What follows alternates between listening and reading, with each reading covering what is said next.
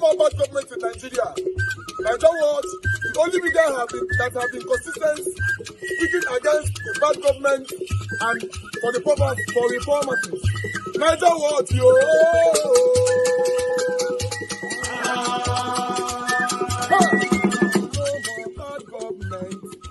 No more bad government. Niger what? No more bad government. Niger what? No more bad government. The only media that have been speaking. No more bad government. The voice of the voiceless. No more bad government.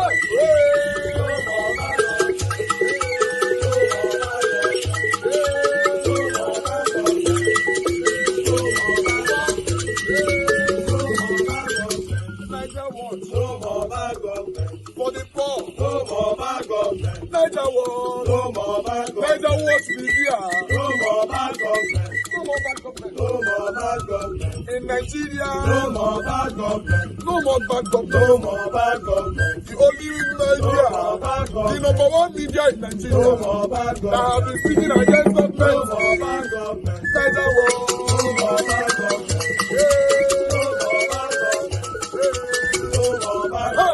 Niger what you? The voice of the voiceless. The voice of the voiceless.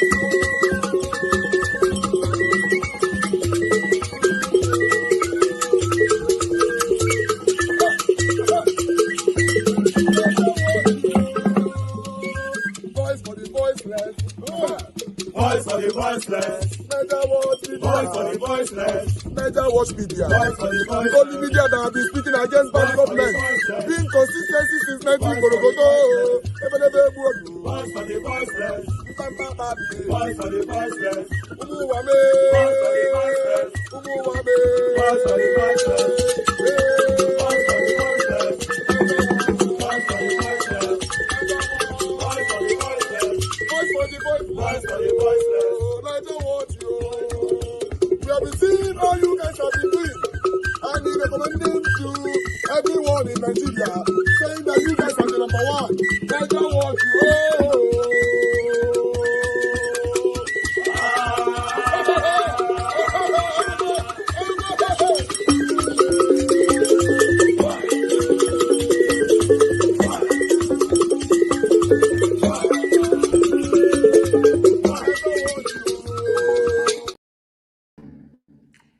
I'm telling you, just to say it's already 1 year. Yesterday was the anniversary of the fraudulent, messed up election or so-called election, which is actually was just a selection of 2023, the presidential election. Yesterday was the anniversary. And that's why a lot of people all over the world, Nigerians all over the world, were praying curses on Professor Mahmoud Yakubu, the one that was the instrument that Satan used, allowing his conscience to be seared after promising Nigerians and going to Chatham House in the UK and promising the whole world that the 2023 election was going to be the most credible of all the elections that have held in Nigeria. But oh, how we were all deceived. He allowed money to sear his conscience, blow his judgment. He lacked empathy, lacked a heart, and so he went ahead and sold the election to the highest bidder. And as we know, Tinubu does not know how to do anything right. Everything to him, you must use money. He uses money to pay his way, bribe his way, force his way, or find his way. And so we know what happened with when he was in America, the drug issue, and he had to forfeit it, the forfeiture. And we know about the so-called university he attended where he had to, everything was fake there, use false identity, and so there's no truth in him. And that's the kind of person that Mahmoud Yakubu allowed himself to be used to force such a person to be the president of Nigeria. And no wonder we see what is happening now. Just within months, not even up to a year, and Nigeria has been plunged into utter darkness. People are suffering. Well, sorry, I know to say it's already 1 year that we're remembering what happened in February last year. with the stolen mandate. But then we have to be hopeful. We can't just lie down and say it is over. They've already taken over power. They've stolen the mandate, so let's allow them. So Nigerians, we have missed a golden, rare opportunity in Peter Obi. I don't know whether we ever have another person like that, presidential candidate. In the history of Nigerian elections, especially presidential elections, we've never had a candidate like Peter Obi. And people allowed religion, they allowed tribal sentiment, they allowed sectional sentiment to make them to miss such a great opportunity. Even though Mahmoud Yakubu came in to steal the election, but if Nigerians had stood together as one and refused to accept the whole idea of this stolen mandate, or Tinubu being forced on us, I'm telling you, Tinubu would not have been president now. But many of us were calling upon Nigerians to stand up and demand for justice. And Peter Obi told people to be calm, to remain hopeful, because he is going to court. But one thing he didn't know is that the current the judiciary system in Nigeria is corrupt. It's not like the one during his day where he had justice. These people, everything now is about money. They have no heart, they have no conscience. And that's why people like us have been calling for a revolution continuously. And we will not stop calling. And that's why you see people, they are cursing Mahmoud Yakubu. He is the reason why Nigerians are suffering today. I'm telling you, I don't know what to say anymore. But Peter Obi was the president that was never allowed to be. And you can see he's already showing that he's truly a president. He's going all over the nation, helping people, going to IDP camps and visiting the people, visiting victims of insecurity and people all over the nation. It's just Peter Obi. Peter Obi. He is the president that Nigeria did not allow. Or let me say the rogues, political rogues, these thugs did not allow him to come in. And so, because of what Mahmoud Yakubu did, and APC government, or the APC party, they have now forced this so-called Emilokon. And that's why Nigeria is suffering today. Now, let's look at the effect of having Tinubu or forcing the APC government. Now we've got insecurity. And he promised that he was going to make sure that insecurity would be a thing of the past, but it has become worse now. The people, when they now kidnap somebody, the kidnappers are asking for bigger ransom because they feel that there's money now, because they know that the people have the money to pay. So that's why we're seeing what is happening. And there's hunger everywhere. People are dying. People slum and die on the street. And some of them have to be rescued because of hunger in a nation where 70-something% of the land is it's very fertile. And to say that Nigerians are dying of hunger, it's uncalled for. It's unnecessary. This is evil and wickedness because of heartless, evil people that don't care about the masses, and they say, let's allow the poor to breathe. And now they are choking the remaining bread out of the poor. And people like Akpabio are there celebrating big bad days. He's traveling to nations abroad, like Namibia, where the president just died, and is there talking and claiming that they are this, they are that. Such people have no right to even go out and represent Nigeria abroad in any nation. But when they're with big entourage, that's the kind of wicked people that we have. They have no heart at all. And they're talking about people should give Tinubu time, things will soon change. And the son of Tinubu came with a watch of billions or hundreds of thousands, naira. Sorry, not thousands, hundreds of millions of naira. And is there telling Nigerians to give his father chance that things will change. People like Reno Omokri are coming there and they're trying to tell Nigerians that they should be patient and that things are changing. But see the way where things are now. People dying every day of hunger. And it's so shameful. to hear what, not just what Mahmoud Yakubu did, and other people are coming and siding with them. Until now, we don't know what the future holds in Nigeria. Only God's supernatural hand can turn things around. And I'm telling you. So the other day, I watched Yakubu Govt that he went to visit Tinubu, or Tinubu invited him. And he was there, instead of talking to Tinubu straight, the way somebody like Obasanjo would do. He's there trying to pay homage and telling Nigerians they should be patient with Tinubu, telling Tinubu, advising Tinubu not to bother about what the people are saying, because that's how they talked about him. And later on, and he tried to tell people what he did. What did Yakubu Govt did? Apart from killing the Igbos, millions of Igbos were starved, hunger, died of hunger, and somewhere it was like a genocide. And these were our own people, Nigerians, that were massacred and killed by the Nigerian army. And somebody like Govt should just thank God that he's still alive. He's got no mouth, he should be quiet, mute, he has no word. If he can't face this illegitimate government and talk to them and tell them to start doing what is right, but he's there trying to sing his praise. As a Northern, I'm ashamed of somebody like Yakubu Govt. I used to respect you, sir, but with what you just did now, I've lost respect for you. I'm telling you, do you know that many of our people from the North that voted for Tinubu or stood for this Muslim ticket, they're the ones coming now and complaining. So-called Northern elders, Professor Ango Abdullahi. When I was so sure that Ango Abdullahi would team up with Peter Obi to say, at least for once, let there be change. Let's allow these people from the Southeast.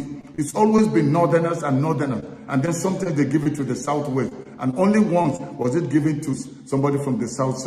And that was because Yaradua died. And what is his name? Jonathan was the vice. And that's the only thing that qualified him or made him to become president. If not, he would not have smelled the presidency. And now we had somebody like Peter Obi, for once from the Southeast, somebody that had a heart and still has a heart for people. He is not corrupt. Somebody that would have cut the cost of governance and really help to manage the economy of Nigeria and also the security, and make Nigeria a producing nation instead of a nation that is dependent. All this corruption would have been a thing of the past. Within months, would have seen what would have happened. But they did not allow him, because corrupt people don't like people that are upright, that have integrity, because they're going to expose their evil deeds. And that's how Tinubu, a corrupt person, was forced on Nigeria. See where the nation is today. And they're still saying, be patient, give them time. And while they're telling the poor to be patient, they are there stealing the money and destroying the nation, running the nation down. I don't know if after 4 years there will be any nation left called Nigeria. And so I'm telling you, we need to change. We can't continue like this. And so Nigeria will never rise. I'm telling you, this is my own opinion. Even though I'm from Kaduna State, I'm from the North, but I want to advise Nigerians.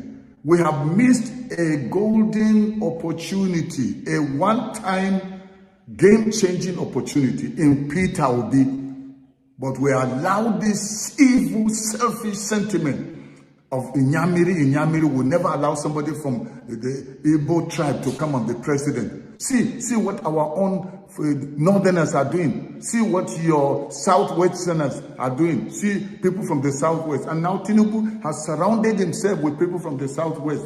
The same way Buhari did with all the Fulanis. And where is Nigeria heading to now? And so we are saying, no, let's just give them time. Let's continue to pray. We've been praying for years, and we haven't seen anything change. And that's why we must rise and demand for change. I just pray that a miracle, let something happen in Nigeria. Things cannot continue like this.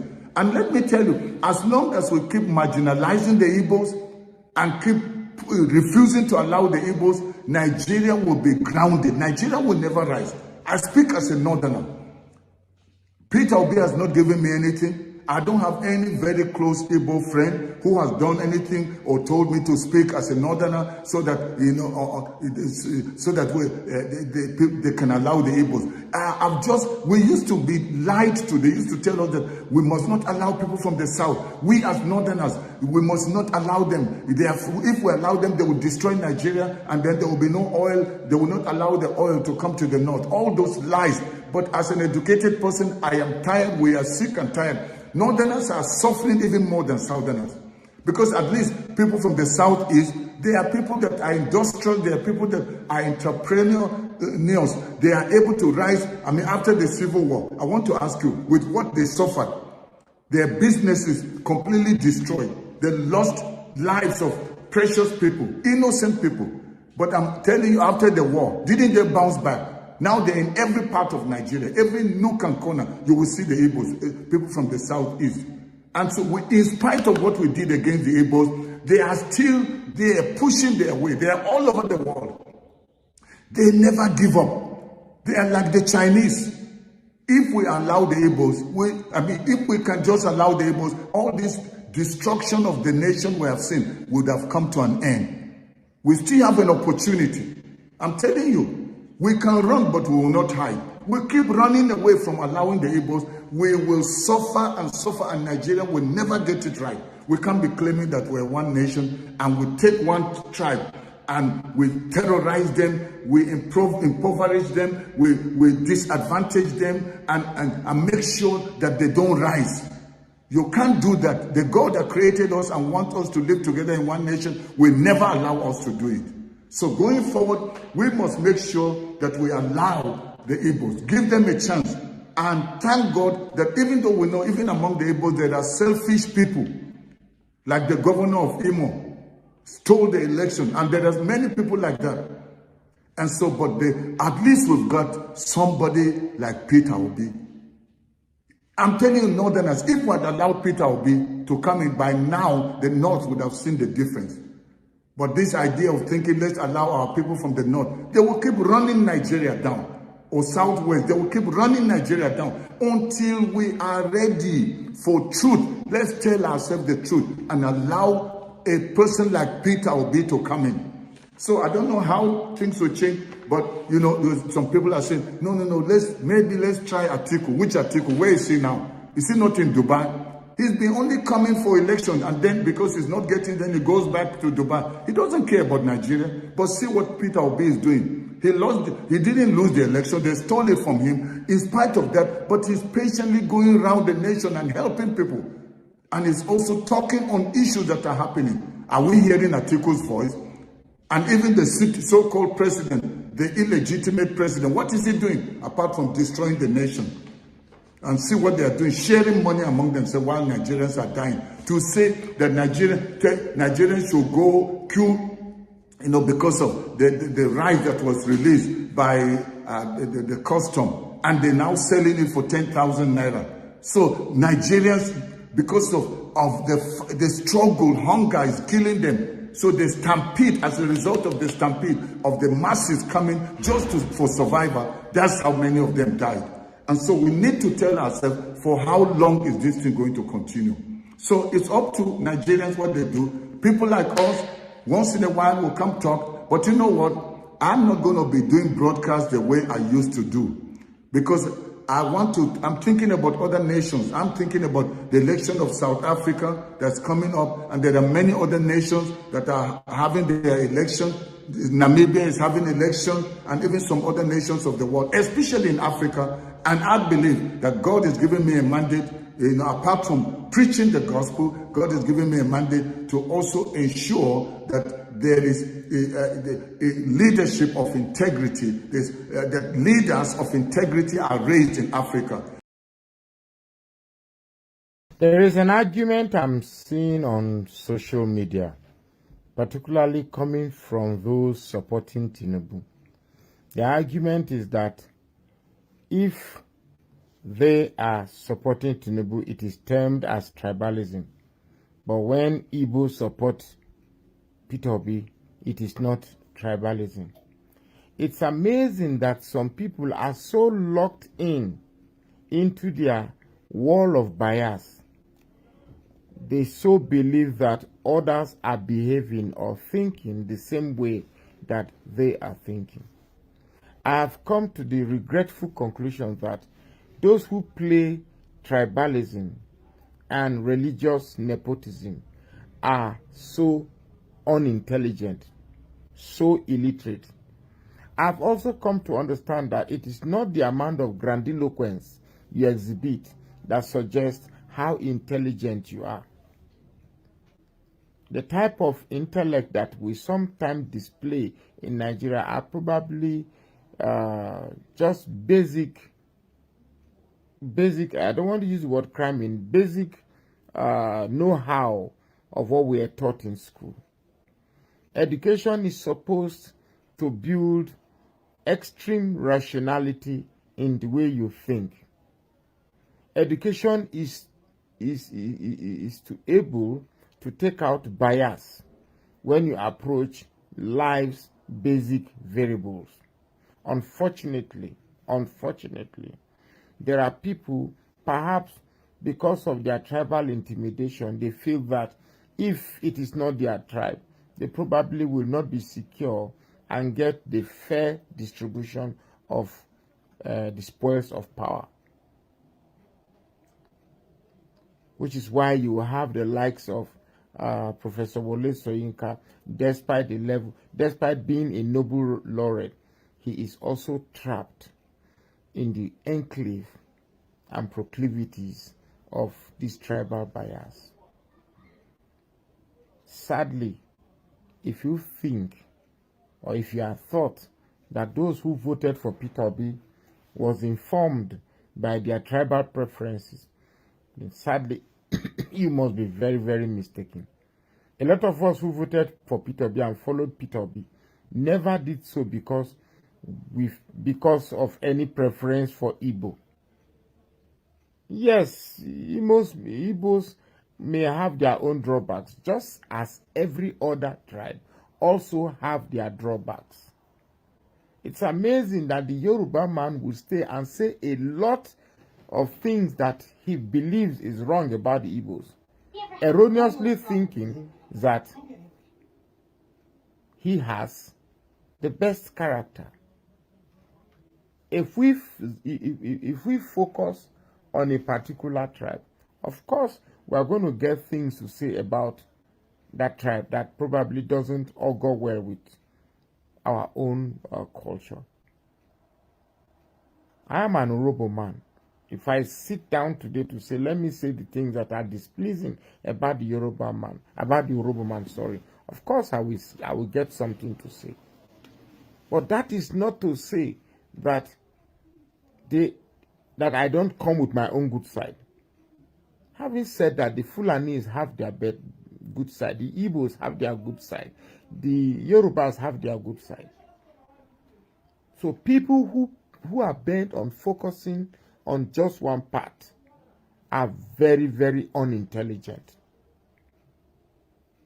And imagine that when it comes to those established as illiterates. So do not think that we voted for Peter Obi on the basis of tribalism, or because when he went to some churches, you saw the huge, no Christian vote on the basis of bias.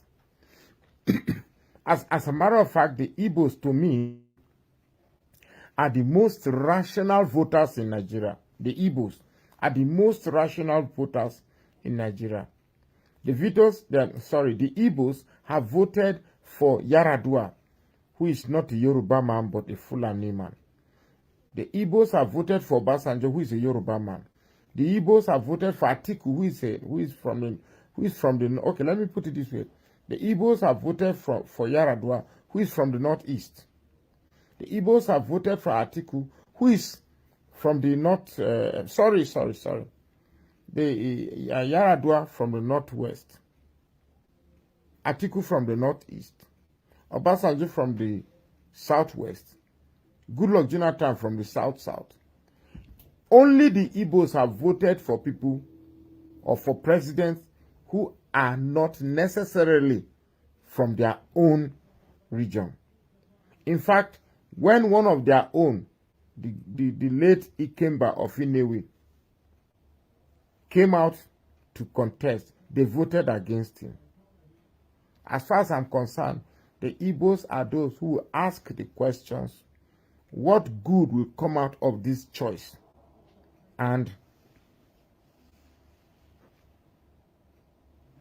what good will come out from this choice?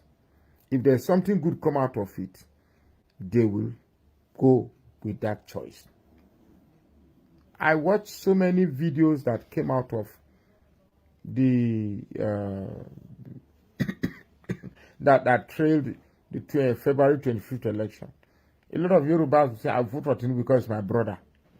Of course, I saw some Igbos too who said they vote on the basis of their because it's their brother.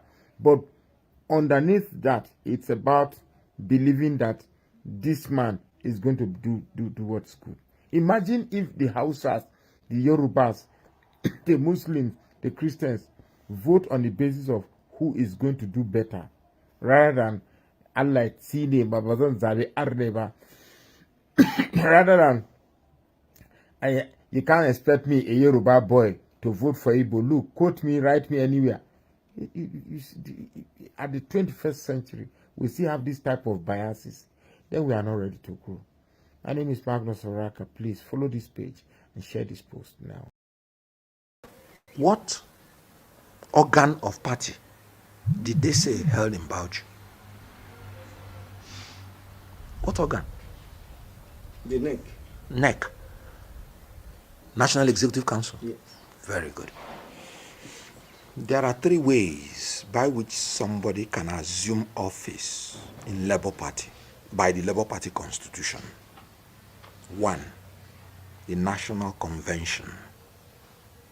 The National Convention is the only body that has the power. That's election interference and is abhorrible and should not be commended. It should be condemned. It's condemnable and I condemn it. I wish Labour Party was that rich, because we wouldn't have been, walking the way we're walking. I'm sure by now she would have recanted that statement, 3.5 billion. Because I know that when we came into Labour Party, some people were even begged to come and pick the nomination form in some states. And you may have known that we did not even field candidates in all the offices in the whole nation, including in some states, some gubernatorial candidates even. And then somebody is talking about 3.5 billion. So the argument was faulty from beginning. It was bombastic. It was imaginary. How can you claim you're not allowed to do your job? Because I heard her say that. And then claim again they realized 3.5 billion. If you're not allowed to know what is going on, how then did you know it's 3.5 billion? There are certain inconsistencies, certain illogicalities. But why I'm not going to go into deep of that is that any allegation should be investigated. In Labour Party, we want to pride ourselves as a party of law and order, as a party of rule of law. So I cannot sit down here to begin to defend anything that offends the law. If she has her complete facts, let her present them to the appropriate authorities and let the law take its course. I know I quarrel with some of her submissions. I know we didn't have 3.5 billion collected from nomination forms. That I know as a fact. Because we talked about 15 million from candidates when we were doing the off-cycle elections. So, as in Bayelsa, Edo, and the other state, Kogi. So, 15 million. How much? How many candidates did we have? Then, in Edo state, the money we collected, we even collected, 30 million. Which I was even part of people saying is too costly. How many candidates did we have? So where is the 3.5 billion naira coming from? So, these things are, political. And then Their regime is coming to an end almost like 3 months from now or thereabout. So it's unnecessary going to the public to bicker. However, if there is any need to investigate anything, let it be investigated and let the truth be established. In another development, the president of the Senate, Godswill Akpabio, is said to have apologized to the state governors over his comment on the 30 billion naira hardship allowance allegedly given to them. Akpabio had at plenary sitting last Tuesday during deliberations on the ways and means collected from the Central Bank of Nigeria by the previous administration, said that an unverified report indicated that state governors received 30 billion naira each from the Federation account to cushion the effect of inflation and the high cost of food prices. Some state governors, like Seyi Makinde of Oyo State, refuted the claim. The question now is, who has that 30 billion? Where is that 30 billion? That's a big question. But let me go back to the first story, Yes. the customs. So what happened after the government gave a directive that seized food items that were still in good condition and wouldn't harm Nigerians should be sold at a subsidized rate. So they sold 25 kg at 10,000 naira, 50 kg at 20,000 naira. I have a friend who was an eyewitness at the Yaba Center, and I didn't even know that it was going to be a death. So while she was there, she was giving updates saying that she'd never seen such a mammoth crowd. She mentioned that when they got there, they were asked to wait, and after a while, a form was given to them, which they had to fill. But after a while, it got quite rowdy, and soldiers were seen beating, they were flogging some of the people who had come in. And then following that, like the report mentioned, they didn't go ahead giving out anymore. So my take on this is, she said in her description, I've never seen such a mammoth crowd like this. People are hungry. Number one is perhaps we don't have a full grasp of how bad the situation is for people, such that a mammoth crowd on hearing that there's an opportunity like this would turn out en masse. That's one. So a lack of recognition of the real issues would then lead to things like improper planning, where you do not have enough, you don't have enough things in place to ensure that when you have a crowd like this, in order to avoid a stampede, there are measures to be put in place. It's like when you go to stadiums or concerts, there are crowd control policemen and women, and there are measures like this put in place. So there was no understanding of this. There was no risk assessment done as to what would happen in the event that this happened. And so these are some of the challenges that we have, where good ideas, good measures, good things like this turn bad for lack of proper planning. We've seen that happen again and again, and unfortunately it's becoming quite synonymous with this administration. So they need to check that. This is the first time, one of the few times we're having a special advisor on policy coordination, and just to check that when decisions are made, it is properly assessed, there's a risk assessment done, and that we don't have to lose lives to drive a message home. Well Very said. sad Really incident that happened. It was unfortunate. It didn't need to happen. It didn't need to. Dr. Abati, I wouldn't take our final story in Kenya, which is about William Ruto's daughter. We'll take that tomorrow so you can discuss fully on that. But I'd like your comment on Akpabio's very quick apology. Yes, the Senate President has apologized, but the problem here is about the high office that he occupies. Right. Now, the Senate President of Nigeria cannot afford to engage in beer parlor talk. I've never seen anything like this. Because when he made that statement last week Tuesday, he was saying unverified reports.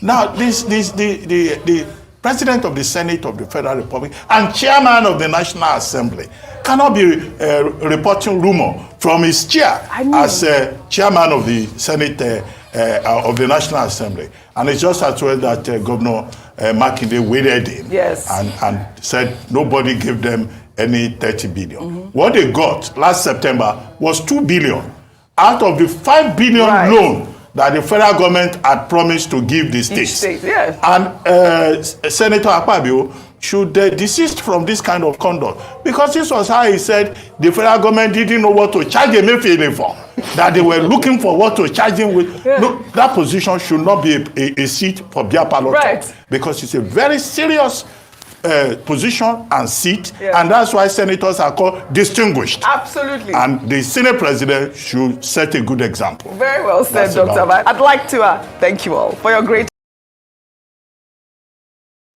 All right. Thank you very much, my people. Good morning, good afternoon, good evening to every one of you. We're back again. It's another day. Today is Tuesday, 27th February 2024. we are continuing from where we stopped yesterday, talking about the things that's affecting you and I in our country. Thank you very much, my people, for your time with us. I appreciate every one of you right there. Mother of all Mommy Diaspora, good evening to you, Mommy. Thank you very much for all you do. I appreciate you always, always, always. Lady Eugenia, thank you very much, Madam. Good evening to you. It's good to hear from you. Thank you very much earlier on for the wonderful super chat. I appreciate you always. Adola Watch, thank you very much for the super chat as well. May God bless you. God bless you all right there. I appreciate you right there. I can see you, Peter Ife, Ray Abua. Thank you very much. Love God is my strength. God bless you all. Aureomi Abdul, thank you very much, Mother Patricia Tagujumi. This was I get there. Mr. Pansat, thank you very much. I appreciate you all. Thank you very much, my wonderful people. Do your part, press on that like button. Let our voices tonight go far. I can see Eva Line right there, CXL, Nell James, and many, many others right there. I've tried my best by showcasing names already on the screen. So that we can move on, I've presented all the videos that I have for you guys today. Maybe I might highlight some of the protests that happened today, 1 or 2 minutes video that is currently circulating on social media. But before we start on all that, all my presentation, my articles, most especially, I would like to post out a link right now for those of you that want to join this broadcast today, join the panel today to talk about the things that's affecting every one of us as a Nigerian. Please click on the link and join us right now. The link has been posted. I appreciate you all, my wonderful people. I would like to take it from here. Let me bring in more stuff to your screen. Thank you. I can see more people coming in. God bless every one of you. I would like to quickly concentrate right now on my presentation. Thank you. I can see a couple of you already on the backstage. Please bear with us. I'll come back to you guys shortly. But while we are waiting, I'd like us to quickly listen to this video here from Femi Falana, because he was part of the people that engaged the street today on the protests. Let's quickly listen to this, my people, then I'll come back to you guys again. And God bless you, my people. First of all, I would like to congratulate the leadership and the entire members of the Nigerian Labour Congress for insisting on enforcing their rights to assemble peacefully and express themselves. What you have done today is a major victory in the annals of our history. The state, the Nigerian neo-colonial state, threatened that this protest will not take place today. The Attorney General of the Federation wrote to the police that what you are doing today will be contemptuous of court. We replied the government on behalf of the Nigerian Labour Congress. There is nothing contemptuous in enforcing your rights. You don't talk of law in an atmosphere of illegality. In this particular instance, you insisted on your rights. And that is why the Inspector General of Police, Mr. Ibeto, came out yesterday to say that not only will the police allow the protest, the police will protect the protesters.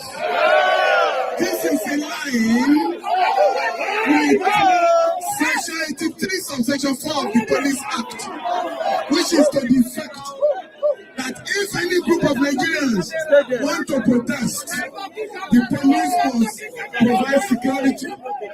Great Nigerian people, just like we're preparing for this protest, yesterday, the federal government announced its intention to implement the Oronsaye report.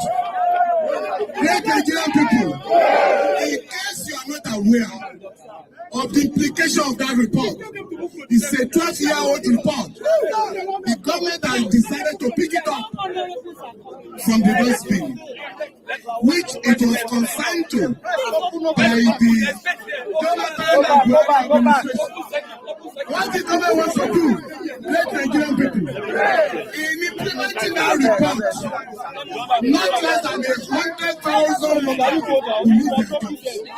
We are therefore telling the government, we are saying to the government, if you want to reduce the cost of governance in Nigeria, it is not by implementing a Ransaya report. Let me tell you, Ransaya did studied 262 agencies of government.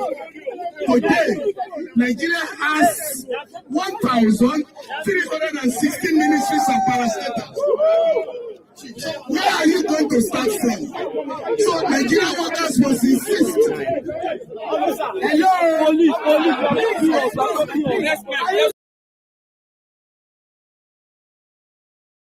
Wow, the noise was just too much over there. Trust me. But nevertheless, I'd like us to move on, my people. I appreciate you all. Let me see if we can take some articles so that we can start talking on time today. I appreciate every one of you for your time with us. Please continue to do your part. I'm not checking the likes that we have right there, but I just want you to continue to press on that like button and help us so that our voices can go far. I appreciate you all, my wonderful people. I have a couple of let me say I have few articles here for you guys.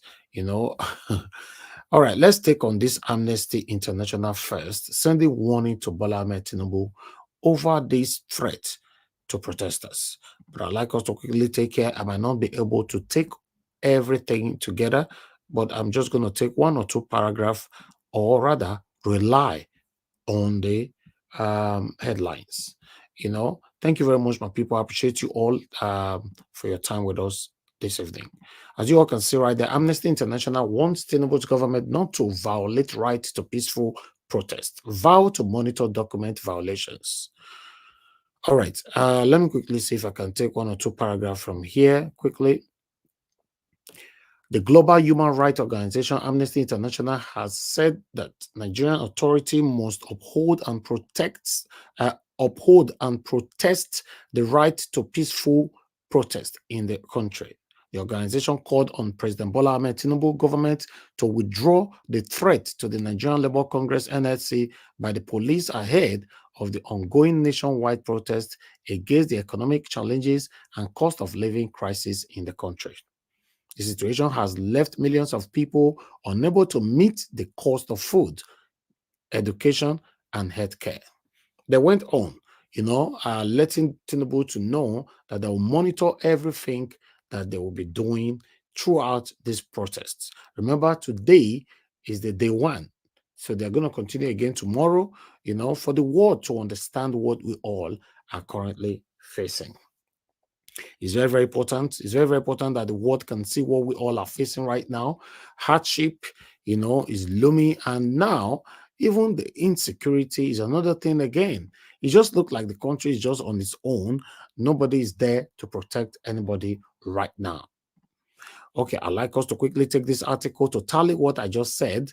As you can see right there on the screen, thousands of residents displaced as terrorists sacked 10 communities in Kaduna. You all can see that one right there. Okay, let me take the first paragraph. It was gathered that most of the residents of the communities have relocated to safer communities within the local government area, while others have moved to Zaria local government area of the states. So this is what is going on right now. A lot of things are currently happening in our country, which is not pleasing at all. It's very, very sad. Unfortunately, we don't know who to cry to. But meanwhile, I have another article right here, 30 billion naira that Akpabio, the Senate president, pronounced last week. As if you all can remember, we reported it here, that 30 billion naira have been allocated to all the governors in the 36 states of the Federation. Now, the problem is, the governors don't cry, come and they all say, we don't see money, no money reach our hand. After one or two people cried out, one or two governors cried out, that is when the Senate president came out to say, oh, I apologize. It was a slip of tongue. What about if these people did come out? 30 billion, if somebody can calculate 30 billion naira times 36 states, This is the money these people wanted to pocket. How can a Senate president, a very significant position, a Senate president balablu of 30 billion naira each to every governors in the country? It's very, very sad. But you see, the sad part of all these things in our country is that there's no consequences for things like this. These are very, very, very gross misconduct. It's a very huge one. But unfortunately, nobody to ask them. You and I will just talk like this. They will report it on the mainstream media, newspaper carry it, and everybody just move on. That is the country we find ourselves. And that is what we all are fighting for, to have a better country where everything can work. But some of you say no over your dead body for you to see Nigeria work. It's very, very fortunate. But meanwhile, what do I know? Let me move on and showcase more stuff for you right here quickly so that we can move on. Remember yesterday we reported about Nnamdi Kanu. Yes, it's very unfortunate that this man is still right there. Yes, he's right there for a reason I don't know anymore. Because we are seeing, okay, I just projected the insecurity that is happening in different parts of Nigeria right a few seconds ago. But what is happening? These people, does it mean that they cannot arrest these people? Does it mean that the crime that Nnamdi Kanu have committed is worse than what these guys are currently doing right now in the country? Is a question. As you all can see right there on the screen, Nnamdi Kanu, now Nigeria's only political prisoner. Tinubu's government showing ethnic hatred against Igbo people. IPOB. I'd like to quickly take one or two paragraphs here, then we'll take it from here. The group asked, unquote, how can Nnamdi Kanu, who has been discharged and acquitted by the apex court, be compelled to seek bail from a lower court? Why did the federal government refuse to obey the 13th October 2022 judgment of the Appeal Court of Nigeria? Question. What are they planning to achieve with the new request for bail at the lower court? Question again. The indigenous people of Biafra IPOB has called for an immediate end to the illegal court trial of its detained leader, Nnamdi Kanu. So I'm just going to leave that right there due to time. In case you want to read more, Sarah Reporter reported this. But meanwhile, I think I still have about 2 to go. I'd like to quickly bring this to your screen so that we all can move on. But the current situation have pushed most Nigerians to the street, while some are already lamenting. I'd like us to quickly listen to this particular lady here, sending direct message to Bola Ahmed Tinubu and Nigerians as a whole. Let's take this, guys. When I was going to move for Nigeria, for the last match where I end, I want to for this country. When I wanted to move for Tinubu, we don't want Tinubu again. We don't want them again. When Tinubu they go, we don't want Tinubu. He government don't favor us. He all that too difficult. He can't get worse. When I was going to move for Nigeria, how can they give us with our children? Price it don't cost. Fuel it don't cost. Gas it don't cost. All of them don't cost. We don't want Tinubu again. He all government, he was fast. He all worse. We don't want that. He all that our head, FY on earth. He put us for air. We don't want Tinubu again.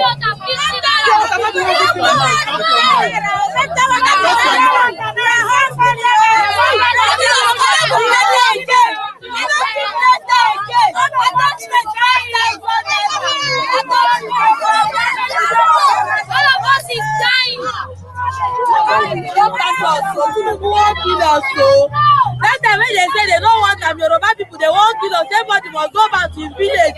Now we don't vote and now may go to that may do better thing that won't kill us. See person like me, I go they hop out for road. They will people they pack us back. Which they call them? Black Maria. Black Maria. They come back or they give people. Yesterday they carry my brother for just my brother pay 50K to just cross road though. My brother pay 50K. Every day we never see throughout this year. Forget the noise. 1,000 naira. This time we never see them every day. The students go eat. They increase house rent. Nothing may be done. No, they pass through for this country. Man, I beg this man, man, no kill us. We don't want them again, no. Wow, that is it right there. As you all can see, That is the situation of the country. But meanwhile, we have other stuff to quickly report right here. Tinubu is currently traveling, but you know, hey God, as you all can see right there on the screen, let me see if you guys can see properly. Okay, let me make this one bold because you guys can see properly from here. One moment, bear with me. Let me do this for you. Nigeria's situation be as it gets, to be honest.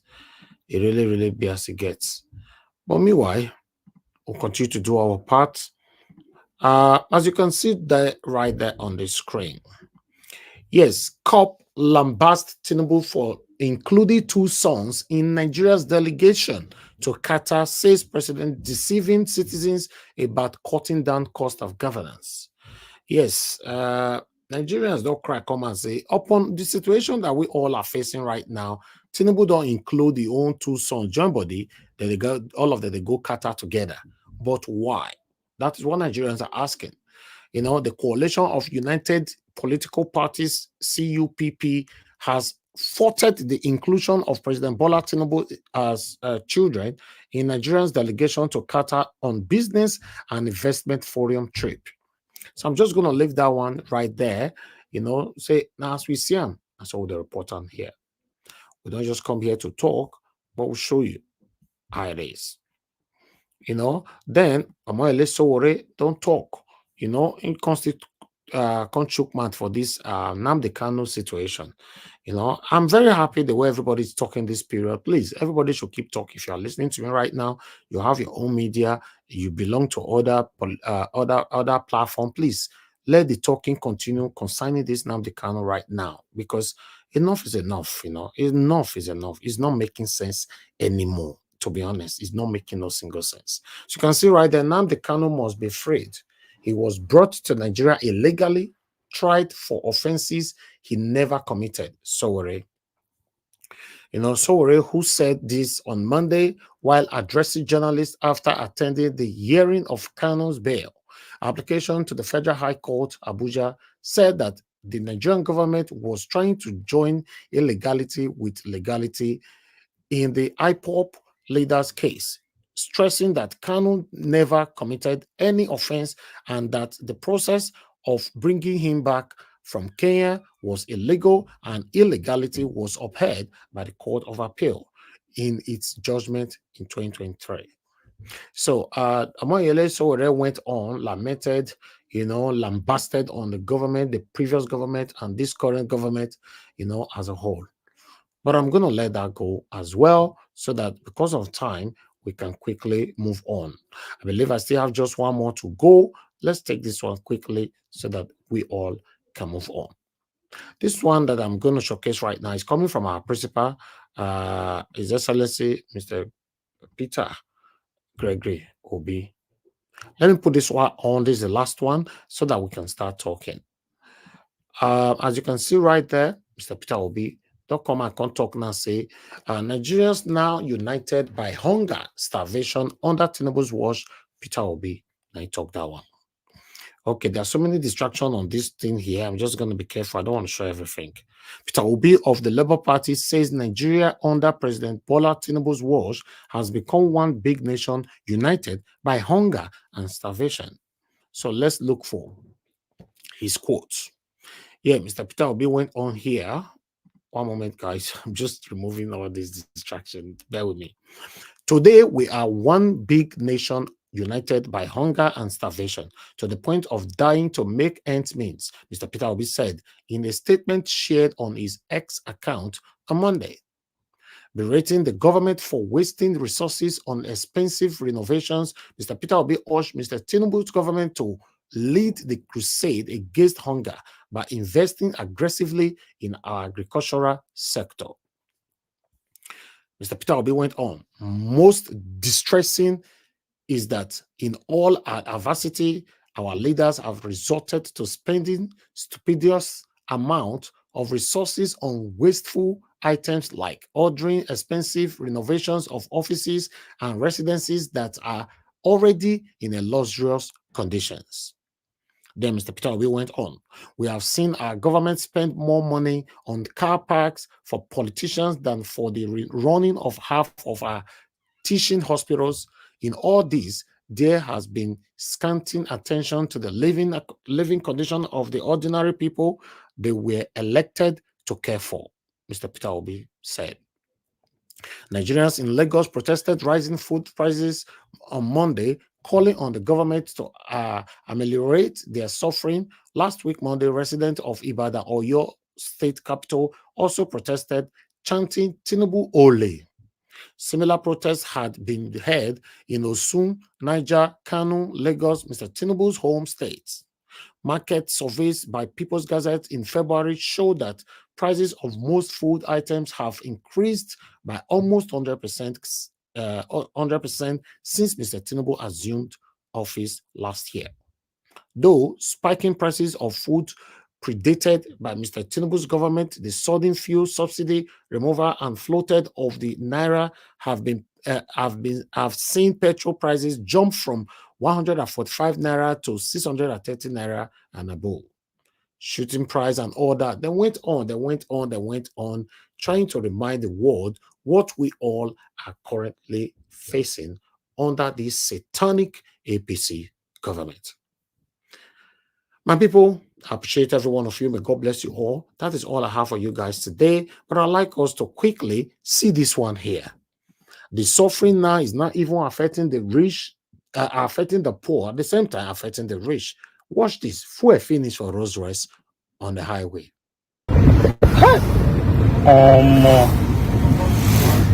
Let me Rolls Royce, please. Waiting this guy they do. Now fuel in the pump for Rolls Royce like this. Nigeria done bad. Oh more Nigeria, this country don't scatter. Now fuel finish for Rolls Royce like this for road. Wait, this guy dey pour fuel inside Rolls Royce. Come on, the country don't scatter. What can come menace? Yes, and so we see him, as we see him, we show you guys. But meanwhile, we have a man, a Nigerian man in America who cried out, saying that the life in America is depressing. I would like us to comment on that. But meanwhile, let's listen to this video quickly. There is no life in America. There is no life. We are not living here. We are just existing. How can a normal human being work from Monday to Monday just to pay bills? And some people even have like 2 to 3 jobs just to pay bills. We don't sleep here in America. We only nap. I can't remember the last time I slept 8 hours straight. No. 2 hours, 3 hours. At most 5 hours. There's no life here. You don't even have time to sit down and eat as a normal human being. No, you don't have that luxury time. You go to drive-thru, order your food, drive, pick your food, bring your food in your car and eat while you drive to work. Is that a life? There is no life here. We are not living. We are just living like AI. We are normal human beings for God's sake. The funny part of it is that this life never ends. You know the end. No matter how you kill yourself, no. You don't beat the system. There is no life here. There is no life. Out of 365 days of the year, you only have 14 days for yourself to go to vacation. I know what some people do when they go vacation. They wear different clothes, go to different backgrounds, take pictures. And when they come back every week, they dish out these pictures. And you back home, you think, oh, this person is living. Look at where he's taking pictures. Look at him. But it's all fake life. Life in America is like occultic life. Nobody ever say it. It's like a secret court. You don't talk what you see. Baba, you don't come, you don't come. You know they talk. You don't explain it. You don't even tell people. You have to keep lying, living fake life. But within you, really and truly, you are not living. You are only existing. There is no life here. There is no life. The more money you make, the more problem that will come after that money. If you make $5,000 a month, your bill will rise to $6,500.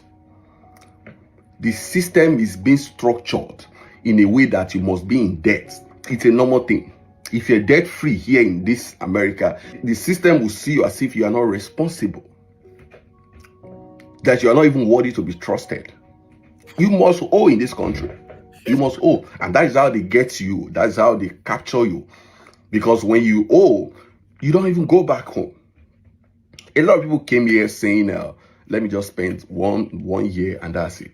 Baba, if you don't come to this country, you don't go back. It's a trap. The system will definitely trap you. You don't go back. There is no life here. All right. I don't know how many of you that can remember that I mentioned similar thing just last night in my closure monologue. I mentioned it that a lot of us came to abroad planning to go back home in some certain time, but we could not go back anymore. And I was surprised to see this video today. I was like, wow. So I really want us to comment on this later on. Any of our panelists are going to come in, please join us to comment on this later on. I'm going to repost the link while I start picking calls right now. Good morning, good afternoon, good evening to every one of you right there. There's complaining in Nigeria. There's also complaining abroad. It's baffling. Let's take this. Let me take the first call. We have Madam Origin on the phone. Madam Origin, good evening to you, man. Thanks for joining us today. Please, I'd like you to talk to us. Another great day, another wonderful day. I greet all my people, Niger Watch family. I look forward to coming out here. It's like our lounge, it's our healing place, everything in one. Thank you, Mr. Niger Watch, for this candlelight. Thank you for everything you do. If we want to start, talking about what your platform means, I will spend all my whatever minutes you give to me. So excuse me. I greet Mama Diaspora. Thank you for giving us a son that I can't say because they'll think I'm exaggerating. He is worth more than all the presidents that have ever ruled Nigeria before now until we get a president. Arrested them. I don't care if you like jump to the lagoon for what I said. I mean every word of it. If they put in the work, put a heart to do good. That is that one alone. Mr. Niger, what you put your heart to do good for your country. And that is counted for you for righteousness. Thank you for all you do. Thank you, man. Thank you, man. I'm going to say a word to that guy that said that America is listen. Oh, Uncle, wait till hold you there. Go back to Nigeria now. Go and meet AKA Tinubu. Go and meet what is the other one? Rotimi Amechi. Let me tell you what Rotimi Amechi said. He said 9 to 5 job is labor. They hate labor. They hate working. Rotimi Amechi said, if you can just wake up in Nigeria and boom, voila, you're a millionaire, billionaire, and then that's join the political party, the gang of criminals. Working hard is good. America is good. They give you opportunity. If you want to buy a car, they give you opportunity. But if you're greedy, you'll be stuck here. Go within your limit. Cut your coat according to your dress. This country is giving so much. If your country, Nigeria, is giving that much, most of us won't be here. Excuse me. And I just rested. I don't even want to talk so much. Thank you, ma.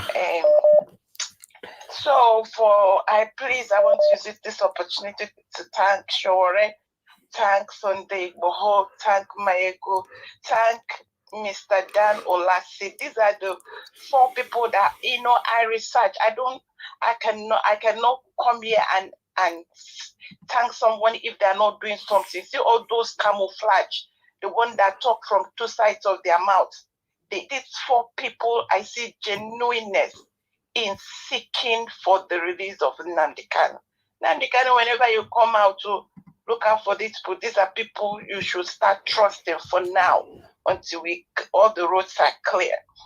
And also, I want to thank Mr. Falana. Thank you, sir. You know, I don't give, once I call sir, that's the much I can give to anyone. It's all those SAN, and they now nauseate me because they have turned it into criminality. Someone stole 109 billion and went and collected the chieftaincy title. That is how I now see titles. Titles irritates me. All I can say is, sir, thank you. Thank you. So I go to it. You see, I have this for all the people that are causing us pain. I'm going to streamline what I'm going. My submission is for all Nigerians, but I'm going to streamline it to narrow it down to Nnamdi Kanu and the Igbos. I go back to my word. Ogbonyari homereya akajaki yogu. Ogbonyari homereya akajaki yogu. Ogbonyari homereya akajaki yogu. 3 times. We have a group of criminals that have made it difficult for the people of Nigeria to breathe. And they do everything in their power. Go on, after 57 years, he confessed he started and supervised an unprovoked war that claimed 3 to 5 million lives. Igbos and Biafrans, because Biafrans are not only Igbos. He created artificial scarcity, blocking every means of food supply. People died from kwashiorkor. People died. The ones that didn't die through the bullet, they died through hunger. Okay. He came and gave solidarity. Sorry, sir, let me finish. Solidarity to Mr. Tinubu. The hunger we are suffering now is artificial. There is nothing like this hunger is artificial. So from Nnamdi Kanu to the whole Nigerian suffering, it is the same problem. So Nigerians, please wake up. The youth of Nigeria, wake up. Stop believing these people. They are lying. And they will not remove their hand on our neck if we don't do something. God bless you all. Thank you, Mr. Niger Watch. I like to be disciplined, so thank you. I can speak. Thank you. Thank you very much, man. Thank you. God bless you. Thank you. All right. Let me pick another call quickly. Mr. Ben, thanks for calling in. Good evening to you, my brother. Talk to us. Good afternoon, Hawaii. Good afternoon to every members on the panel, and good afternoon to Mommy Diaspora, wherever you are. God bless you. Before I go ahead, I want to sing this song. This is my Sunday song. Emilo con, Baba we know well. It is shouting Emilo con, hands they shake, legs they shake. Baba we know well. It is shouting Emilo con. You guys told us on your mandate, on his mandate you shall stand. You never asked any questions. What mandates are we standing on? Everybody knows what Tinubu is all about. You know, nobody knows where Tinubu came from. He couldn't even defend his educational background, but this is the man that is leading a whole population of 200 million people. Tinubu has absolutely nothing to offer. Now, ask yourself this question. How did Tinubu win an election when he lost in his own state, Lagos State? How? Yeah, well, I mean, logically, think about it. How did that happen?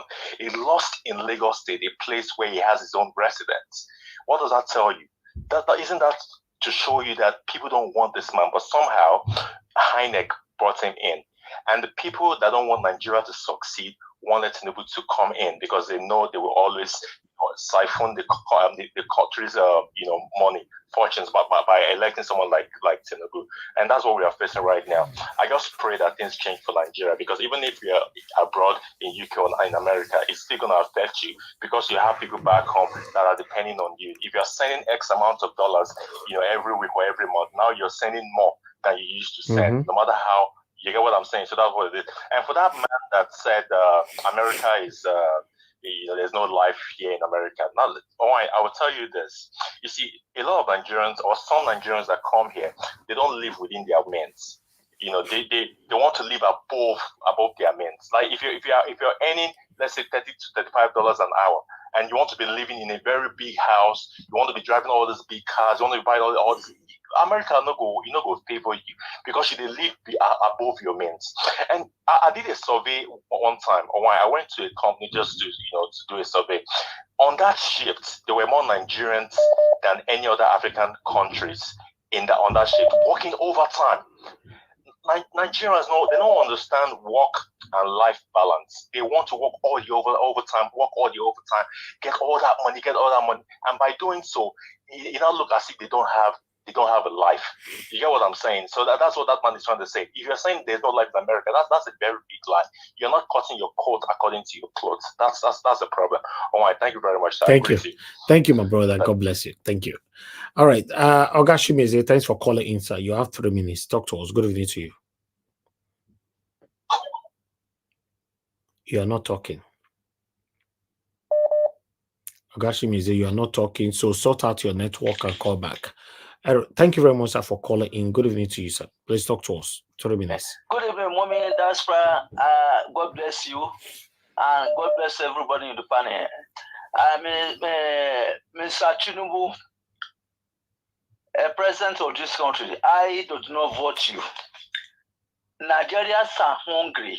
Nigerians are hungry every day by the day. The Nigerians are dying. Please and please resign. I am calling upon you. I'm begging you. Please resign. Now, okay, because the strong ubangi di Allah. Now, okay, the Quran Allah ubangi di demuke ya afani de shimika karanta. Dalla, please resign. I am begging you, please and please resign. I'm begging on behalf of Nigeria, resign. Don't kill Nigerians all. Resign and go back to your house, please and please resign. Before you resign, please go and arrest Muhammadu Buhari. I am from North. Go and arrest that man. We believe that man is credible. Believe me, we will vote him. Last 5 years ago, he disappointed us. Go and arrest that man. That man is a evil. Go and arrest Buhari, arrest his family, arrest every of his church. I beg you, go and arrest them. Arrest all these ministers that work under him. Go and arrest all of them. They have cheated us. Buhari has packed money of Nigeria and keep away. Tinubu, before he resign, I beg you, go and arrest that Buhari. Arrest his family. Thank you, Mr. Neja Watch. Thank you, sir. God bless you. Thank you very much, sir. All right, Mr. Chimize, for the second time, good evening to you, sir. Please talk to us. You have 3 minutes. Good evening, everybody. Okay, go ahead, sir. I greet everyone. Yeah, I think I watched early the video you put early morning today. The protesters. I think they need to be more serious.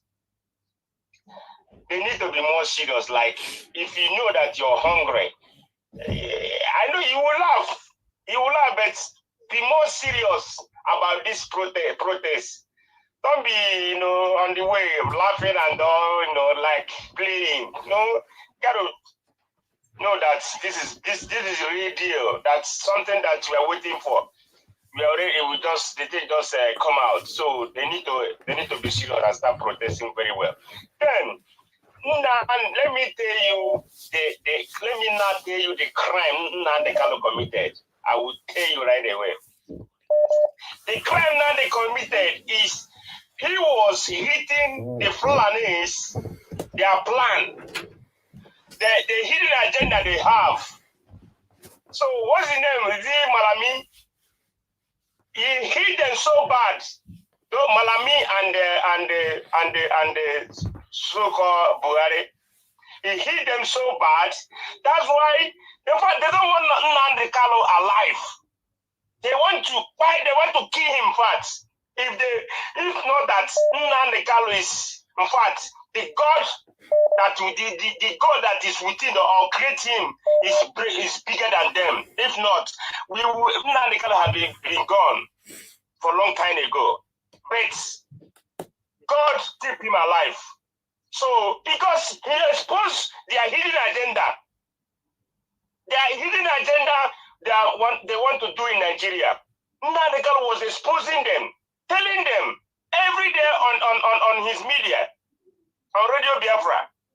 He was hitting them so bad. That's why they said they must get him at all costs. That's what happened. That's the crime he committed because of Islamization they want to do. All those things that we are seeing all right now, we all see it play out. We do see them. Or if we say, oh no, we say Nnamdi Kanu said it like a prophet. Like a prophet. So that is it there. That's what the real deal there. Now, in terms of my brother in US here, see, you see, in America, this is where I am. It's left for you to choose what you want to be here. That's why you will see so many people, our brothers, doing this kalu here. One of my friends now is inside because of this kalu. Cut your coat according to your size. You don't go and carry a car of credit of $70,000. You'll be riding, making big boy. After you come out on social media, so America is this, America is that. I know, like, it depends on your job. You can say, okay, let me do this job. You can get on 6 hours, higher 6 hours sleep.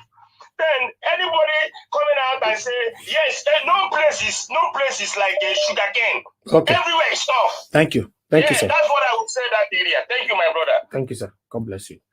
All right. We have Mr. Chris on the phone. Mr. Chris, thanks for calling in, sir. Good evening to you. Please talk to us. Mr. Chris, are you there? Yeah, I'm here. Okay. Hello. Yeah, go ahead, sir. Talk to us. Okay. Good evening, Mr. Ninja. Good evening, Mommy Diaspora, and thank you so much, Mommy, for all you do for this platform and all you do for Nigeria. It's only God that can repay you all the sacrifices you have put in so far. And Mr. Ninja, good evening to you, and good evening, everybody listening to me all over the world. People in the panel, people in the comment section. My name is Chris. I'm calling from Dublin. Can you hear me? Yes, sir. You have 3 minutes. Okay. And thank you so much, Mr. Ninja. I just need to salute you again for your sagacity in knowing the kind of videos that you play. It just reflect how unbiased you are, how apolitical you are in all these issues. Look at the video of Magnus Oraka, where he clearly demonstrated that the Igbos are the true Nigerians. They are the only people that live in Nigeria as if Nigeria actually belongs to them. That's why you find them in every nook and crannies of the country. But yet, they are still the most vilified people amongst the lots in Nigeria. So you see, that kind of video, it's an eye-opener for everybody. And look at the video you play again of Kenneth Okonkwo, who was now dissecting the issues happening in the Labour Party, It's just like an unbiased view, despite everything we said last week. So this is a completely different angle to everything that's happening. I'll just quickly jump to the Oronsai reports. You see, when some of us keep saying that Nigeria, the way it is currently structured, is not going to work, as long as you have 2 different laws for a different set of people in the country, will just be moving in circles, and in circles. Look at the Oronsai reports that they are celebrating today. But we forgot that this same Oronsai man, when he was the head of the civil service of the Federation, he was wrongly accused of looting 2 billion naira. And they removed this man from his position. And at the end of the day, it was now found that every accusation, they were all false. But this man has been removed for stealing. He lost his position for stealing. It took them how many years before they can clear his name. But that stain is already there. And that's exactly what they are doing. You see, because it was an opportunity for the Buhari and Tinubu-led APC to remove somebody that's not from their stock, and they replace the person with whoever they want to replace the person with. So these are the kind of inequality we talk about in this country. And that is why you have Nnamdi Kanu. What has he done? Like Nigeria was the question you asked yesterday. Even if he has done something, is he the person that has committed the worst crime in this country that is being hurt like that? What has it done? So as long as we don't want to give everybody free rights and opportunity in the country, we are just going to be moving in circles. Thank you very much. I'm sorry I've gone over my time. Thank you so much for the opportunity to contribute. God bless you, Mr. Chris. Thank you, sir. All right. I think I still have about 2 calls to go. Then we can take it from here. Madam Nena, you were calling in. I'm returning your call quickly. Madam Ola, if you are listening to me, I'm also going to return your call. Then we are done. Thank you very much, man. Good evening to you. Please talk to us. Good evening, Mr. Eddie. Thank you so much for returning my call. I really appreciate it. Good afternoon, good evening, good morning, everybody. Thank you so much, Mommy Diaspora. God bless everyone on the panel today. Yeah, quickly, because I don't have too much of time. Quickly, first of all, I want to address the issue of the guy that talked about America and how tough like America is and everything. Yeah, I told a part of the people that already spoke on that issue. I live in the United States of America. Like everybody said, one thing that most of our people, Nigeria is a place. I used to tell people, Nigeria is a place where a lot of people don't have business, but they have money. A lot of people don't have nothing to do, but they find a way to get. If you understand what I mean. Mm-hmm. So most of our people they come to. Oh, we lost you there. Oh, you can't hear me? Okay, yes. Hello? You said most of our people there. You're back. Go ahead. Okay, yeah, thank you. Yeah, most of our people, because you already have this culture of just getting everything easy, just getting everything. Like I said, a lot of people in Nigeria, somebody will be making money. You see the person making money, doing things, but you cannot point to what exactly that person does really. So we have this culture of just getting things easy. So when we come to a place like America, we think it's supposed to be like that. But the society is programmed in such a way that you have to work for you to make your money. Mm. That is the point. So when people say that America is, life is all about work and everything. If you come to this country another mentality we have from where we come from is this mentality of class. Everybody tries to belong to a certain class. America don't have no class. That is the truth about it. So if you come to America, you have to, every dime you have to work for it. I work in the United States of America. I'm a nurse. I work 3 days in a week. 3 days in a week, 7 days in a week. I work only 3 days. The rest of the 4 days, like today, I am not working at home. So it depends on how you program yourself and how you want to live. And again, when you come with the mentality, as you're coming, you want to, show the people that you left back home, that you have arrived, you want to go home and do this and do that. Look, most times when you come to America, you have to give yourself time. Like I said, this is a place where you work and grow your money. You can do business, you can work, you can do everything. So the society is well organized in such a way that if you decide to not live above your means, above what you have, you become family. Because like somebody said, our people are the one people in this country that when other people are dropping hours to go on vacation, Nigerians want to pick. Why do we want to do that? Because we want to show people that we are making money. We want to show this. We want to go home and build, there's nothing wrong in investing. But the point I'm trying to make is this: our people, we have this class mentality. I'm going to show them, say, I'm going to show you that. Before you know what's happening, you see yourself overworking yourself. When you come to a place like this, understand the system and know how to go about it.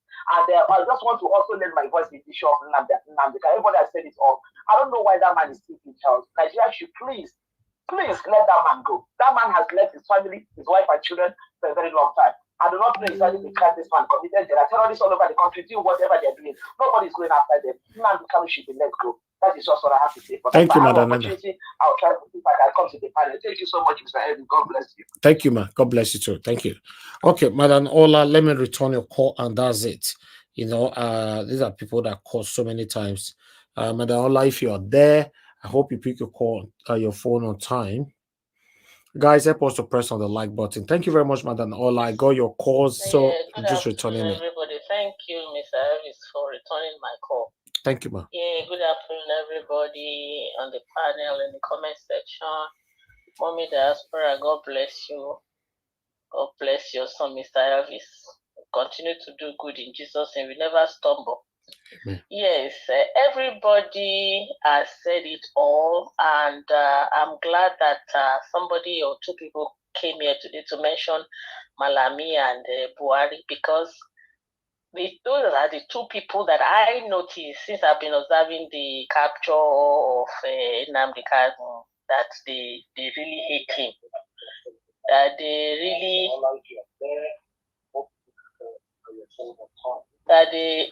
really hate. Please. Can you hear me? Something is playing on your background. Oh, sorry.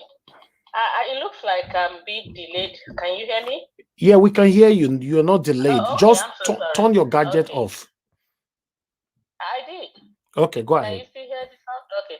So those two people are the two that I noticed that really hate Nnamdi Kanu, and I'm hoping and praying that Tinubu will not follow suit and keep on keeping him there. He needs to be released. Like I said yesterday, I see no reason why he's being granted his freedom.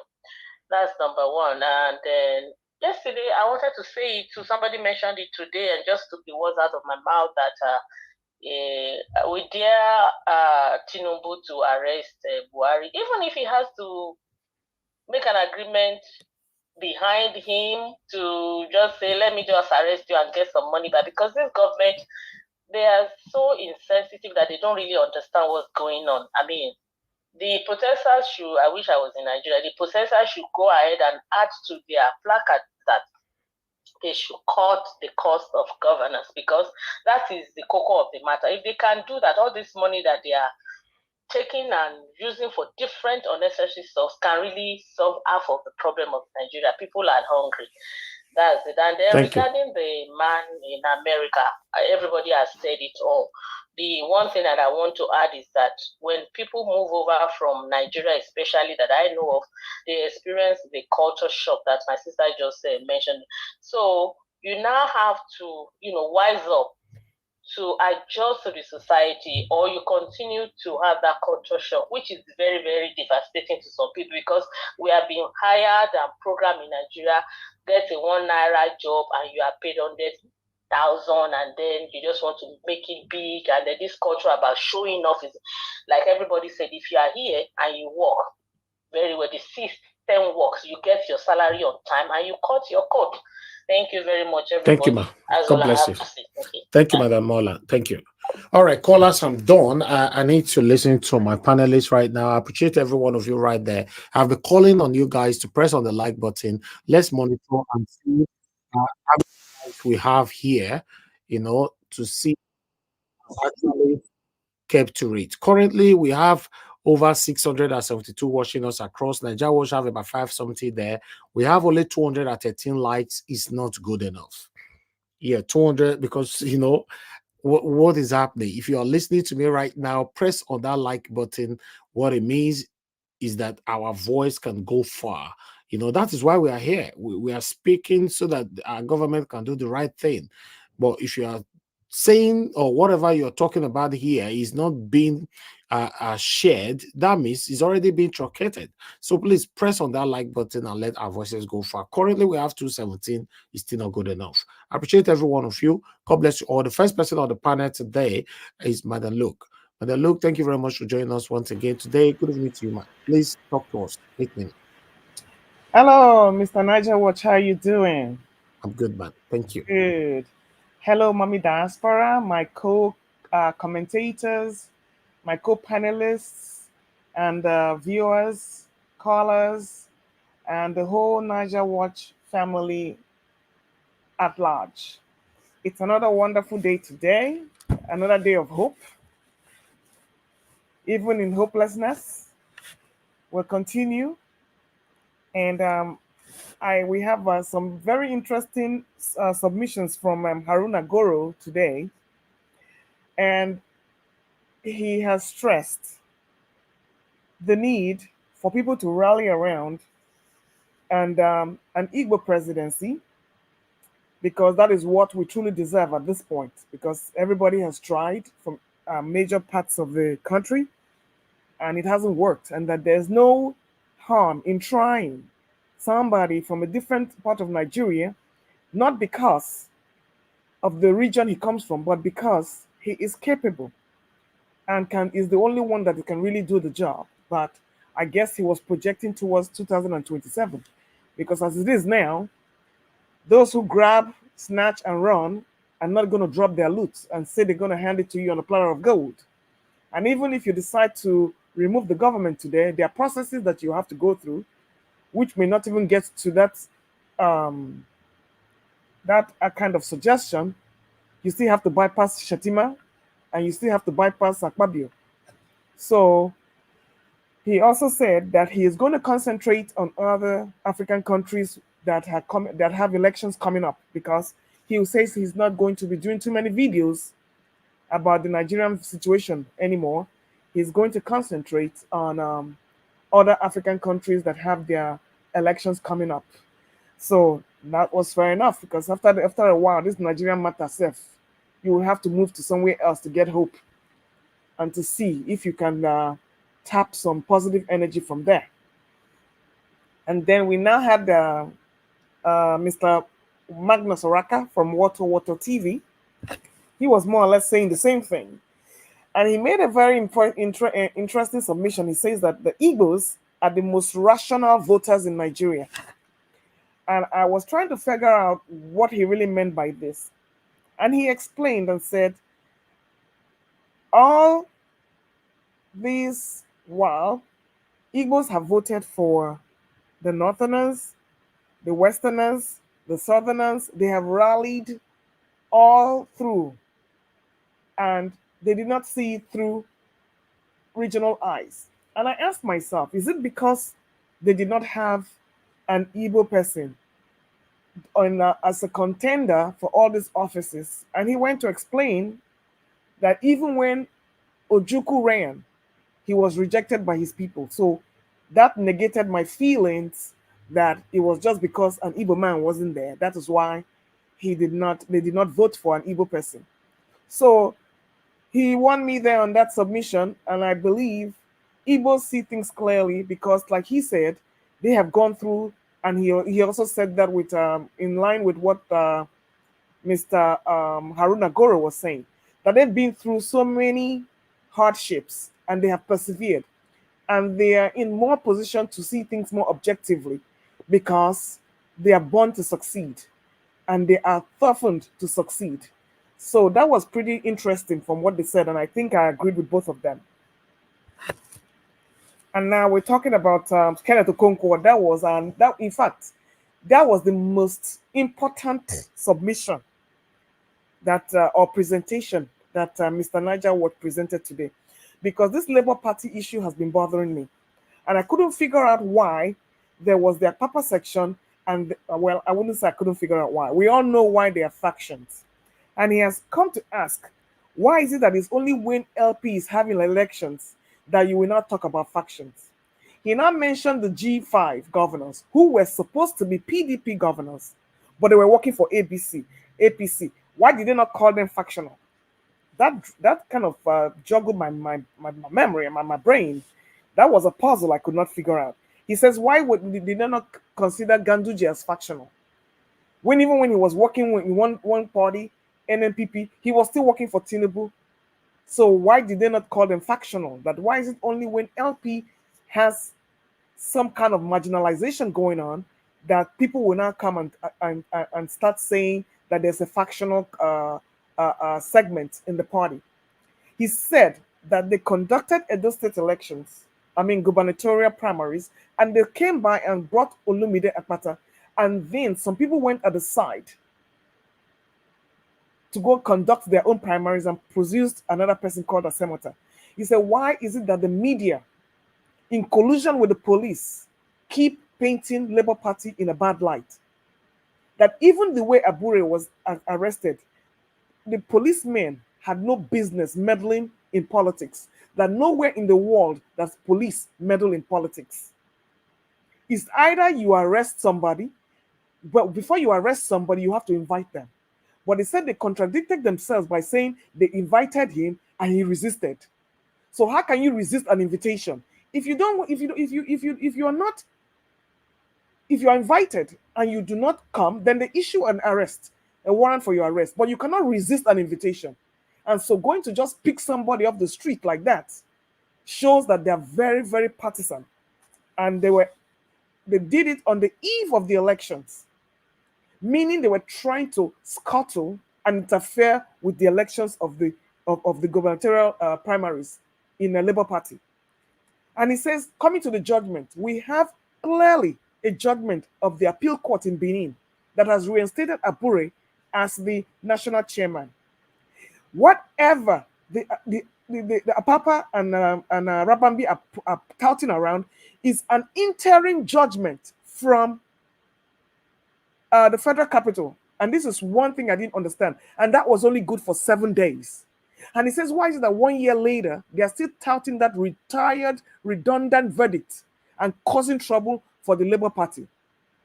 My question is that, how can Labour Party address this issue? Because it looks like, yes, they are being sponsored by the opposition or whoever is sponsoring them out of mischief. But what can Labour Party do to arrest this is still my question. And with all the things going on in Abure and everything, he actually says that why is it that Madam Oluchi says she doesn't know her job and everybody was running circular around. So he really pointed a lot of things going on in Labour Party.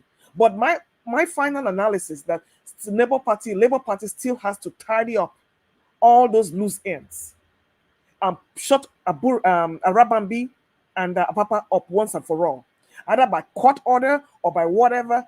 Something has to be done so that they can focus on the internal mechanisms of the party, so it can be a stronger party for people to look up to as a hope for Nigeria. And then, having said that, we are not talking about Nnamdi Kanu and the Kanu vigilante things going on. I have to find out I've asked myself this question: why is it that the Northerners cannot protect themselves against the menace?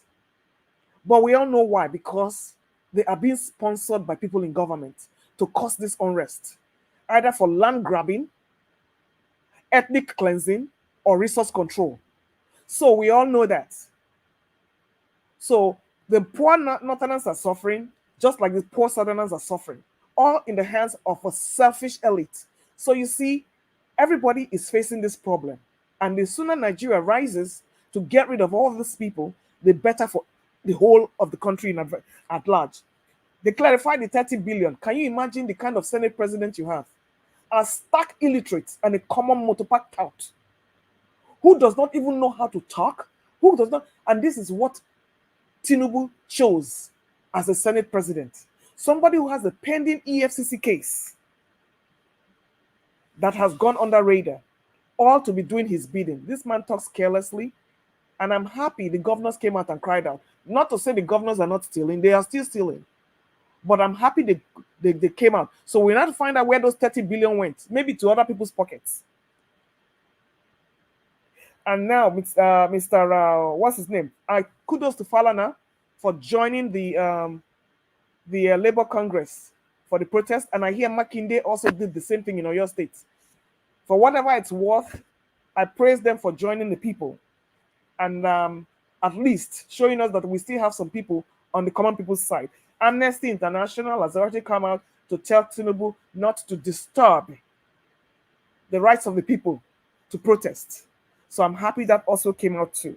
As far as Tinubu going to Qatar, Tinubu is on a mission. He will do whatever he wants to do. He's not going for any economic summit. He's only continuing from where Buhari stopped. Junketeering, all the places that he can never go by himself. He will use the state resources, including, I don't even know how many sons he has. I don't know who is this Yinka. Well, I don't know how many children, how many sons and daughters. Somebody will just come up with Tinubu, he will just chuck their name in there and put them in the manifest. So this is what Buhari did, and he's not doing anything different. So Obi has always come to tell us about the hunger and how Tinubu is putting us in a lot of hardship, and Atiku is nowhere to be found. Well, kudos to Obi. He is never desperate to be a president. He's only doing what he does best to make Nigeria better. On a final note, life in America is what you make out of it. If you don't cut your coat according to your size, and like you said, don't get over your culture shock, and plan for your future, you will find a way to get depressed and sucked up in this system. For me, I have lived in both places. I could never have accomplished what I accomplished if I was still in Nigeria, especially as a female. So America still, with all the headaches, yes, I don't get enough sleep because of my work schedule. I work nights. I don't get enough sleep, and that is going to change very soon. Because after a while, you have to examine your mental health and see what works for you. Cut down your death and live according to your means. Anything that stresses you out, cut it off and find time to enjoy your life. Thank you very much.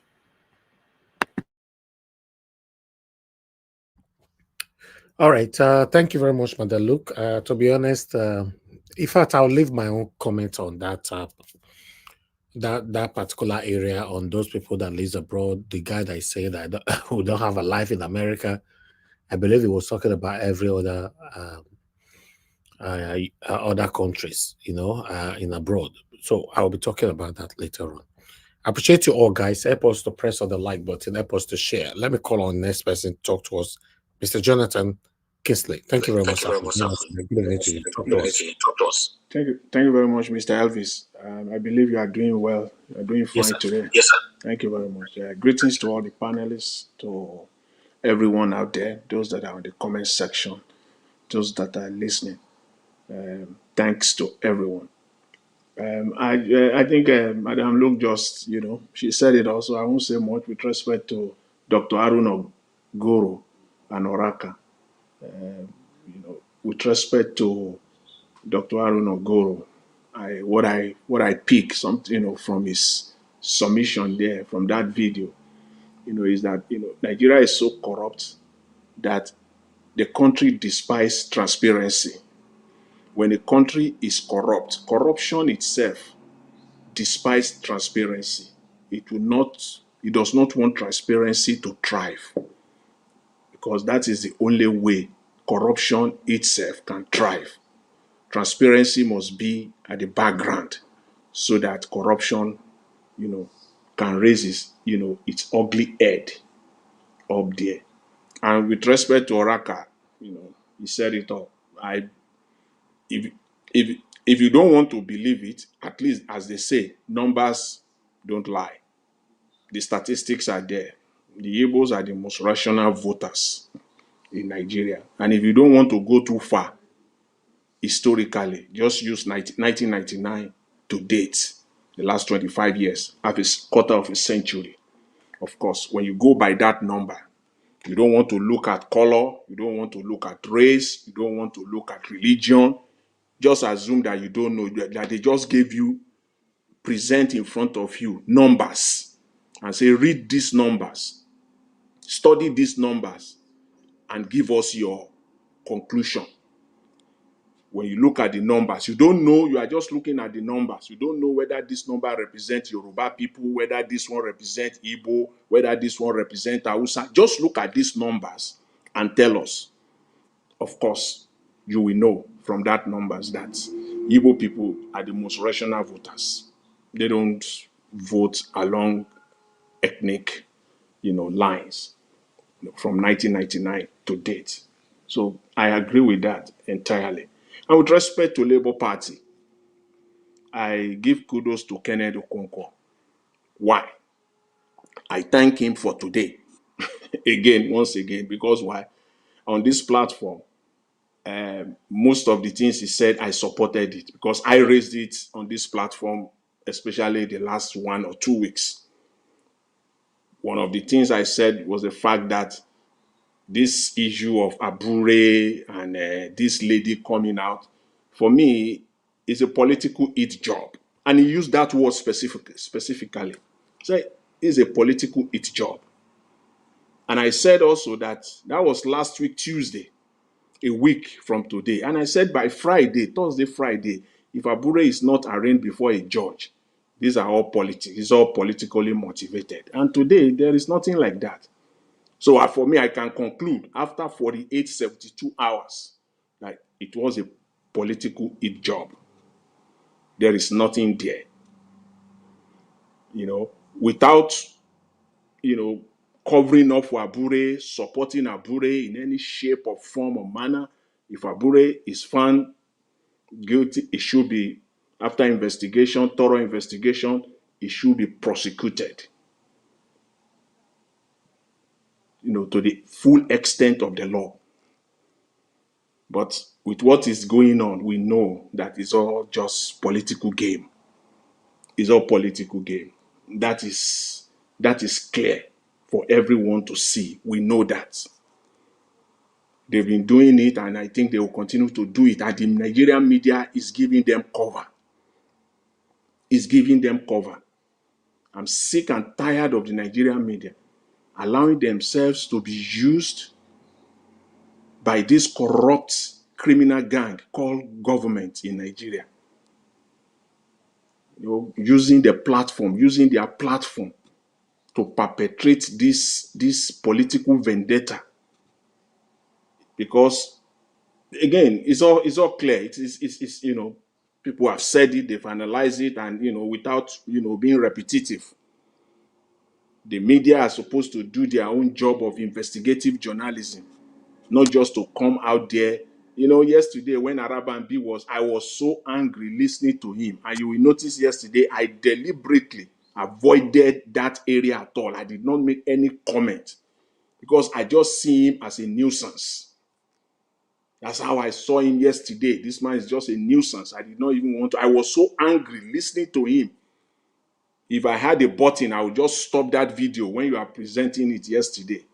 The entire time given to him by Arise News to come and perpetrate that stupidity, the foolishness on TV. And they gave him time to do that. So the media is just part of our problem. Seriously, part of our problem in Nigeria. This government that we have, they can only plan to disorganize. They cannot plan successfully. They only plan to disorganize the system further. Just to distribute rice, common rice. People are dying. People buy rice. Just to organize the distribution of rice within a community. They can't do it in a seamless, non-chaotic manner, environment. They can't even do that. And these are the people governing a country. Isn't that senseless? Distribution of rice. They can't organize it. And they are they are superintending over the distribution of palliative, the distribution of money. They call it cash palliative. When you can't distribute rice within a community, you can't organize it. So they are very good at very good to bring all this disorganized system. That's all they are good at.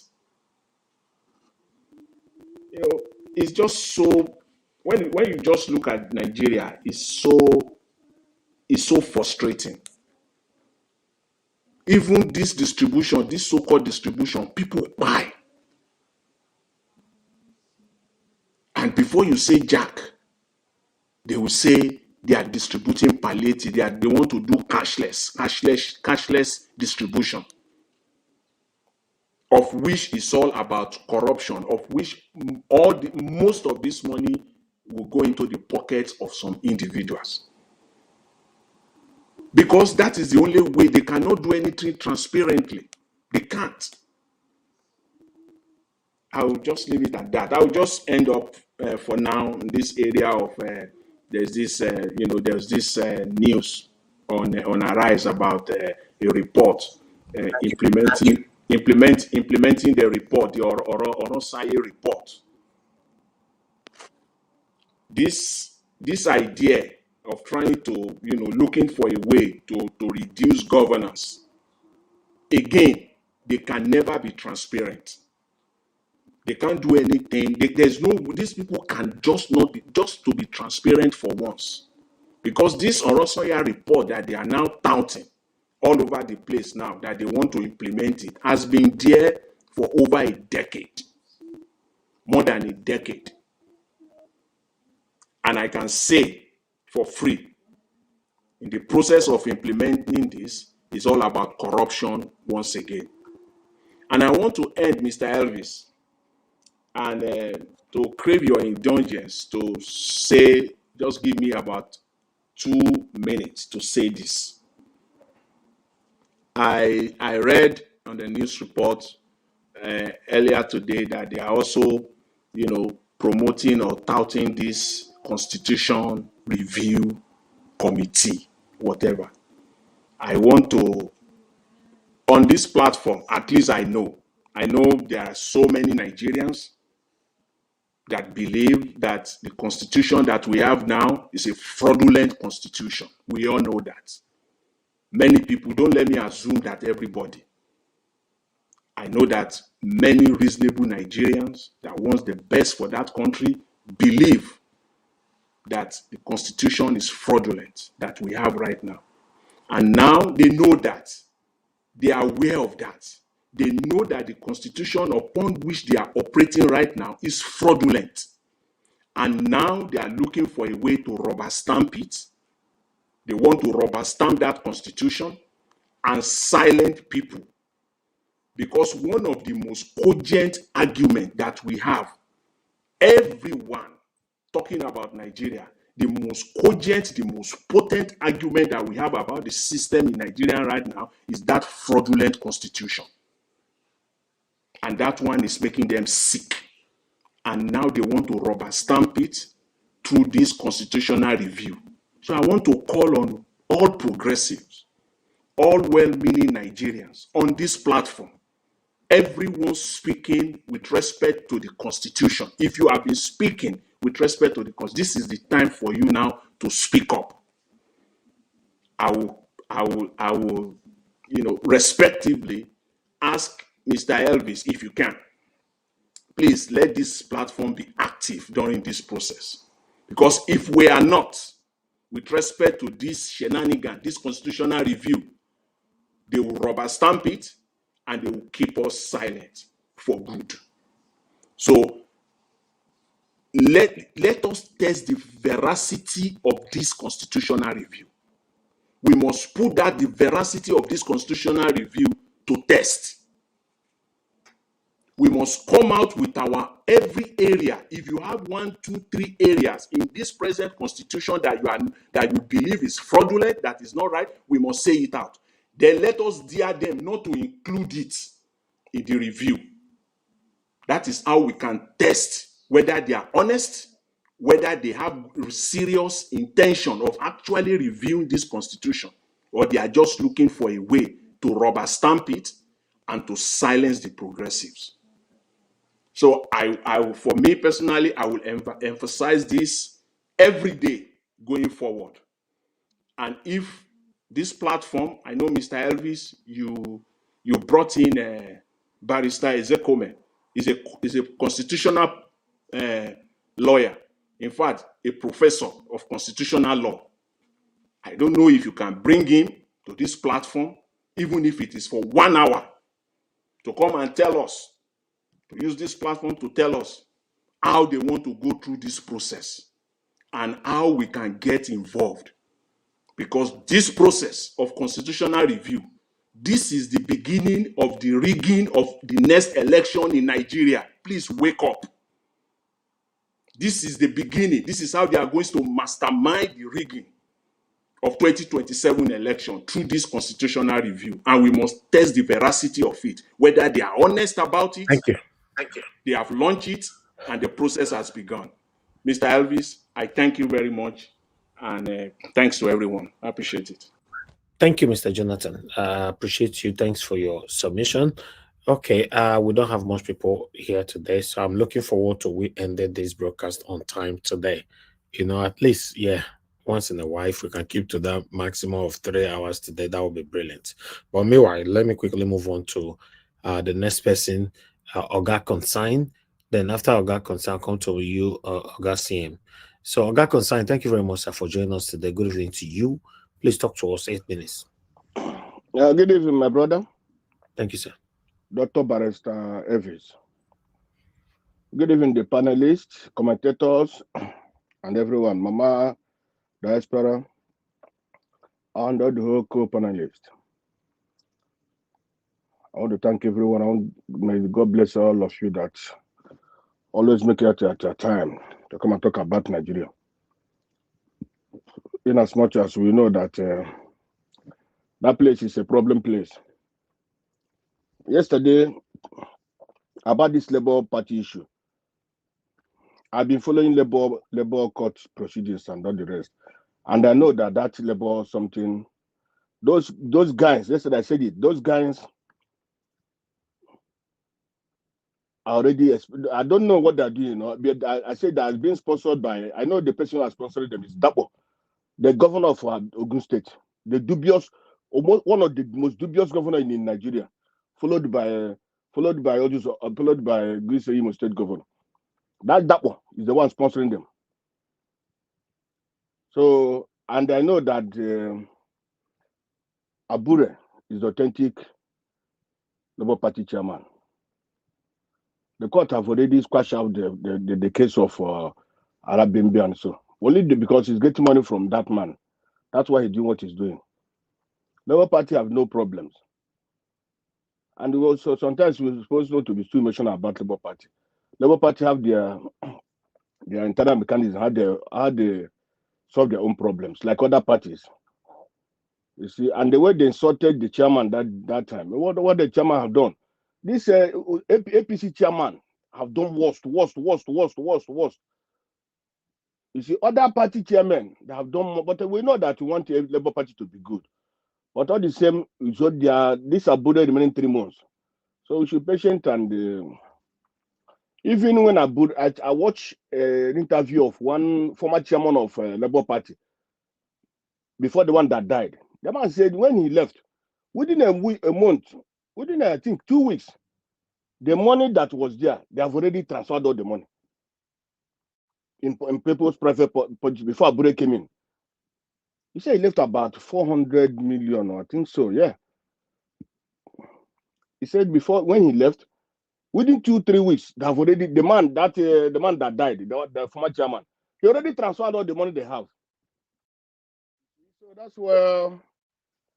But I'd be happy if they can bring out that person that can audit the place so that everybody will know where he stands.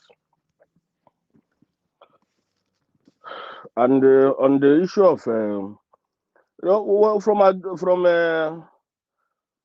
what's that man? I forget his name. That spoke about what I kind of understand from him. He said their people have been telling them, don't allow the Igbos to rule. Don't allow the Igbos if they rule, they will not be getting oil again. You see, so that's why the people in Nigeria don't understand what they are doing. They mostly the Southerners. They don't understand what they're doing. They know these are Fulanis. They know it's not that they're afraid of Igbos, but they know that if an Igbo man goes there tomorrow, honestly, all those things they're getting, they will not get it anymore like before. They won't. Because God said, they are telling them every time, don't allow Igbo man to rule, don't allow Igbo man to rule. If he rules, with that oil we are getting, we cannot get it again. Because all of us, those that are intelligent in that country, those that have that wisdom, knows that if that oil is no more coming today, the Fulanis they will decide say they are going. They will not part of Nigeria tomorrow if they are not getting that oil. That's what keeps them that country. Not because they love Nigeria, not because of loyalty, not because of love for Nigeria. They don't. They don't love Nigeria. Because of the oil wells they're having, because of look at how they are developing, those that look at Katsina and all the rest, and take all the whole southern states. Which one is developed like that? But where is the oil coming from? From the south. The one they have, the gold and all the rest they have, they don't want the south even to touch it. It's only them that is eating that one. So when the Southerners are behaving the way they're behaving, honestly, it's very painful. You see? Very, very painful. As the way we are kicking ourselves. When this the other man that called on the phone, what he spoke about Nnamdi Kanu was the truth. Buhari and the Fulanis were not happy how Nnamdi Kanu was leaking their secrets about the Fulani agenda and all the rest. Because where Nnamdi Kanu was getting all those informations, nobody knows. So they were not comfortable with what Nnamdi Kanu was saying that time. That was why they went and arrested him. And for me, even if Tinubu or what, say I hate Tinubu or not. No, but not that. You see, Nnamdi Kanu, the people that still kept in there today is the Fulanis. I know that Tinubu is the president. Tinubu is running on this one of the Fulanis. But now maybe Nnamdi Kanu may get bail in the next listing because he may use this opportunity to release him, to ask the court to bail him. But as long as I know, that Fulani, those Buhari and co, those his boys, they're the one keeping Nnamdi Kanu there. Tinubu just made that problem. In as much as that government of Tinubu was also for Buhari Tinubu was included in that government. You see? So our Satanás, when Nnamdi Kanu was arrested, they were all happy. Majority of the people were happy. Even I see Rise News that time, the only interview, hey, it was against Nnamdi Kanu, They bring even one lawyer from Lagos State to come and talk about it. The day he was arrested, the next day, that lawyer was saying, hey, government was the government was not guilty in bringing him from where? From Kenya. They were not guilty. What they did was, I looked at a son. Somebody was abducted. He said they are not guilty. They said what they did was right. I forget the name. I think Olani pick him or what. I forget the name. It's a young man, a son. So you see, but they don't know that if that Nnamdi Kanu, we have Nnamdi Kanu like 5 or 6 or 7 in Nigeria today, this government will not be comfortable what they're doing. They cannot be treating Nigerians like this. You see, we need to have some people like that who can be always on the government. Talking about like this channel, this Nigeria watch now. You see, this is what the country need. The country need people that will pressure the government. Talk about the secret. Talk about what they're doing to the people. That's what the people need. The government, the city need radicals. But they got the people who did the Satanás who did, they were gaslighted about Nnamdi Kanu. And when I ask, people even, hey, he's a terrorist, but people even they're not educated. What is a terrorist? They cannot even explain to you what is a terrorist. Nnamdi Kanu is a terrorist. But what is a terrorist? They cannot even explain what is a terrorist. They were gaslighted. He's a terrorist. He wants to destroy Nigeria. Who is destroying Nigeria today? It's not the government. It's not the government that is destroying Nigeria. So you see, Nigeria is a complex place, you know. The arrest of Abure. How can again, in a country where the police is so corrupt, police have become politicians. All these police commissioners you see, all of them are politicians. And it's unfortunate that in a country, when any president comes from any region, he appoints the police commissioner. That's a problem. Then that police commissioner will be doing a bidding. You see, it's a problem. In short, Nigeria, I don't know how to categorize Nigeria in short in Committee of Nations. Nigeria is a completely failed place. The military is corrupt. The dissent is corrupt. Everybody is corrupt. All these things, all these spy they're doing the north. Let me tell you, the volume of the spy they're doing the north is too much. That issue of displacing these people, displacing the Kaduna people and Christians and so, it's still going on every minute, and nobody's talking about it. And when they finish, they will come to the south, and that is why the south have to rise up, because what is going there is genocide. Also, they're talking about Israel. It's what is going that place is genocide. Now, the Nigerians are committing genocide against these people of Kaduna, Plateau, and Benue. They're committing genocide, even Taraba, Niger, all of them. They're committing genocide against them. We cannot rise up. It's unfortunate where we find ourselves. Very, very unfortunate. Okay. Thank you. So my brother is very. You see, the country. Is my time up? Yes, long time ago. Really? Oh, this my brother. This time is international time. Yeah, please. Or you want me to be putting it on screen? Maybe put it on. I don't know. No, say because I know they put on a time for screen. I know they know when on a time they reach. Even sometimes I don't even stop you guys exactly on your time. Look at your time now, for example. I know, organizer watch. I know that because we know plenty. Now you they give us plenty time. That's all right. Brother, again, my brother, you see, Nigerian problem. You can even 3 hours cannot even. If you want to talk about Nigerian problem, 4 hours. It's not even enough. I know. That's why we are shuffling it. You know. Sometimes when I stop people, people will think that my time never reach. You don't even talk fast. Anyway, thank you very much, sir. Thank you for your submission. Let me quickly go to Oga CM. Oga CM, it's good to have you on the panel. Oga CM, you could join us today.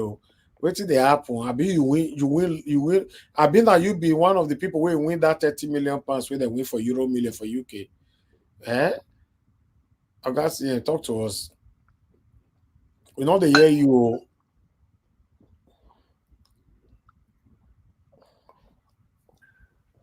Yes. Good Okay, evening, we dey hear Niger you. Watch. Good evening, Thank you, Niger sir. Watch. Good evening to Good you. evening, everybody. I Please, said, oh, Abi, good. now you win that 30 million euro where they say somebody win last weekend.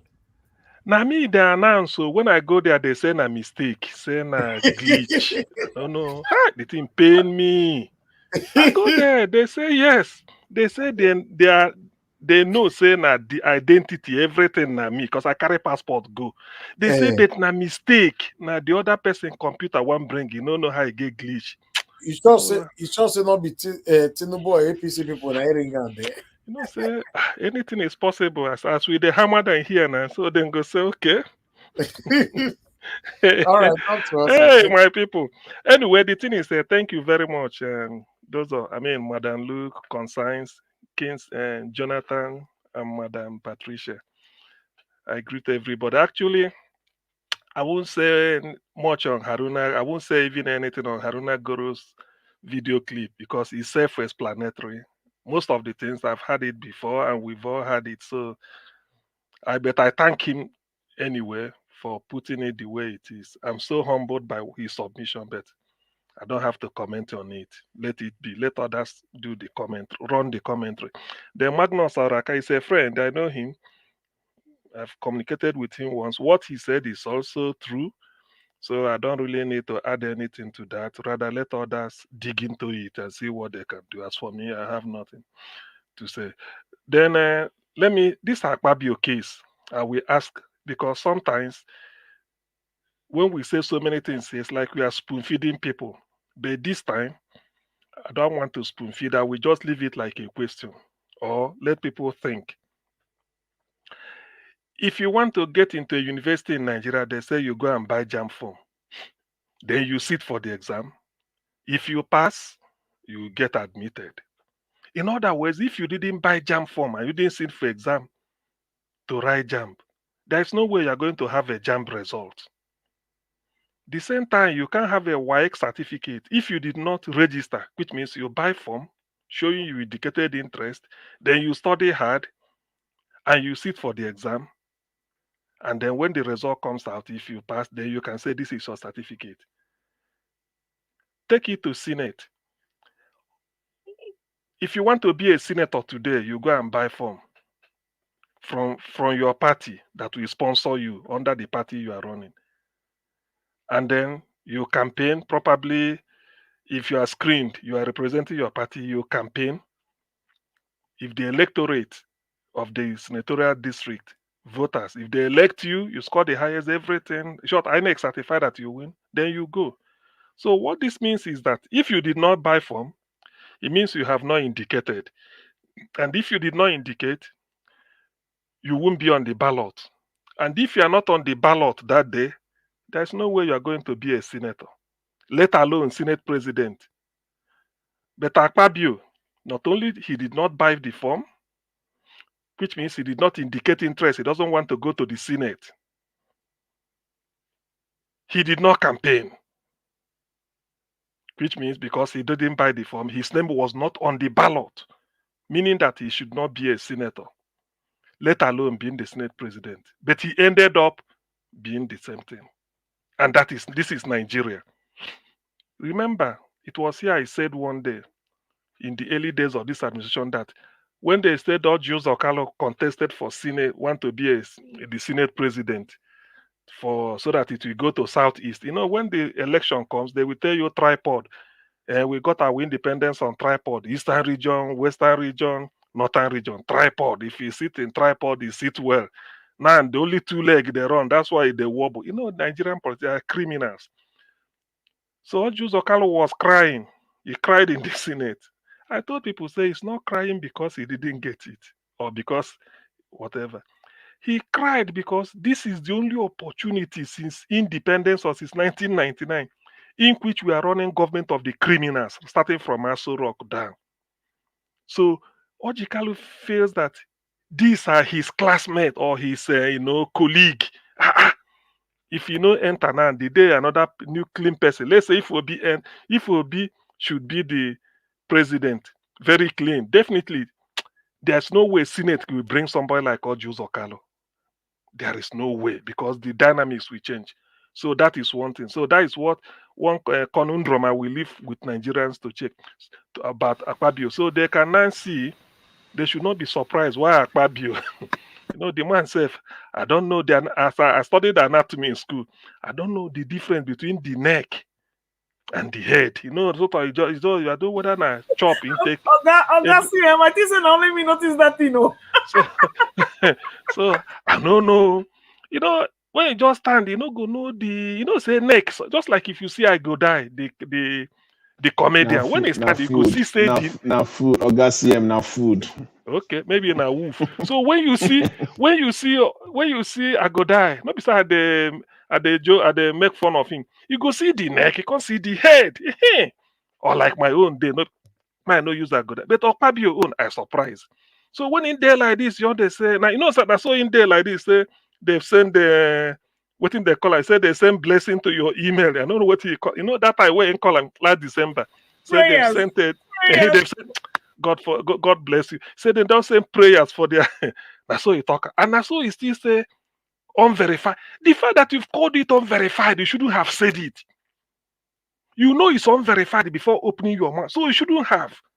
You say unverified reports say they don't get them 30 billion. Maybe in the pen I'm say the thing not pass through his office. Anyway, well that is all enough Akpabio. We are not here to promote corruption. So Nigerians should think about it. Now Falana joins NLC protest. I think I will marry that with Amnesty International warning Nigeria not to disrupt peaceful protest. You see, protest is the only way you could show that you are against a particular policy, particularly when you can. That's why any protest you carry placard. When journalists are covering it, media men, they only look at the placard, the message. Definitely, if they are putting it on their TV or radio, radio is because of interview, because TV, even if you don't interview anybody, you can show the placard, it's visual. Then if they are to write, they also need that visual to put it in the pages of newspaper, say this is it, just to show evidence, to make it credible. So doing so, insofar as they are not armed, they are not disrupting maybe traffic, they are behaving themselves. Like the one I saw in Benin today, the chap who was addressing was as if he was addressing a gathering. Very well behaved, though they were playing music, feeling happy. Then you wonder, said, these people feeling happy and dancing. I thought they should have be this thing so that they save their energy because they don't have money to feed all these things. But be that as it may, it shows that they know. They're only asking for the real thing, just good representation, good governance, and the hunger, the best way it should be done. So if this are probably Amnesty International, they have their correspondence or anybody, somebody on ground who must have fed them with what I saw. That's why they have to come and warn Tinubu. They did not think that this is IPOB people they massacred. When Buhari was there, people were in a secondary school, first round secondary school. For those who will be doubting me, National High School, Aba, Imo State. The gate locked, everything, just Biafran flag and the praise and worship singing. They are not disturbing traffic, nothing.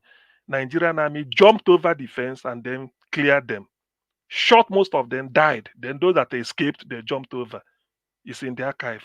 That is Nnamdi Kanu was still in London then broadcasting.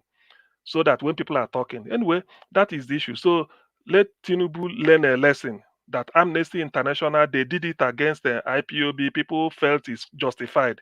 Let them not try it now. Now they kind of being a political prisoner. I think Sunday Igboho, if there's anybody they should listen to, I don't need to make the argument. Forget about those that will come here and interpret. Sunday Igboho said, I'm fighting for my Yoruba people, so that I will save them from Fulani headsmen or whatever incursion. Say I'm fighting for them, for their welfare. Nnamdi Kanu is fighting for the welfare of those he call his people. That's why he say Sunday Igboho is saying he should be released. Now, some people may say Igboho is not hoisting flag or maybe not doing what is it called, not saying want a different country or whatever. That is up for debate. But I want to make this known to people. You see, in Nnamdi Kanu's case, you cannot build legality on a foundation of illegality. That is one. And one thing with Igboho is, Igboho fought Fulani headsmen at a Gogo, a Barakba, and all those Shaki area, very plain agricultural land of Oyo State. He fought them not because he had to, but they left their place to come there and sack the villagers from going to the farm. We've seen a video clip of some Yoruba people from that area crossing over to Benin Republic as refugees. They left there. We saw it. It was shown. Mayegu diary showed it. So that thing angered the Igbo who said, no, so I can't be here and my people are going away from their house when some people will now come and take over their house. It's not done. So Igbo was a man, is a man. He stood up to be counted. Now, Nnamdi Kanu's own case is that Nnamdi Kanu saw what Igbo may not have seen. Nnamdi Kanu, whatever you say, he stopped this rabid Islamization. That's why he was exposing every move government want to do. How can you be talking of Ruga? For those that may contradict me, Buhari was elected on the manifesto of APC. All of them, CPC, his party, ACN, led by Tinubu, PDP, Saraki faction, them, and all this Rotimi Amwechi, and the APOGA, APGA, with Rochas Okorocha, they all come together. They all came together to form APC. In their manifesto, they stated clearly, in fact, till today, I've not seen the better manifesto than that. They spelled every, including all this, what is it called, restructuring, so many things that is what they want to use to blackmail Jonathan. Everything was spelled out. I remember Oshibajo going to Alaba International Market to talk to Igbo people because I have a relations there. Oshibajo tell them, he say, you people are important now. Look at how much is this? How much is this? It's not made in Nigeria. This is Panasonic, what is it called? Flat screen TV. You see how many thousand you are calling? Because you have to import it. What do you use? Dollar. He was talking to them. He said, when we get in, we make dollar to be $1 to be $1. So that when you import it now, it will be less. Me too, if anybody want buy, when I go reduce that. He said, yes. The man said, the moment the dollar drops, we reduce. Because, you see, that was Oshibajo going to the market. No wonder he specialized in doing trader money because he don't sabi where to market. This was how APC came to power.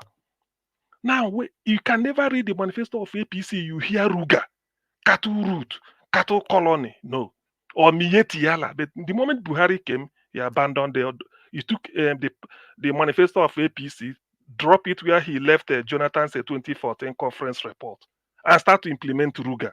That was when Nnamdi Kanu tell people, say, look, this cattle colony, this, it's now, he didn't mean it. All he's trying to do is to make sure that every area in Nigeria he plants his Fulani people. This was what made Buhari, November 2019, to go to Cairo and said every Fulani man in Africa is free to come and live in Nigeria. Which on whose land? If you are coming now, you can rent a house, well, or you buy land, but by force, people from Benue has to be sacked. So this is the issue. That's why Nnamdi Kanu, that is the reason. That is the animosity. It's not because Nnamdi Kanu wants good government for everybody. And to do it in a way it should be, said referendum. It's not forcing anybody. Referendum. So continue holding him. Let me point this out. It can never stop Biafra agitation.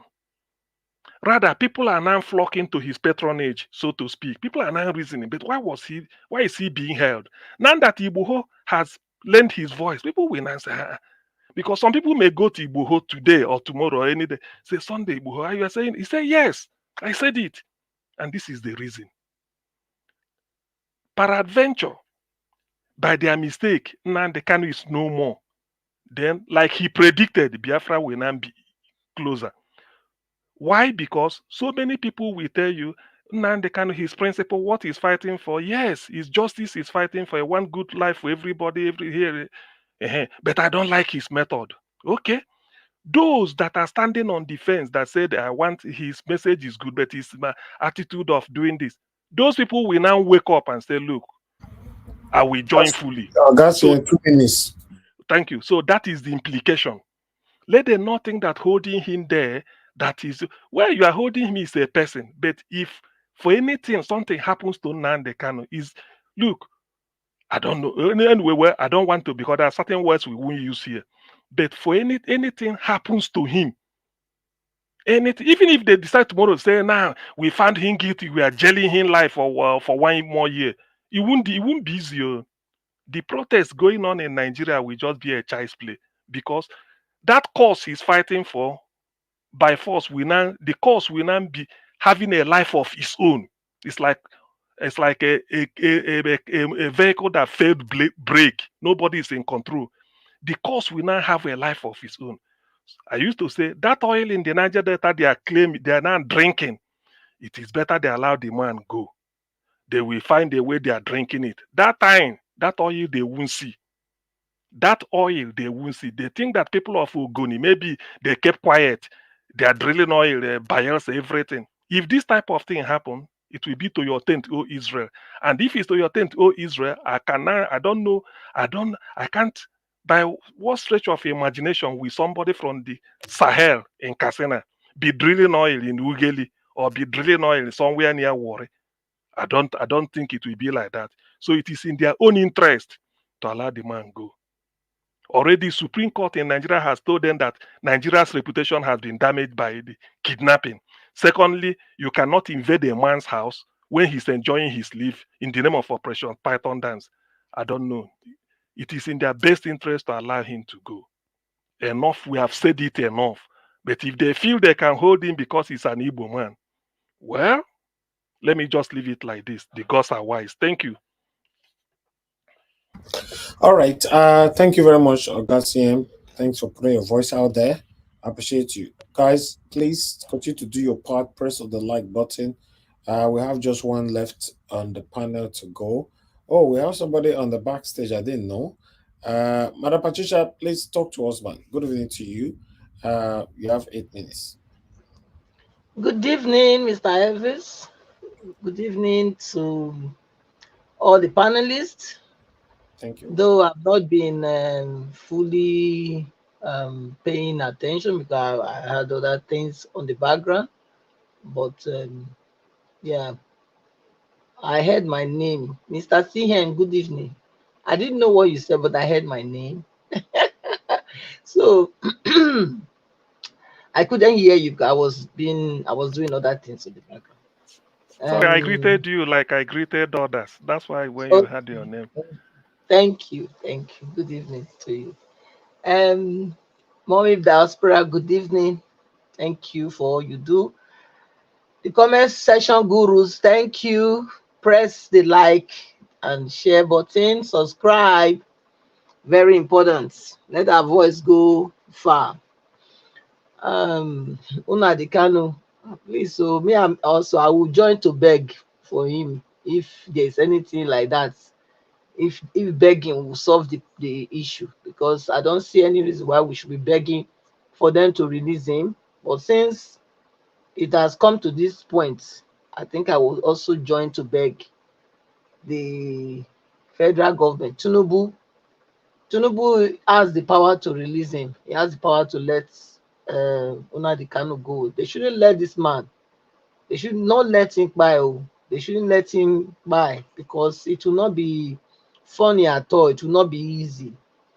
It will not be easy at all. It's high time they let this man go. This man is innocent. Everybody have the right to agitate for a better life, for themselves or for their people. It's a fundamental human right.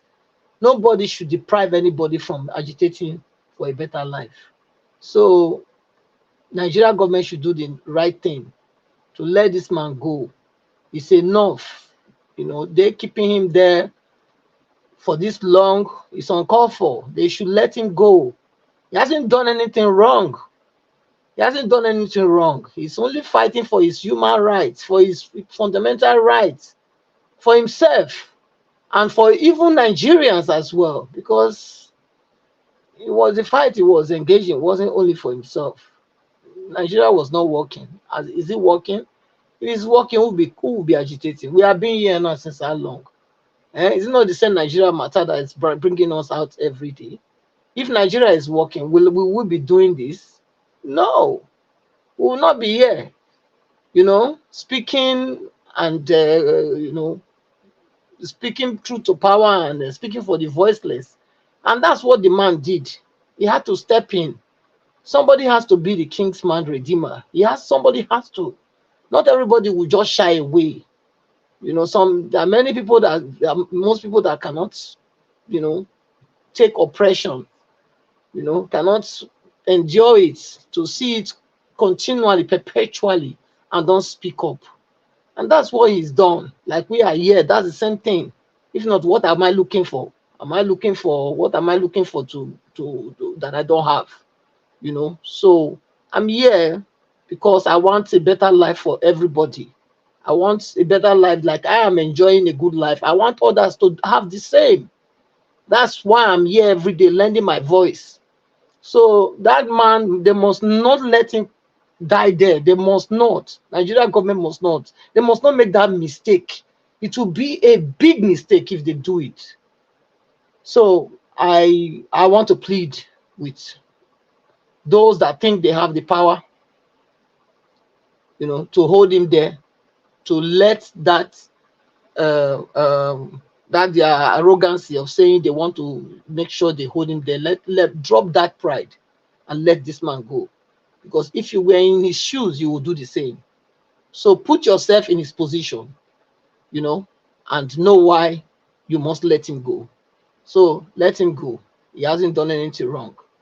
The NLC, they came out finally. Let's see how this will go.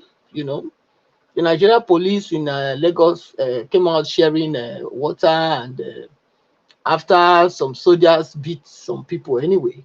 So I don't know. But it's a good thing that they came out to give them water to drink after all the so-called threatenings. I think the Amnesty coming out to want Tinubu to do the right thing, that could have also been the reason why Nigerian police had to come out and do what they did. So it's good that the international space are also interested in what is going on in Nigeria, because they know that if that Kasala boss, hey, 200 million people and above, where they go? Where? So the whole eyes are on Nigeria, even though they are quiet. But I tell you, Nigeria is a big headache for many nations, nearly all the nations of the world. The way the state is there, people are panicking.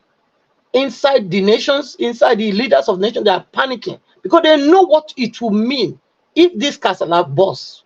They know the mass of exodus that will start tripping in, which they don't have capacity to take care of, or to maintain, or to feed, or to give succor. So nobody wants this war. So they should make sure that they also put pressure on these people in the ruling class in Nigeria to make sure that the people have their necessity. What is necessary? Food is necessary. It's a necessity. It's not a luxury to eat. Okay? It's like breathing. Breathing air is a necessity. Because if you don't breathe, you buy. If you don't eat, you buy. So they cannot. And this I want to go. I want to also believe. I want to go in the same route with was it Madam Origin that said it's deliberate. Yes, the food scarcity that we are facing, that Nigeria is facing, is deliberate. There is no food scarcity anywhere. They are hoarding the food somewhere. It's deliberate and systematic. If they not buy Nigeria through COVID, they are trying to do it in another way. That's what is plain. So we cannot just fold our hand and be looking. That's why I say here, if we not get family for Nigeria, more try. They send the money. I'm saying it because there is food in the market, but people don't have the money to buy it. So it is deliberate. It's not that there is no food. And even all this food that they are saying they are bringing out to come and give them, who knows what they are put on those food? You know, they are bringing you free food. You should be careful to collect free things. You know, for me, I would rather tell my people not to take any of those things and send them something to be living than having them to go and queue up and be stampede. You know what it is? Because of a bag of rice to be killed in that way, in that manner. So it doesn't make any sense. So we should, I'm pleading with all Nigerians that have the means to help their people down there, to help this time. Because there's nothing that they didn't do. We told them to go and get their voters, what they call it, their voters card. They did. You know, we told them to come out and vote. They voted. So if the satanic Mahmoud Yakubu decided to shortchange Nigerians, we should not leave them on the way. We should not leave them now on their harm's way. We have to reach out to them to rescue them from this quagmire that they are in. Many people are buying every day, and we cannot just fold our hands and be looking. We have to do something. We are brother's keeper. For posterity's sake, let us help them. I'm calling that everybody that's hearing my voice, we should try and help our people and not let them depend on those free food that they are bringing for them, because those food, you don't know what those food has, what they have put in that food before they are bringing it to you. So that's that. And Haruna Goro and of course my own brother there, Oraka, yes, they were saying the same thing. You know, it's the same thing they were saying. Well, it's good that now the truth is being revealed to our brothers in the north. You know, to see that they are so-called elites, they only use them, you know, for political gains, and they are not really concerned about their well-being. Because as we speak, you know, you can imagine when I was a child, I know that even in the north, Amageris in the north have so many, you know. Then that was then when Nigeria was good though. So now that it is this way, can you imagine the Amageri that is up there? You have to go and see. So no matter what it is, you know, the South will still be better than them 1,000,000 times. You know, your oppressors cannot be better than you. Just know that. Yeah, they can oppress. You know, they can suppress. They can intimidate. But the more you keep oppressing, intimidating, and suppressing, the more the South is waxing greater and greater by the day. Our children are not hungry. They are not the one carrying plate to beg. So I will call on the northern brothers to rise up against these people and say enough is enough. They must give the right person the chance to rule the nation and steer this ship into the right direction. Thank you, Mr. Elvis. Thank you very much, Mother Patricia. God bless you, ma. I appreciate you. All right, guys. Let's move on to the next. Mr. Elvis. Yes, sir. Please, can you give me just 10 seconds? I just want to say one or two. Your 10 seconds already finished.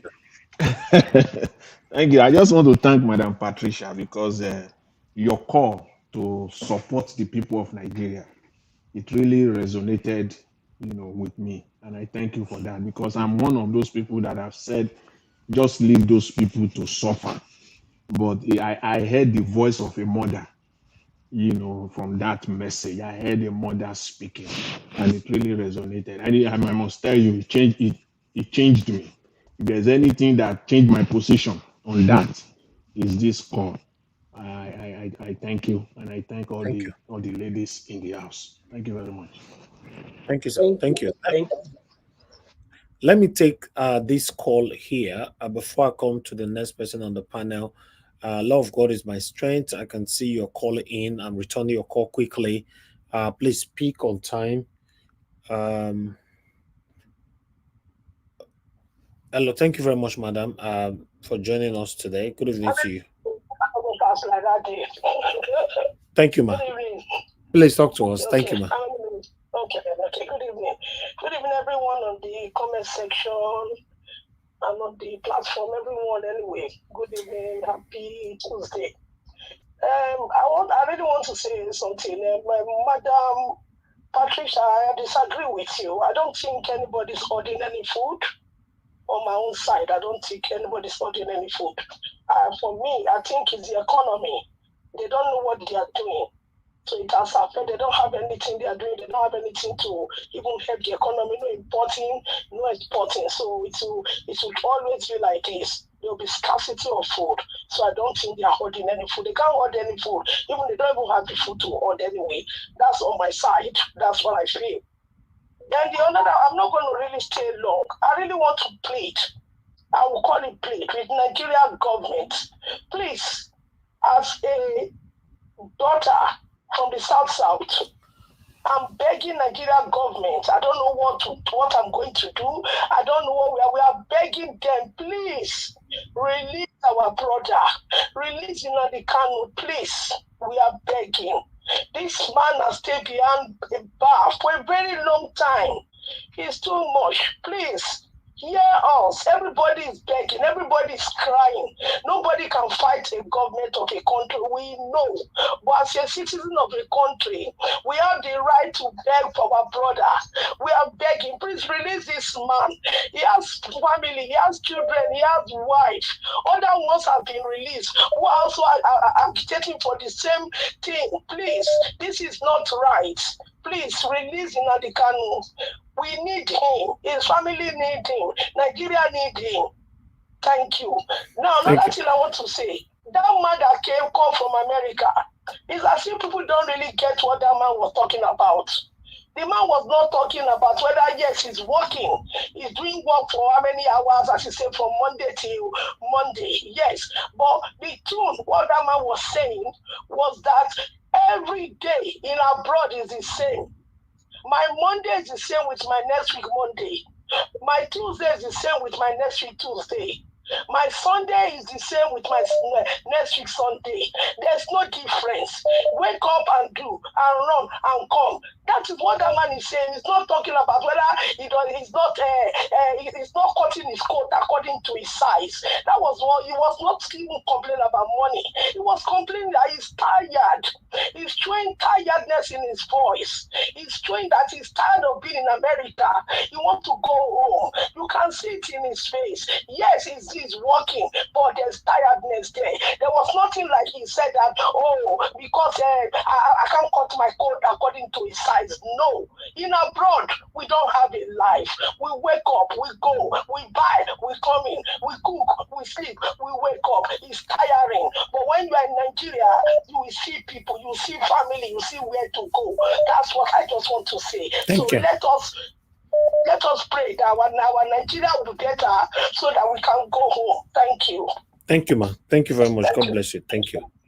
All right, let me take another call. Mr. Innocent of Barra, thanks for calling in. Good evening to you, sir. Please talk to us. 3 minutes. Good evening, my friend.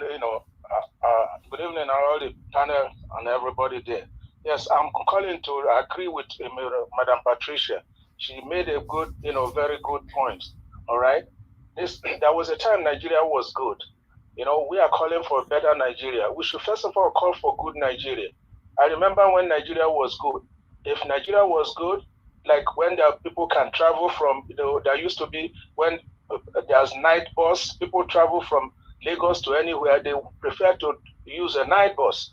It wasn't that there was 24 hour of light or there was so much food, but because people can be free to move around at night, there's clubs, you can go to clubs. If Nigeria can return back to at least to that level, because the only issue now that is causing most of this problem is insecurity. I remember when Obi was campaigning, he took security as his prime, first step.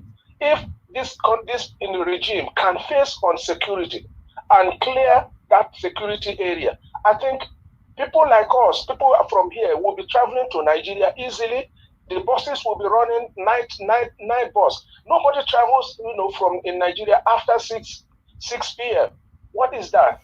Let us get back to that first of all, and then begin to call for a better Nigeria. This is what I want to, this is my voice that I want to put in there. Thank you very much. Thank you, sir. Thank you very much. Okay, Mr. Mark Okunsaye, thanks for joining us today, sir. If you're there, unmute yourself, talk to us. Thank you. Yeah, hello, sir. Thank you very much. It's good to have you on the panel. Yeah, thank you. Long time. My suggestion, contribution is about Nnamdi Kanu. I think it's really straightforward, and everybody knows already. It's pretty much like the election that went on in February. I think it's a year now. Anybody that is a threat to, or it may not be a threat, because already Supreme Court, they have declared somebody innocent. I don't know the latest ruling that they wanted to overturn that and say, oh, no. He still has to go to court. Go to court and they discuss the case or blah, blah, blah. But for the last, I think he's been in prison now for 3 years. He was declared innocent by the Supreme Court and they were still holding him. Obviously, someone with sense will interpret it to get the true facts. It's a threat to the government and they think it's too powerful. Finish. It has to be very simple. That's the only reason that they keep somebody there, because I see a lot of people asking, oh, why is this still there? Why is this still there? It's very simple. Why is there? The only thing is that the powers that be, the government, it depends how you want to quantify them. If they're holding somebody, so what is the next step? What do you want to do to free somebody? It's like a political prisoner. Anyway, that's about Nnamdi. The other one about Abure, I missed a couple of days, I think, on this Niger war. So I didn't really follow the story. All I heard one day is that he's arrested, and then I heard some 10 billion or something, and he's still receiving the commission from people. So I just wanted to know for sure, like foundation, what is the conclusion, concrete conclusion? So Abure was guilty. That's my that's what I wanted to. No, he's not guilty. He's not guilty of anything. That's what I wanted to find out. I don't know whether it's confirmed. Oh, yeah. He's not guilty of anything. It's still allegation till now. Okay. Okay. Thank you, sir. Okay. Thank you very much. Thank you, sir. Yeah. Yes. Thank you. God bless you. Thank you. All right. I can see Madam Origin calling back again. Madam Origin, please quickly talk to us so we can move on. Madam Origin, are you there? I'm trying to return your call quickly. Hello, Mr. Najawajit. I think I was skipping. Okay, please, if you can do it within 1 minute, please. Thank you. Yes, I just wanted to go on what Mr. Jonathan said. It just dropped like a light bulb. That was very apt. This constitution they were going to amend. To be honest, I don't think that is what Nigerians. I think everybody should scream out on that, because there is no reason to go and this constitution they have been amending it, and when they amend it, it gets worse. How about the 2014 conference report that Goodluck Jonathan set up? Can they revisit that? Can they call for referendum? That's what Nigerians are talking about. That's what Nigerians want. You see, why, honestly, one of the people I respect and I know all of us we do, but when he started talking towards Agbedo, I was almost like screaming. Mr. Femi Falana was one of those Nedeko sidelined, when it's like everything we stand for that is right is being sidelined by the system of governance that is in existence. It is life-threatening. It is existential threat. So if they want to do anything, which it is, I mean, it looks like practically impossible for them to do anything right. So this constitutional reform is like another gimmick. It is another danger. Everybody should scream for referendum, or because when there is a referendum, people can come out and say what they want. Okay. The people that are there doing this is not for us. Sorry, Mr. Niger, did I talk too much? What was that? Thank you so much. I appreciate it. Bye. Thank you, man. Thank you. All right, let's move on to the next person. Guys, press on the like button. Thank you very much. Love of God is my strength for the super chat there on. God bless you, ma. I appreciate you always.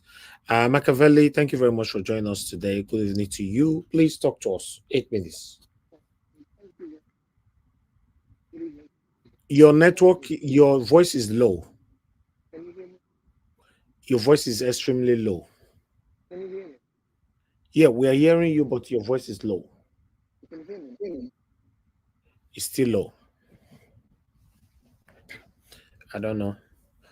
Your voice is very low. We are going to struggle to hear your submission.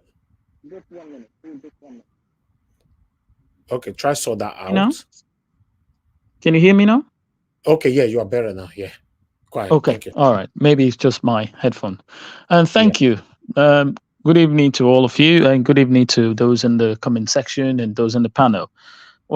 Actually, when I came in, I was busy before. I wanted to join that before, but I was so busy. I actually came on the fact where they were talking about Nnamdi Kanu. And someone on the panel, I want to ask him specifically. Anybody can come after me. I do not care. I stand for what is right. And if you believe that that's what is right, that's up to you. And I'm here. You can say whatever you want to say. Mr. CM, I want to ask you a question. When you said that Nnamdi Kanu, if they don't leave him, that you don't want to use some words, do you believe on a democratic process? Do you believe on what is called, how do I put it? Let me find the word, due process. I just want to ask you specifically on that you think that if they don't, so it's a country that you're giving them a threat. Is that what you mean? I just want to ask, just a yes or no, and then I'll go on with my question and my submission.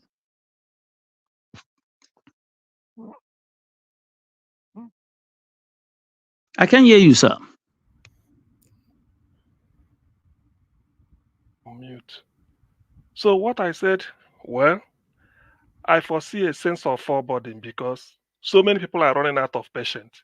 In other words, if it's weak, we say what you see, you take. Because, one, rendition, extraordinary rendition, is an affront on international law, not extradition. Extradition means you apply to the Attorney General of the country where you find the person. I can't be extradited. You apply to the Attorney General or whoever is in the equivalent in UK. They will use their assistant to contact me and tell me. If I say I'm not going because I haven't got money for flight or for whatever reason for legal representation, that's what they call legal aid. Is free to every citizen. Okay. Somebody can do, I'm coming. But if you use extraordinary rendition means the way I am now, you pounce on me, tie my eye like this, hand behind my back, just criminal way, and then smuggle me in, maybe through the night, through the border. And then you bring me in, and then Malami use Hausa to announce, we've got him. Now you stand him, you now want to go through the legal way. When you've built a foundation of illegality, where does that happen? And yet you are still holding him against, let me tell you, let me end on this. There's a man called, there's a man called Bruce Fein. Bruce Fein is an American attorney. He was the Deputy Undersecretary in the Department of Justice, 1982, during President Reagan administration. He is Nnamdi Kanu's legal representative in the US. He came to witness the trial. They postponed it. Anytime he comes, they adjourn. The man addressed the press, saying Nigeria constitution is a pressure cooker, that what is wanted to witness how they are going to construct legality on the basis of illegality. So what I'm saying is this. It is in Nigeria's own interest. I said because of their crude oil they are eating, let them allow the guy go. Because they know fully well that he's innocent. But if they keep holding him, what they see, they take. That is what I mean. Because so many people will run out of this thing. Well, let me come in there. That's fine. What they think is what they get. I do not support this kind of illegality. I'm somebody who actually understands what is called law, because there are rules of action that is established by a state, and that's what it is. Laws has to be respected. I get it, and the what's it called? The judiciary actually interpreted right, and they actually did. Meaning he was actually found not guilty on that because you actually took him out of his will. So I actually get that. But the language you are using, because the reason I ask you specifically, because one time here, I don't remember where you said you live in the UK. I want to reference you back to where you have the Scottish independence, right? Where you have, where you live in the UK, you claim the Scottish people who are actually asking for secession. And they have done that through a democratic process. Yes or no? Yeah. I do not blame you on this side, because what I'm trying to let you understand is that it's not when you live in a democratic state, instead of you replicating it, regardless of it, I don't think I actually support the notion of Nnamdi Kanu be illegally detained. I don't support that.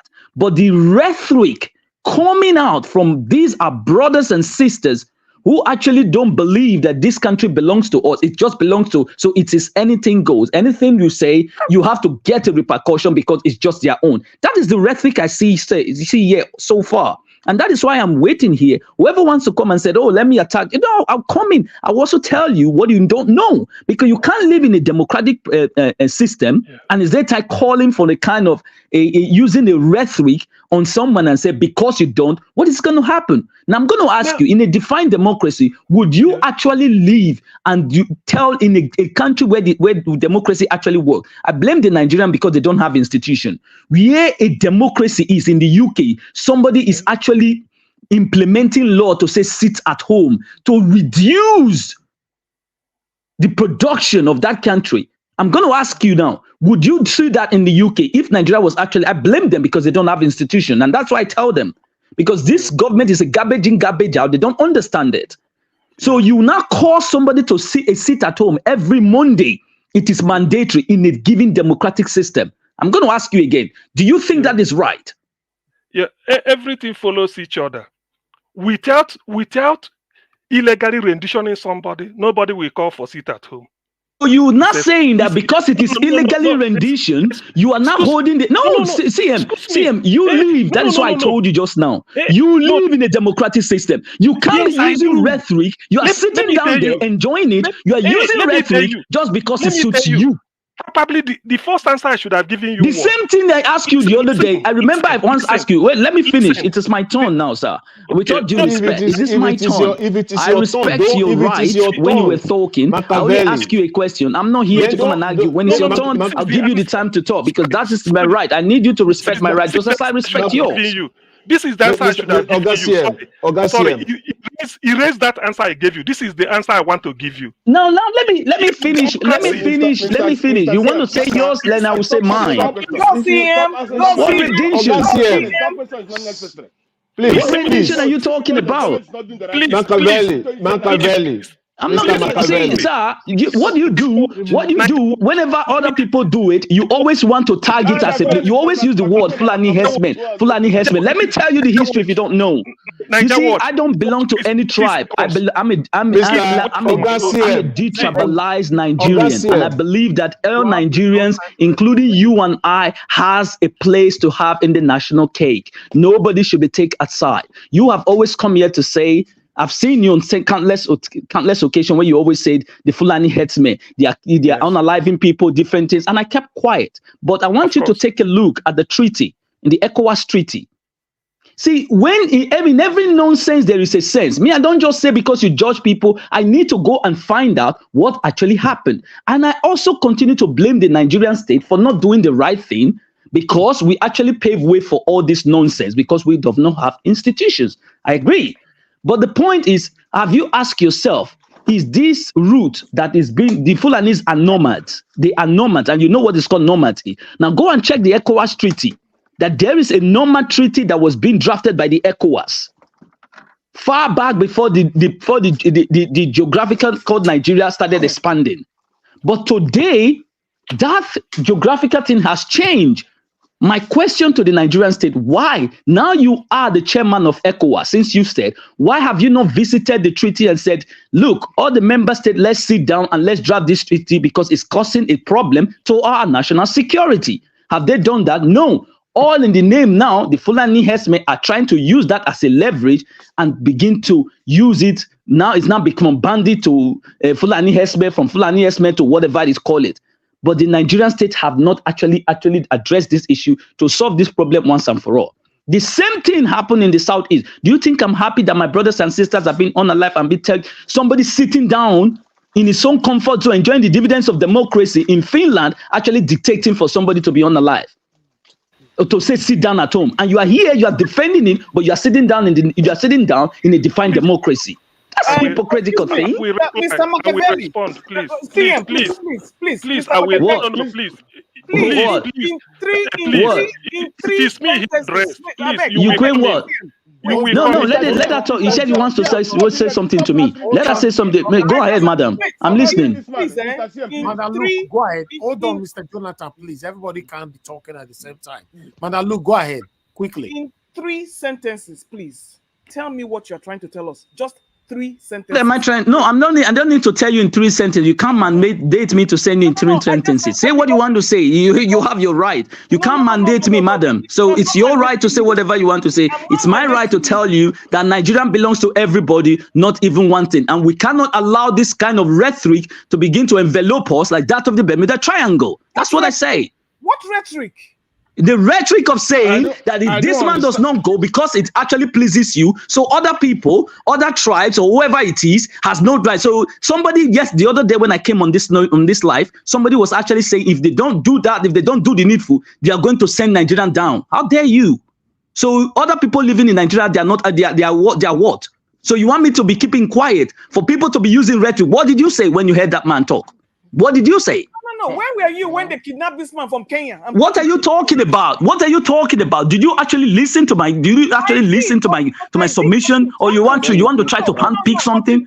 Man, I'm not interested in what all those hippie habba GB or what they call the statement. I'm not interested in that. I follow the law. If you want to go by the law, let's go by the law. Madam, look, please let me just give me. You jumped on CM and you just started calling Fulanis. I mean, you just took the whole thing out of tangent. He said you just took the one thing. Madam, listen, let me tell you. This is not the first. If this is the first day you're seeing me, that's up to you. It's your own. I've known CM here. I have known him for years. So you don't tell me what I know. Yeah, Machiavelli. Let me ask you. Let's please. If you want a civil discussion with decorum, don't ask Oga CM question. Go ahead with your submission, and then we will take care of that at the end of your submission, because you are prolonging this conversation. Go ahead with your submission. How?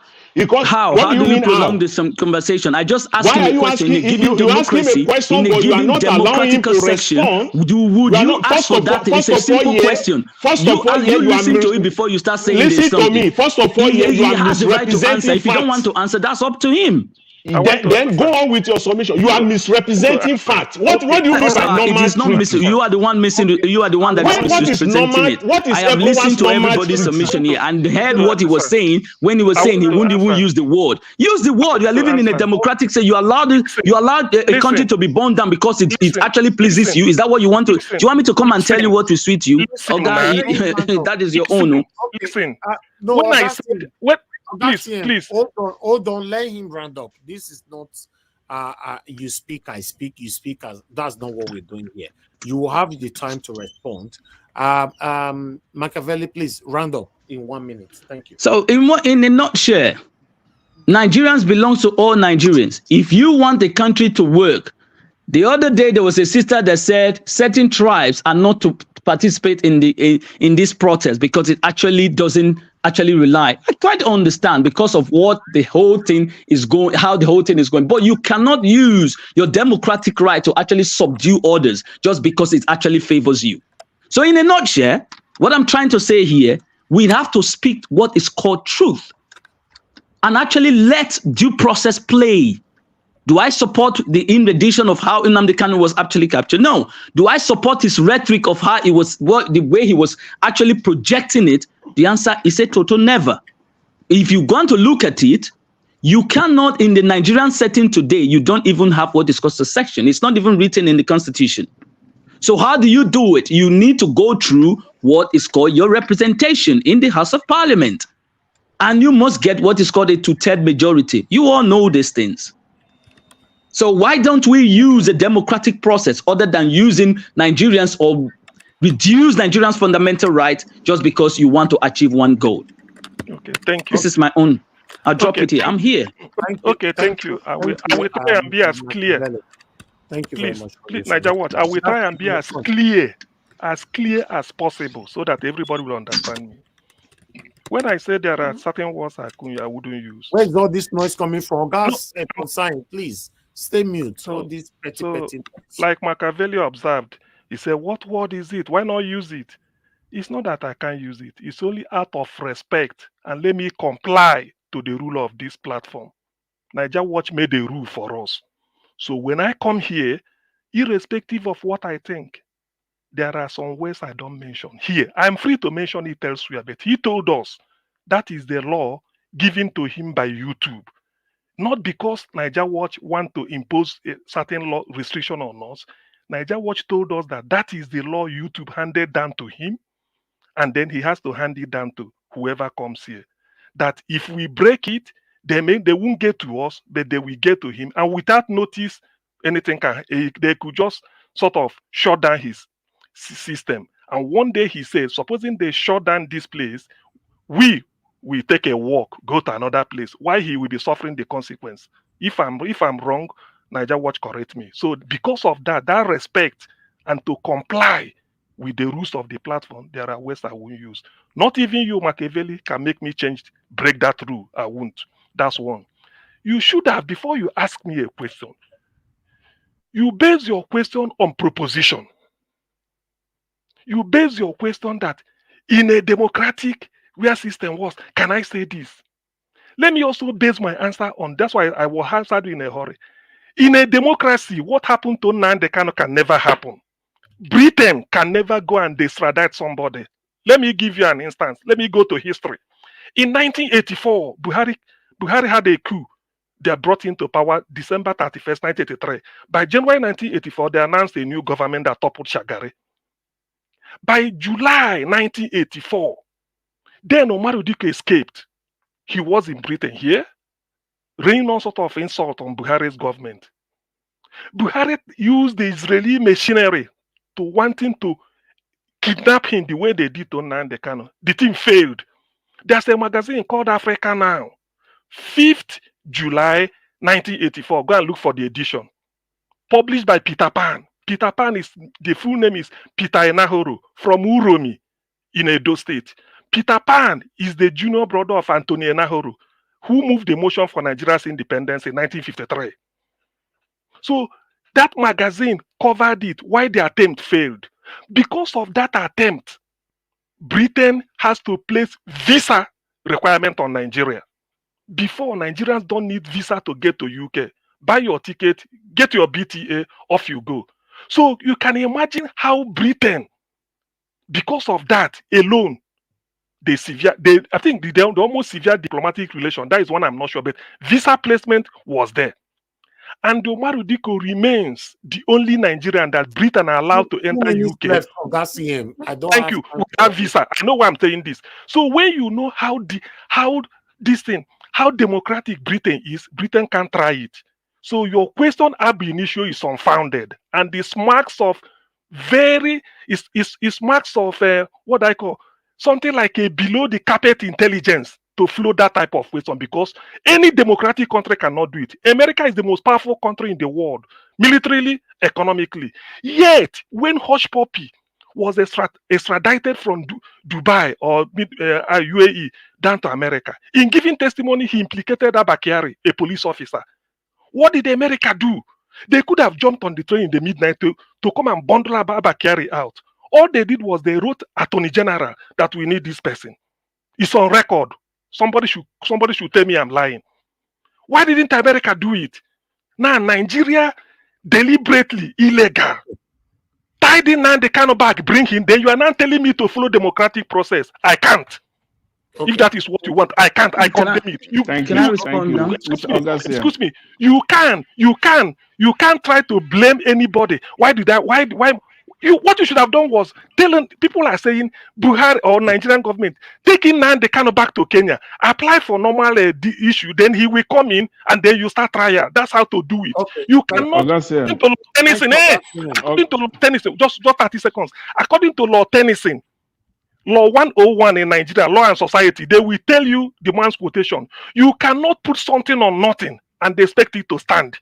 Okay. It must surely crash. That's why now the Kanu's case is crashing before their eyes. Thank you very much. So is anybody backing that to say that is a fact? You think I don't understand it? You and I have debated. Listen, CN, you and I have debated this on this network, and I've always CN, you made your own submission to allow me to talk, to allow me to go forward. We debated. Never allow this thing to happen in their own.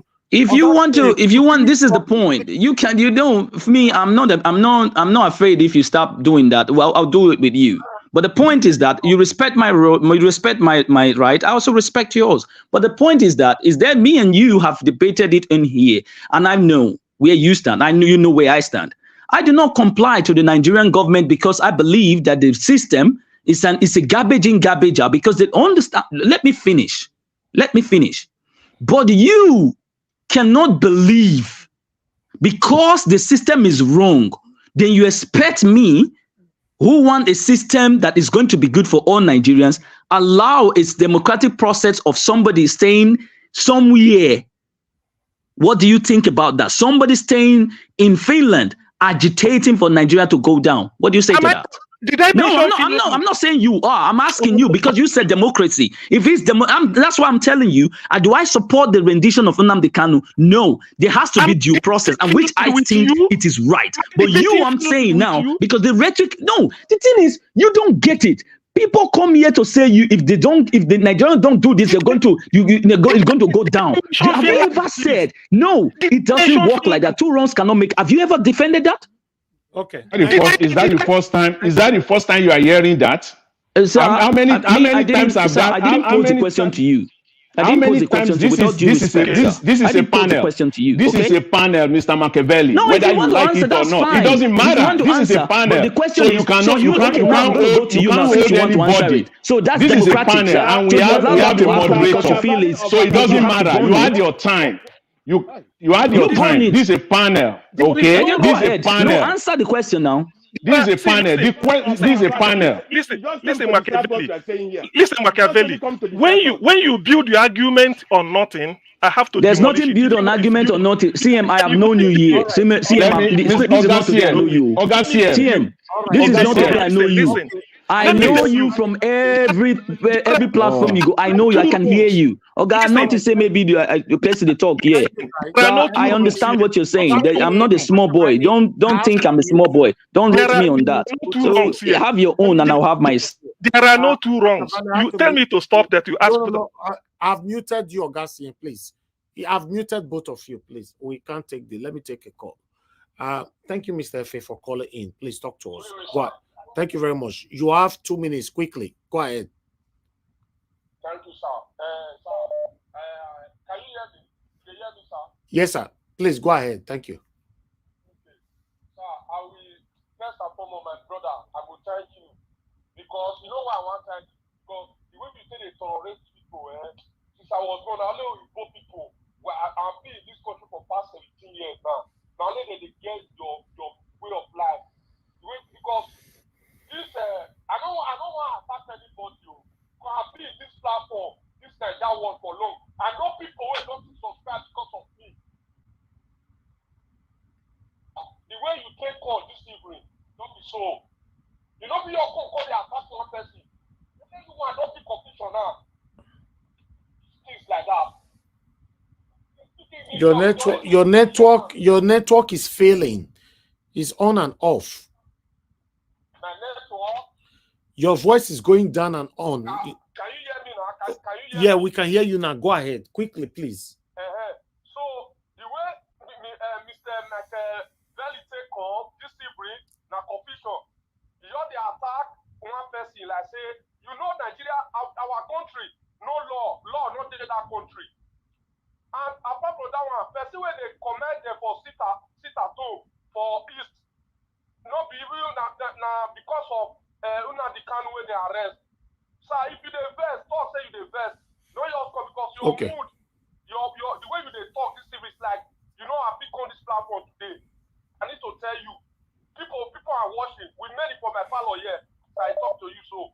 All right. So you know be on the attack person. You understand? Thank you. So, Thank you. And I will thank you, Nigeria watch, you they try. And then I bet you'll see they do discipline sometimes because you get those people tell for your platform for here. One person on your pick up. And this man birthday come now, see your mood, they quarrel. Okay. More we talk something. Thank you very much. Thank you. All right. Let me quickly take another call here. Mr. Shimizi, thank you very much for calling in. You only have 1 minute, sir. Just go straight to the point. 1 minute. Yeah, I don't want to sleep here. I'll see.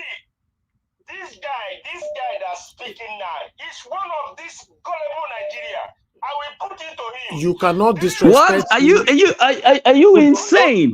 No. You telling me I'm a gullible Nigerian? No. Please, Ms. Machiavelli, let him speak. Thank you. You go straight to the point, sir. 1 minute you have. I will cut it after 1 minute. I don't have time. Okay. I'll see him. What Buhari said in what year is that? When he lost election. What Buhari said? Can you remember what he said? I just asked you this question. Just put it in your head and check what Buhari said. Okay. Last 7 years, I put it to you, Mr. Man. Okay. Since you cannot tell us what Buhari said, me, I don't know what Buhari said. So, I will say it, Mr. Elvis. Nigerian. Mr. Elvis, I will say what Buhari said. Buhari said, Mr. Elvis, Buhari said, let's say it loud and clear. Buhari said that the blood of people will flow on the street of Nigeria if he does not win the election, if the election does not go his own way. That was what Buhari said. Okay. That's one. Two, Mr. Elvis, please give me 1 minute, just 1 minute, because one thing I did. You can't have that 1 minute. Okay. Everybody should wait, please. Okay, all right. Mr. Tony Africa, go ahead, talk to us, and good evening to you. Quickly. Good evening, sir. Thank you very much for picking my call at a later hour. So, please, sir, Machiavelli, Nigeria has no government, no law, no system, no nothing. It's free for all. You can see how people are suffering. If you actually have a government, you make I use our language. You will not there for Europe again. The code don't begin to destroy us now. Me myself will not there here. We will not shout. They see the current situation. Are you call those people, all those bunch of chiefs, government, a system in place? Which court be that? You don't see the court where they take destroy the OB. You don't see court where you see the problem that is not taking place in the state, and you are here. You have that audacity to be saying that the system should be followed. What system have you created for Nigeria that other people are not seeing? Did you see what happened in Edo State last week? Does that show you that there's something system in place? That you are coming here to be blowing grammar? You are talking like say that as a British man. What system do you have? The system that you have that right now people are dying of hunger and we are not even allowed to even bring anything back home for the people. They just stop everything. 30 seconds to go. 30 seconds. Sorry, sir. Germany is the number one, car manufacturer in the whole world. They see import cars from China because they want people to have alternative, options. So Nnamdi Kanu is a prophet. All what he talked about actually came to happen. He told you guys that they are coming to evade you. Can you even go to Benin City right now? Can you go travel from Benin to Eho? They will capture you, Machiavelli. You are in Germany here. Code don't begin to catch you now, Abi. Thank you. Not a shame. No, don't use those words. These are people who does not even know me. Then he said I live in Germany. Do I even live where you are? You see, the point is that you don't have an idea of how it works. The country you live, you don't even know what is happening there. So it shows that you don't actually know nothing. You have right of reply when it gets to your turn, please. I'm still picking calls, you know. And thank you, Madam Ola, for calling in. Please quickly talk to us. Go ahead, Madam. Please talk to us. Yes, Go ahead. I just want to intervene a little bit. First of all, in lighter mode, Mr. Machiavelli kind of reminds me of Niger. I don't know. Well, my own understanding of what Mr. CF said was that you can't build something on nothing. This man was brought into Nigeria via extraordinary rendition. And now you want to go through a diplomatic process to imprison him or detain him forever. It can't work. That is just natural with human beings. If you do a bad thing, you can now use a right thing to want to correct it. You have to correct the bad one from the foundation. They should take him back. That's all I understood, Mr. CF. In my own little understanding, I'm not as intellectual as everybody. But Mr. Machiavelli was trying to make points, and then he threw me off balance. I didn't get a point of whatever he said. I understood Mr. CM, so I don't know what is big deal. How can you be talking about diplomatic process when the man in question was not brought in through diplomatic process? Okay. As ABC. Thank you. Thank you, Madam. That's what I understood. Thank you. Thank you very much. Thank you, Madam. Thank you. All right, Mr. Jonathan, you have 1 minute. Thank you, Mr. Elvis. Thank you very much. I really appreciate it. See, I just want to address the misrepresentation. Mr. Machiavelli said he talked about ECOWAS treaty and he talked about nomad treaty. Since you like to ask people's question, I will also ask you a question. Please tell us that treaty, when that treaty was signed by ECOWAS, and what is the name of that treaty. Please state it, and then we'll take it on from there. Like I just said to you, there is an ECOWAS treaty for the Fulani, the Fullers. And no, you talk about nomad treaty. What do you understand by the term nomad? The people who move from different place to another. That's don't what it is. Tell me that. It's a trade. I asked you a question. I said, when if you don't was want the me to treaty answer your signed? question, then sir, that's fine. If you don't want when was the treaty signed? When was the treaty signed? That was my question. When was the treaty signed? Mr. Jonathan, there was no treaty like that of the Fulani. No, I know. Okay, that's fine. If there's no treaty like that, so why? So this thing, the point is that I'm not going to argue with you on this. Treaty are you go and find the treaty and you get it. Okay? There is none. There is none, and I'm not going to tell you. And I'm not going to tell you because of your ignorance. I'm not going to tell you what the name of the treaty you are referring to is. I'm not here to insult you. Please don't insult me. No. It's ignorance. If you don't know something, it's not insulting. That's what I'm saying. I'm not here to insult you. What you don't know, you are no. I'm not insulting you. I am telling you, don't insult my intelligence. No. I'm not. I'm not. With all due respect. That's what you're doing. That I'm ignorant. Did I tell you what you are I'm ignorant? Saying is that, did I just told you are ignorant? Did I? Did I tell you that? You can tell me I'm ignorant of what I don't know. I don't use certain words, sir. No. It's not a derogatory word. Respect, sir. For the respect, since you said you cannot find it, that is up to you. I said, since you decide to use the word ignorant, I'm not going to respond to you anymore because I'm being respectful to you. I never use the word ignorance on you. You're thinking that it's ignorant. That's up to you. I'm not going to use it for you because you don't, Mr. Elvis. I'm not going to answer to your question. I feel I wanted to answer your question for you using the word ignorant. I'm not going to answer your question anymore. Don't answer it. Don't answer. Mr. Elvis, let me respond to my question. Please, people. You said okay. Thank you very much, Mr. Elvis. You said a nomad treaty, ECOWAS nomad treaty.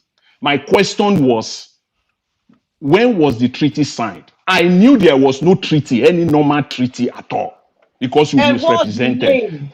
And the name of the treaty they are talking about is the movement of people, the protocol treaty. It has nothing to do. It refers to every member state. And I ask you, when was the treaty signed?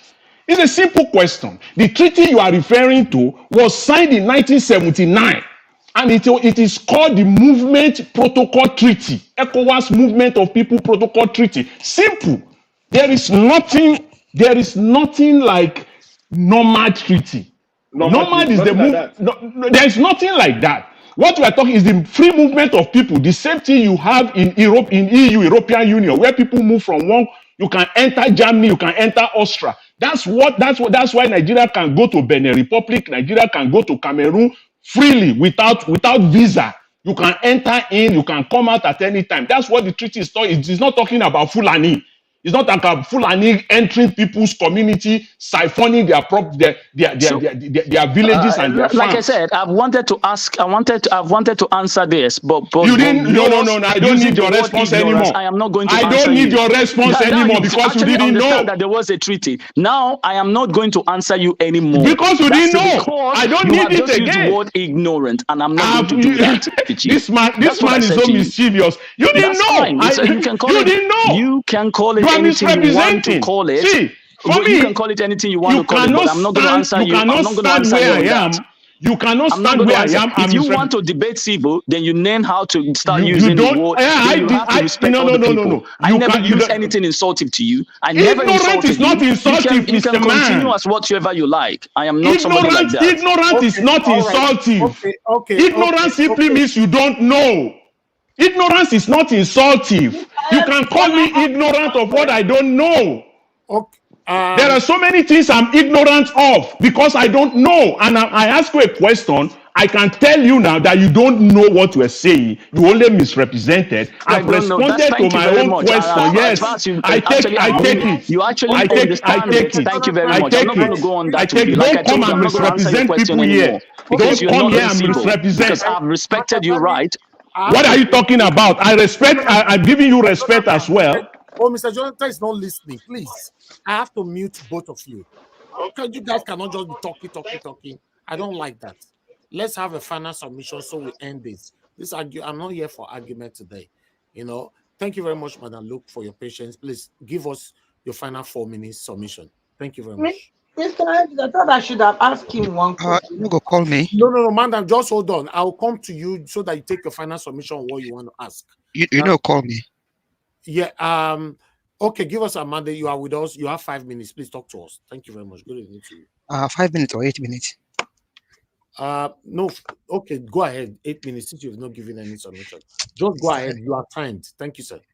Mr. Elvis. Okay, thank you very much. Greetings to everyone. Greetings to everybody on the panel. Thank you very much, people on the panel. Truly appreciate it. Mr. Elvis, I'll pray for you again. God will bless you. Honestly, God will bless you. God will bless your family. God will bless your children. God will bless your wife. God will bless your parents. Mommy Diaspora, thank you very much for being with this man. God bless you for all that you do. In Jesus' name. Panelist, Dr. CM, Mr. Jonathan, Madam Luke, Mr. Concern, Madam Patricia, Mr. Halles, Madam Rita, Omoyes Corner. All the women in Nigerians, I greet you all and I thank you all. Thank you very, very much. Thank you so much. Madam Irene Finest, Peggy Modi, Abu Eze, all the commenters, thank you very much. See, some in Yoruba land, they say, I want me kawe won ka ogbon ori mo. I will not say it in English so that I don't disrespect the panel, the platform, or disrespect anybody. But Mr. Jonathan, you understand what I'm saying? Elomi kawe ṣùgbọ́n wọn ka ogbon ori mo. Tán bá gbọ́, kán gbọ́.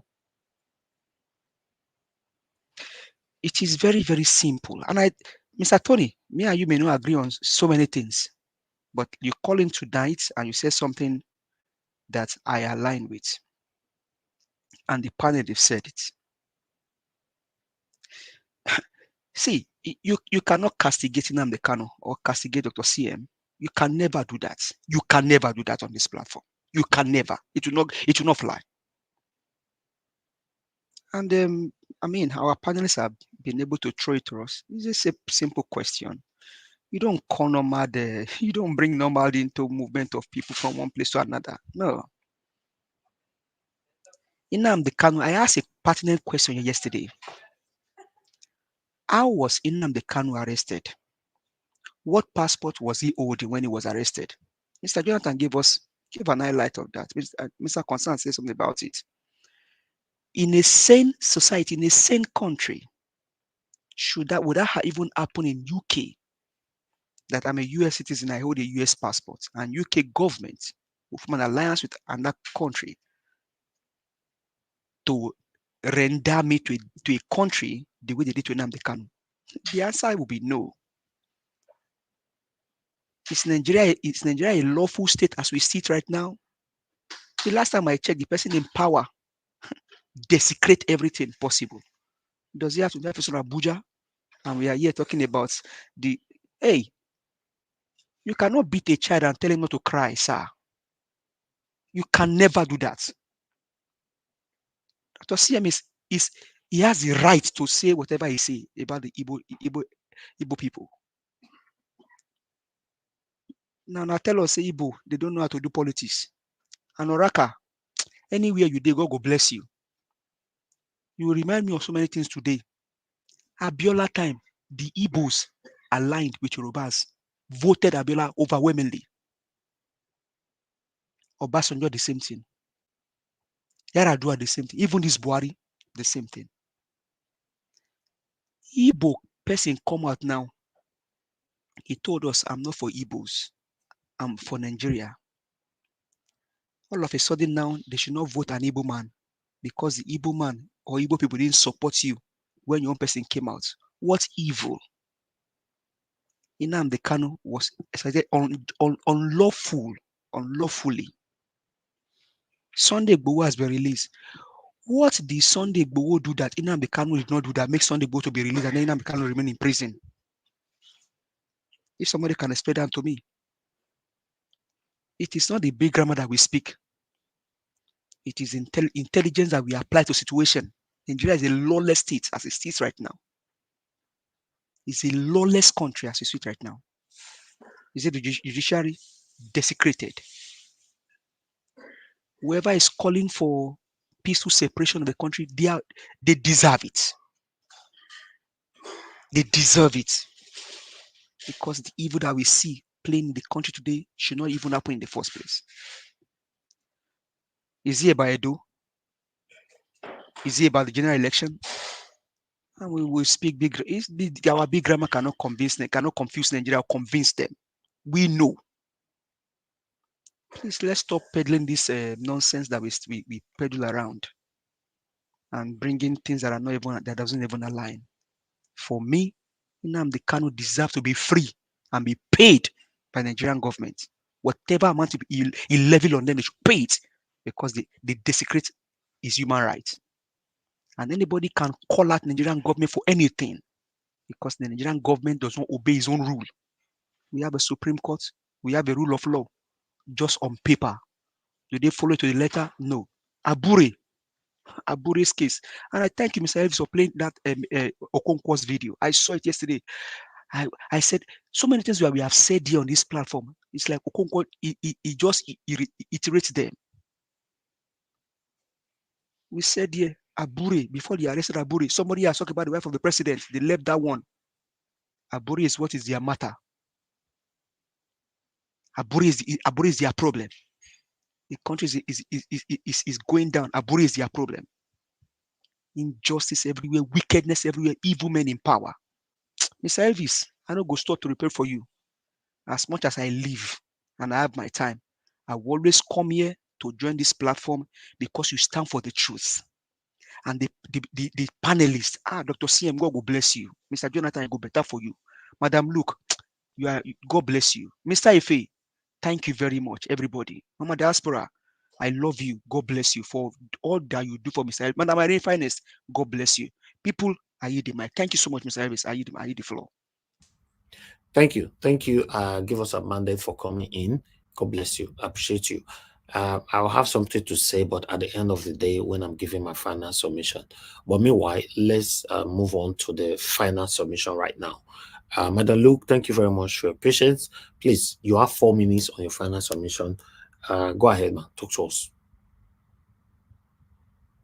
Okay, Madam Luke, you're not available. I'm moving on to the next person. Oga Consign, please give us your final submission. 4 minutes, sir. Oga Consign, you are not available as well. I'm moving on to the. If you are not available, you might likely not get your 4 minutes back. Okay, let me move on to Madam Patricia, please. Your final submission, 4 minutes. Thank you. Hello? I'm here. I'm here. I bet I've called you people already now. I know. I took permission. I said I was going to do school run. I was going to come back. I just got home. Thank you. Okay. Go ahead, Madam Luke. 4 So minutes. Where were we? Now, wow. Well, it is good that sometimes we have this kind of discussions because we now know where our problems are coming from. I don't know where the submissions for the last 15 minutes have come from, and I don't understand it. And I'm trying to understand it. And I am happy I have able historians and well-learned Nigerians to put forth the facts so that way we are not miseducated by misconceptions and misinterpretations. I don't want to say untruths. I just want to call them misconceptions and misinterpretations. So, I don't know how people, there should be a law on this forum and rules that should guide this forum. We have presented topics for the day. And we flow for the conversation to flow and for us to have order, we have to abide by such things. So that way we can keep on course to making Nigeria a better place. One thing I've seen here, you cannot carry grudges from other platforms and bring here to trash out. You cannot just single one person out because of what you have harbored in your mind and just come and throw the whole conversation out of whack. With all due respect, the only thing I'm going to say before I leave, because at this point, I don't even have anything to say anymore, but just to respond to Mr. Machiavelli, I don't see what point you are trying to make here today, except a personal attack on Dr. CM's submission, which you took. It looks like it was a Fulanese you heard. And we have made it clear many times on this forum. When we use those words, those are the people causing the problems in Nigeria that causing security. That is why we always refer to them as the Fulanese, and it has not been refuted. So now that you tie this Nnamdi Kanu to this, are you saying that we don't have the right to demand from the government when they violate the rights of one of our citizens, and it is public that this man is being held in there unjustly? I don't understand your point.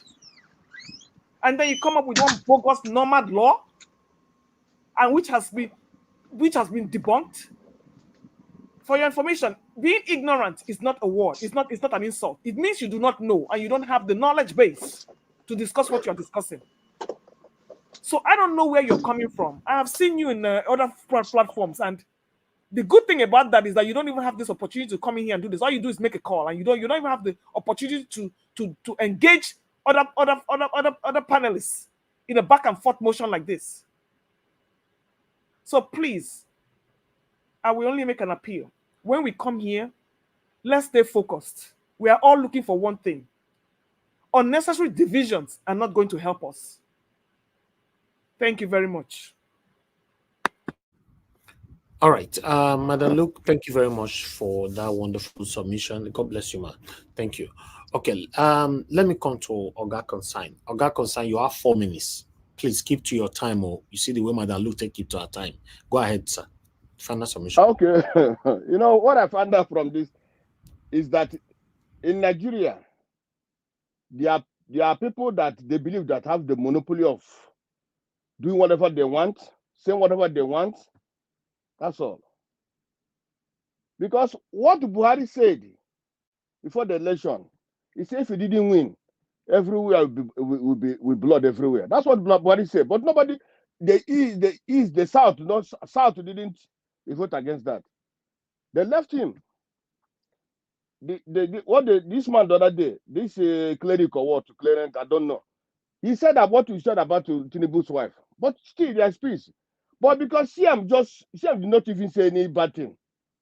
Now that man just came in and trying to tell us that even in the ECOWAS listen, that the Funare is supposed to be going everywhere and destroying people's things. That's what it meant.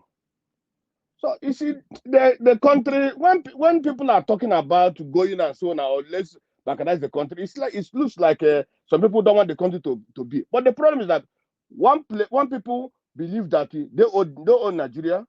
Before any government comes into Nigeria, they will sanction that government. If not, that government cannot be. Without them, there cannot be any government. Without them, there cannot be any president. Without them, there cannot be nothing. Nothing. And you ask how many people are these people? How many are there? What do they bring to Nigeria? Virtually nothing. Nothing they bring. In the South today, how the most educated people, the whole South. Industrial people, the South. The resources from the South. You see? Oh my God. You see, so when you look at Nigeria, look at the way it considers, look at the way these people are handling the country, you will not like to be with them. The whole Nigeria today, you see, people come here sometimes make distractions. When you want to talk about, when you talk, I say, Fulanis are going about people, they will tell you, oh, what of IPOB? But IPOB itself, okay, let's say IPOB is buying the people in the East, but not in the South, not in the Southwest, not in the North, but everywhere today. Even if you call North, it's Fulani. You call South, it's Fulani buying them. You call the South, it's Fulani buying them. Everywhere. What you call about that? Somebody will just throw in that as if other regions, Yoruba have OPC. Yoruba have OPC. The South have the Niger Avengers also. But whenever you call for that, they will call IPO. So sometimes I don't know. Igbo man it become a problem in Nigeria. That's why Igbo man say, let's leave us to go so that we to avoid that problem. Since we're the problem of Nigeria, leave us to go. No, everybody wants to be in that country. But you see, this kind of injury, this kind of useless words is a problem.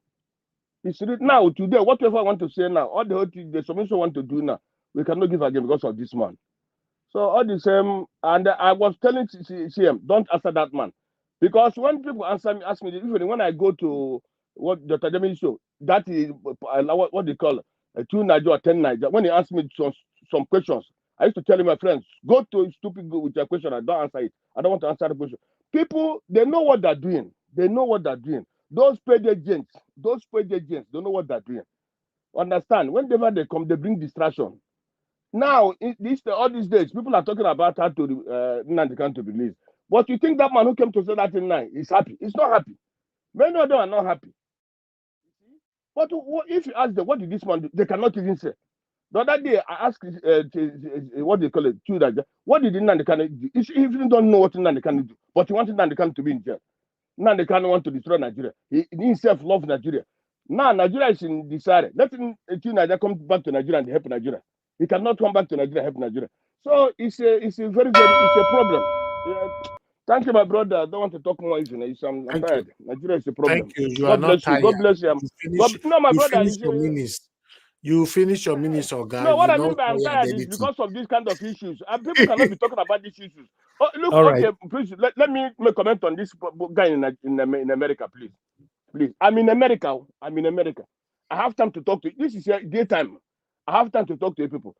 Me, I work from morning till the night, till any time because I have my business. Okay. I don't want, I can, let me tell you, I can finish working, I can finish my business now. I can go and make another work, but I don't want to do it. I'm satisfied with what I have. Okay, with what I'm doing, what I'm doing, my brother, if I tell you the projects I'm doing and the one that I've done, within 2 years, you cannot believe it. So people suffer themselves. People, you buy different useless cars, expensive cars. You go to club every minute. America, somebody in America is supposed to be happy more than somebody, 1 million times more than somebody in Nigeria. It's only the way you put your mouth, that's how you're going to sleep on it. Thank you. Okay, thank you. Thank you very much. Thank you. Please mute yourself. Mute yourself. All this spoon pot and pineapple with the ear for sound is distracting us all the time. Thank you. All right, let me move on now to Madam Patricia. Madam Patricia, are you still with us? Oh, I think Madam Patricia's gone. Yeah, she's not here anymore. Okay, that's fine. Okay, let me quickly move on to the next person, which is the next person here now should be Machiavelli. Machiavelli, please give us your final submission 4 minutes. Thank you. When people make assumptions, I just laugh.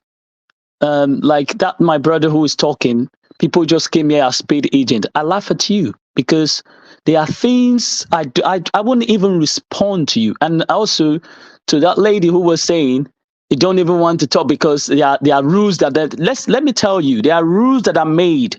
You have to understand what is called foundation. You just came yesterday and I just look. You're telling me that I don't even know what I'm saying, that I'm just new to you, I'm a paid agent. I just laugh at you. But the idea that it favors you because of this, that Nigeria, my country, should go on the flame.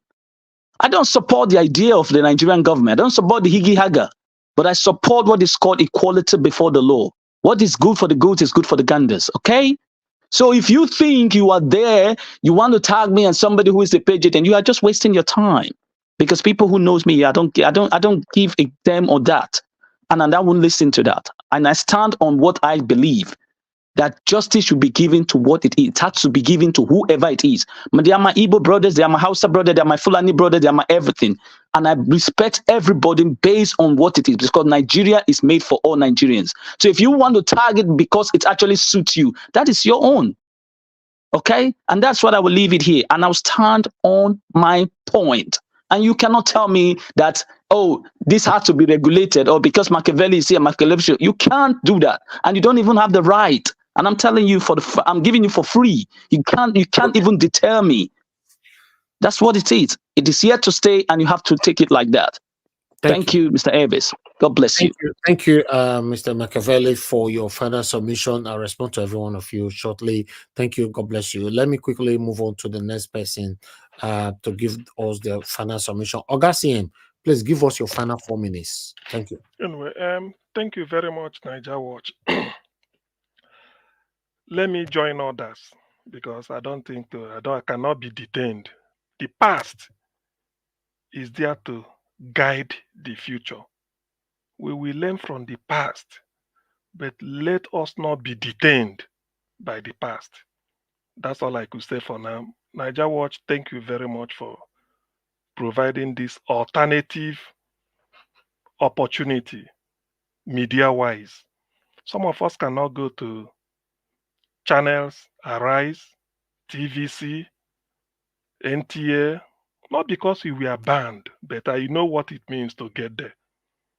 But here is free for all. All you need to do, come in time, click on the like button, show your face. Niger Watch will see you. He might tell you you can put your camera off. Then you come in, you take your turn. Niger Watch does not know who comes in on a daily basis. He doesn't know. Whoever he sees is there. But if you keep coming every day, he may be hoping that you will come, but otherwise, no law. So that alone is something to celebrate. Let me now say this. Niger Watch, I know your mom is listening. I have not said this for the first time since my coming here. Let me join others and say, thank you, Mommy Diaspora. This is the first time I'm saying it. Not really because I don't want to thank you like others are doing every day, but let me say it today because today is a red letter day. I know what it means, which means I'm making impact in what I'm doing. Nnamdi Kanu is a prisoner of conscience. Sunday Igboho has joined. Showore said it. Bruce Fein, the Assistant Undersecretary in the Department of Justice, the Ronald Reagan administration, 1982, came to Nigeria because of Nnamdi Kanu. He said it, that is an affront on international law. But when somebody will just pop up from nowhere and come here and trying to tell me, instead of starting from 1-0 to count 1, 2, 3, that we should build legality on a bogus foundation of illegality, I say no to that. Law 101, Law and Society, or so. Probably I may have, but Law and Society, Nnamdi Azikiwe University, Faculty of Law. That's what they will teach you. Face here. that without law, the society is a jungle. That's why America, Barack Obama said this, and I will continue to remember him. He said, the strength of America does not lie in the might of our armed forces, our defense capabilities, and all the rest, but on the power of American ideas. And what is that idea? Their democracy. America is the most powerful country in the world, yet they have to write to a failed state like Nigeria that they need Abba Kyari to come and answer questions in respect of the evidence given by Hush Puppy. That day I respected America. That's why we end by saying, I'm not an American, but I pledge allegiance to the flag of the United States of America and to the republic for which it stands, one nation under God, indivisible with liberty and justice for all, a country that derives its just power from the consent of the governed. I respect US and I must touch it. God, let me not die until I must have stepped foot in America, even if it's for one day. Thank you very much, Niger Watch. That's all right. Thank you. Thank you, Augustine, for that, your submission, and thanks for your time with us today. I appreciate you. Okay, let me go to Mr. Jonathan. Mr. Jonathan, please, sir, give us your final submission. 4 minutes. Thank you. Thank you. Thank you very much, Mr. Elvis. Thanks to everyone on the panel. I really appreciate everyone and all those that are on the comment section and all the callers. I appreciate everyone. You know, it's sometimes we learn, you know, I mean, all the time we continue to learn and we will continue to learn, you know, till our last day on this earth. The Oxford English Dictionary defines ignorance as being lack of information or lack of knowledge. Simple. That's the definition, the simple primary definition of the word ignorance. So when people don't have knowledge or information, now going by the Oxford English definition of ignorance, when people don't have knowledge or information about something, they tend to misrepresent or mislead. And that's a problem. That's a problem. In fact, a serious problem. That is the issue there. So I will leave that at that. The question is Nigeria a democratic country? Or is Nigeria a country where equality before the law exists because people are touting equality before the law? Certainly, the answer to these two questions is in the negative. If you believe any of this, then at your own peril. In fact, I have a bridge to sell for you, and I promise you I will deliver it faster than Amazon. If you believe that Nigeria is a true democratic country and that equality before the law exists in Nigeria, at your own peril. A country where, as of today, as we speak today, where it is the president that will appoint the umpire of an election of which he is a participant. That is the country that you call Nigeria. A country where mediocrity is placed above excellence through a fraudulent system called quota system. That's the country called Nigeria. A country where it is the president that will appoint the inspector general of police. The same country there. And you are saying it's equality before the law. That is the problem we have in Nigeria, where people obviously, flagrantly, just want to misrepresent and mislead. And we have them all across Nigeria, all across, from the north to the south, the length and breadth of Nigeria. People deliberately, many at times, knowing the fact, knowing the truth, they mislead and they misrepresent because of what they will get out of it. Sometimes ignorantly, again, they mislead and they misrepresent. And when they are led to the fact and to the truth, they will intentionally continue to go that line, that route of ignorance. That is the bane of our development in Nigeria today.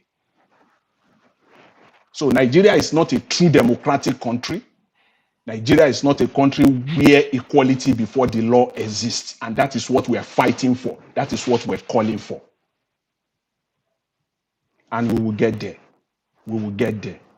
Mr. Elvis, I want to thank you and I want to thank everyone for today. I really appreciate the opportunity that you are Thank you. giving me. I really appreciate it. Thanks very much. Thank you, Mr. Jonathan. God bless you. Want to go before Mr. Alex will speak to us?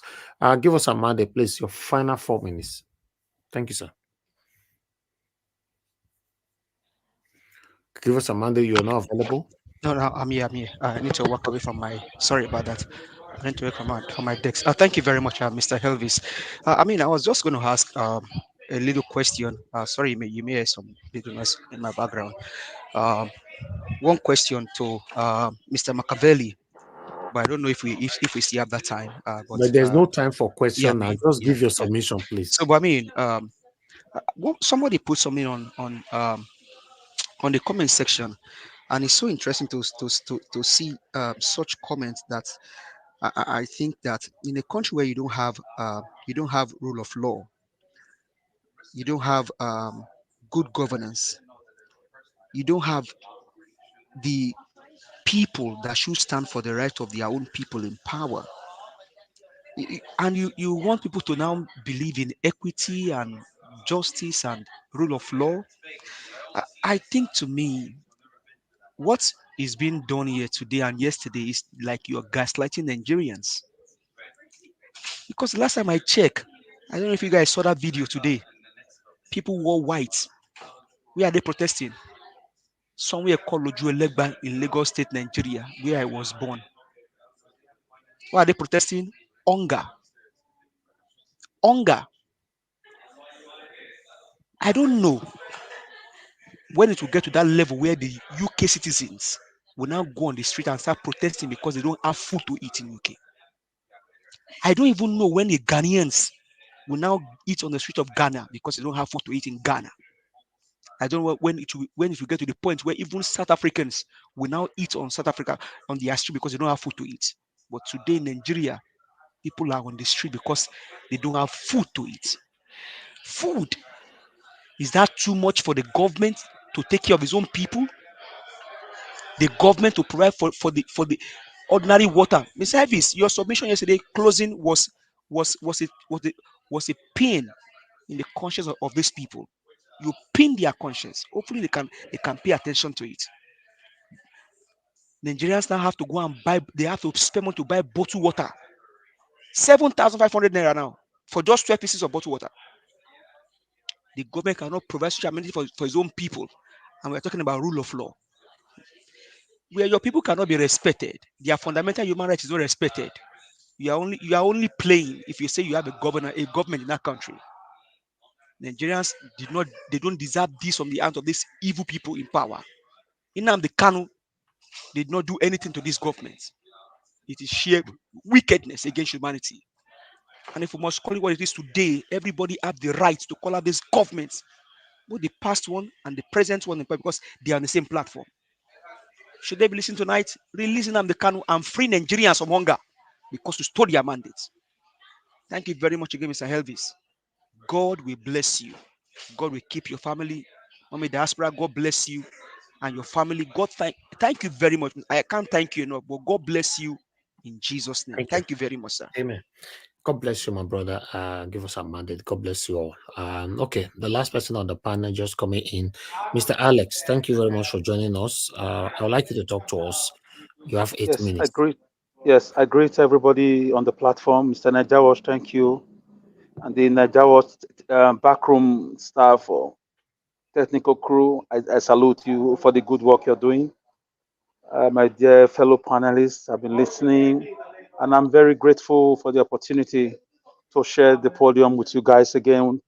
And I want you to know that we are on this platform to learn from each other in spite of the ideological divide or ideological dichotomy. And for me, just let me pick it up from this, closure. We don't have a country. We must be honest to ourselves. We must be honest to ourselves. There's something we are also forgetting. In 1967, there was a bloody war in this country. More than 3 million lives were lost on both sides. Up till now, there is no memorial service for those people. There is no memorial service for these people. There is no, in America, in England, where we claim to imitate or study or where we want to give as example, they have memorial service for victims of everything, whether on the losing side or the winning side, whether it's a protest or for against the government. So long that people died every year, there is something. The time is always set aside to put flowers on their graves, and their names are mentioned. The victims of 9/11 today are still mentioned. Their names are still mentioned. The victims of the American Civil Wars, their names are written somewhere, and flowers are always laid. The souls of those people who died in Nigeria are still hanging in the air, waiting for memorial service. You think you can develop like that? Sweep it under the carpet, that like nothing happened, a war that lasted 2 years and 6 months? Really? You want to claim there was nothing like that? Aburi conference didn't happen? Really? Aburi Accord was not agreed upon by all warring factions, including the international community that called for that meeting? Really? Obasanjo, even if he was a total stark illiterate in 1977, he didn't know nothing. He was a mechanic in the military. The Queen of England, having breakfast when Obasanjo took over power, said a mechanic has become Nigerian president. BBC carried it. BBC with a glass of tea on her hand. I have that newspaper. I can bring it. BBC carried it. That a mechanic. So illiteracy played a big role with the military boys. Murtala Mohammed, Buhari himself, name them. Babangida, name them. They come out with all sorts of degrees that they cannot display it in their leadership skills. Saudi Arabia does not have democracy. Libya did not have a democracy under Gaddafi. Qatar do not have democracy. But their countries, we all run there. We all want to go there. They hosted the World Cup in Qatar. They were building disposable stadium. Our people are working there. So this, display of supporting Nigerian government or Nigerian's wicked system, probably because we have people in government. We all have people in government. We all have people in fact, my friend is in House of Rep right now, representing Oredo. He was my schoolmate in BIU, 202, 203 sets. But we don't talk because of ideological divide. He's angry. He has been angry. My younger brother is serving under Obasanjo's government. We don't talk too much. We just started talking recently. It doesn't stop us being blood relatives, but there is time for everything. God forbid if he has a problem, I will show up. Of course, he's my brother. But when it comes to government, we don't talk at all. He knows. So for me, we don't have a system. We don't have a system. We don't have a government. A young girl was killed, broad daylight, Deborah, in Sokoto, under the same APC in Buhari's government. Nothing has been done up till now. The killers are still working scot-free. What was her offense? In a country we claim to be democracy, that she tweeted that God brought her to school, not Islam. That's all she said. Her life was sniffed out of her. Broad daylight. It was all over the world. Italian news media carried it. Portuguese carried it. Spanish carried it. Greeks carried it. Americans carried it. It was all over the world in a democracy. Till now, no justice. Abuja Kaduna railway line was kidnapped in a country that had commander-in-chief of armed forces, 960 passengers. Nigerians were begging for their lives. A young lady was killed immediately. She tweeted on Instagram that she has been shot. A medical student scheduled to leave the country the next Tuesday. I still have that, facts. The APC government kept quiet about it. Citizens were bailing themselves from kidnappers. Close to Abuja, it was called Abuja Kaduna Railway Line. Close to the federal seat. You have animals in government. Animals. Baboons. These are animals. Animalistic display. no government on earth, patriotic, nationalistic government, will watch one strand of air fall from a citizen unjustly without investigating it. That is animals eating animals. We were in this country. Shehu Gomi was advocating for herdsmen, killers. 3 million guns were released in the streets under Buhari. Amnesty International said 1,000,001 souls were lost under Buhari's government. 400 in the first tenor, the other tenor almost 800 and something. And we say we have a system. Buhari borrowed in the name of our 100 generations to come. He's working scot-free in Daura. Niger Republic coup plotters banned him from coming to Niger. He constructed a railway line from Nigeria to Niger. For what purpose? 100 SUVs were taken to Niger. Nigeria's money. Buhari ought to be in jail right now. He ought to be investigated. Sarkozy of France, after he left government, was interrogated by French police for 3 days. He was squeezed for taking $70 million from Muammar Gaddafi to fund his election. So you tell me we cannot bring in Buhari to justice? Really? We can't bring in Obasanjo to justice? We can't bring in Jonathan Goodluck to justice? Really? Obaseki should be investigated immediately, leaves power. Some of us are coming. So you is forever. Take 10 years, 20 years. We are coming. We are preparing. We are coming. Things are going to unfold. You may laugh. To you is impossible. 100 years is not forever. Nothing is impossible to him that believes. This land was given to me by my great-grandparents. They gave it to my grandparents. My grandparents gave it to my parents. My parents gave it to me, and I will give it to my children. Not on the altar of falsehood. There's no state. We have a gang of criminals. A man involved with narcotics, proved by American states with papers, evidence. He did not have the right to contest elections, but you were in this country when judges were lying up and down. A man took 300 billion to say he wants to conduct elections and switch off beavers when it was time for presidential elections. The same beavers work for House of Rep and Senate. We say we have a system. The man is still working scot-free. What are you expecting from a Pablo Escobar in government? To do magic? A criminal is a criminal. You can't give what you don't have. You can't sow yam and expect to reap beans. So there's no country. Awolowo said it when BBC asked him in the 1950s. What is Nigeria to you, sir? He answered, Nigeria is not a country. It's not a nation state. He said it's a mere geographical expression. There's no country until we tell ourselves the truth. What will make a man call all leaders of thoughts to a 3 days meeting somewhere in the east, present day Enugu states? All leaders who were interested, they were there. Our Lord was there. Soyinka was there as a young boy. And they divided the country because they saw that nothing was working. Nothing was working. So the country is not working. It's selective justice. DSS only go after the enemies of those in power. That's all. Today we still have Habakari still running scot-free. We still have Elijah Mohammed, Buhari and his gang still going. Kayamu is in government. Wike is in government. Yes, the same Wike I supported. But I didn't know he was a criminal, and I apologize for that. So for me, I just feel we should be honest with our submissions, even if we have political affiliations. And as usual, this is my humble logomaki and my logomaki I live here with that logo apache. Thank you, gentlemen and lady. There's a lady here. Okay.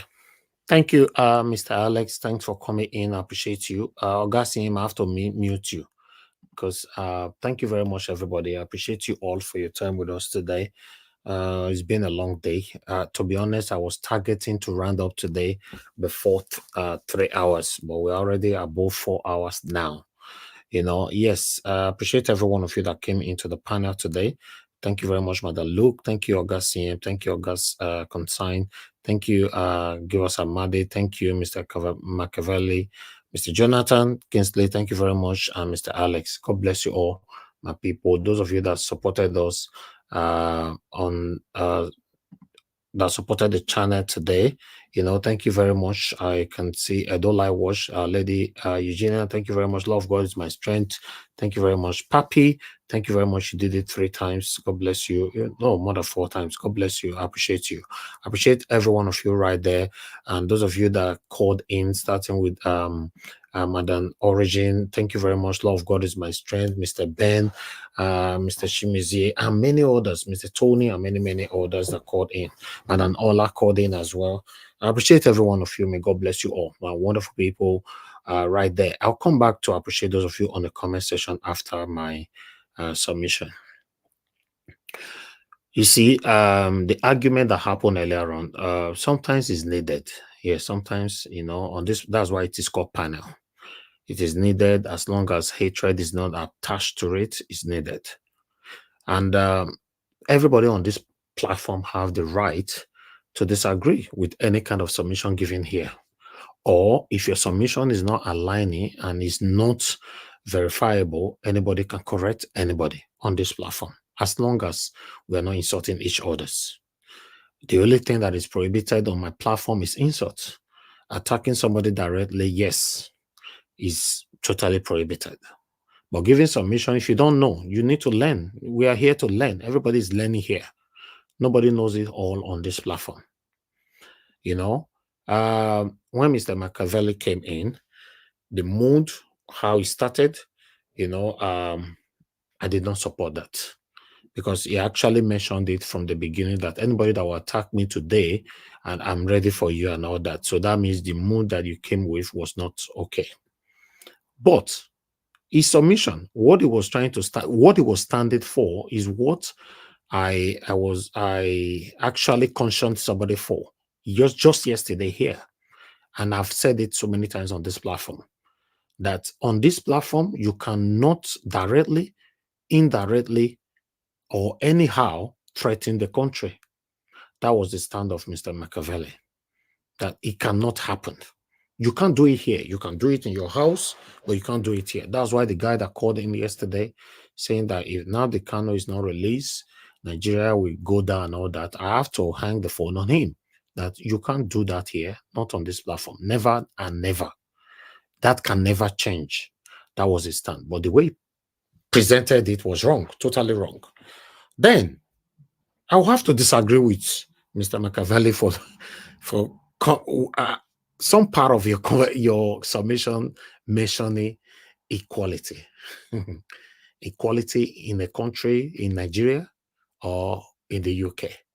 You know, when we have to talk about equality, to the best of my knowledge, equality is given to everyone. It's supposed to be given to everyone. Exact same resources across the board, regardless of the actual need or opportunity resources or the ethnic or where you come from, your region or whatever. Equality is equality, and it has to be the same. But in our country, Nigeria, do we have equality? That word shouldn't be used to describe anything to do with Nigeria at all. Not at all. In this postmodernism, equality doesn't work at all in my country. If equality works, what we're discussing today on this platform is Nnamdi Kanu. So let me use Nnamdi Kanu as a case scenario. Equality. Nnamdi Kanu is still in prison today. We're talking about equality. Today, what do you call these people? Terrorists invaded another community today, killed so many people. We're talking about equality.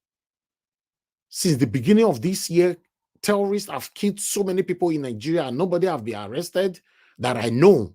And we're talking about equality. The same country where somebody threatened a president's wife, that president's wife made a behead them. We're talking about equality. The same country where some people are entitled to eat any kind of food while some suffered. The same country where some people are allowed to speak how you like, while some people you cannot dare, because they will order your arrest within 24 hours. Then we talk about equality. Come on. When we talk about, when we're using some English, we have to know where we are coming from. If we are talking about equality in the United Kingdom, where I live, yes, I will agree that equality, yes, 100%, it happens here.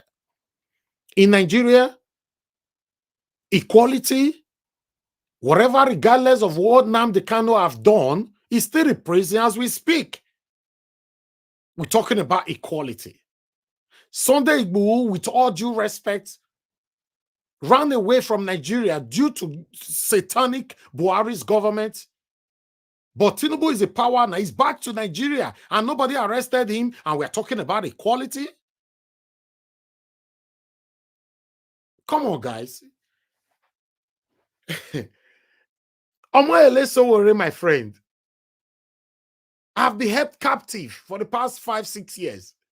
Tinubu is a power now. Omoyele Sowore is all cases have been discontinued. And we talk about equality. No, come on. Let's say things how it is. I say things how it is because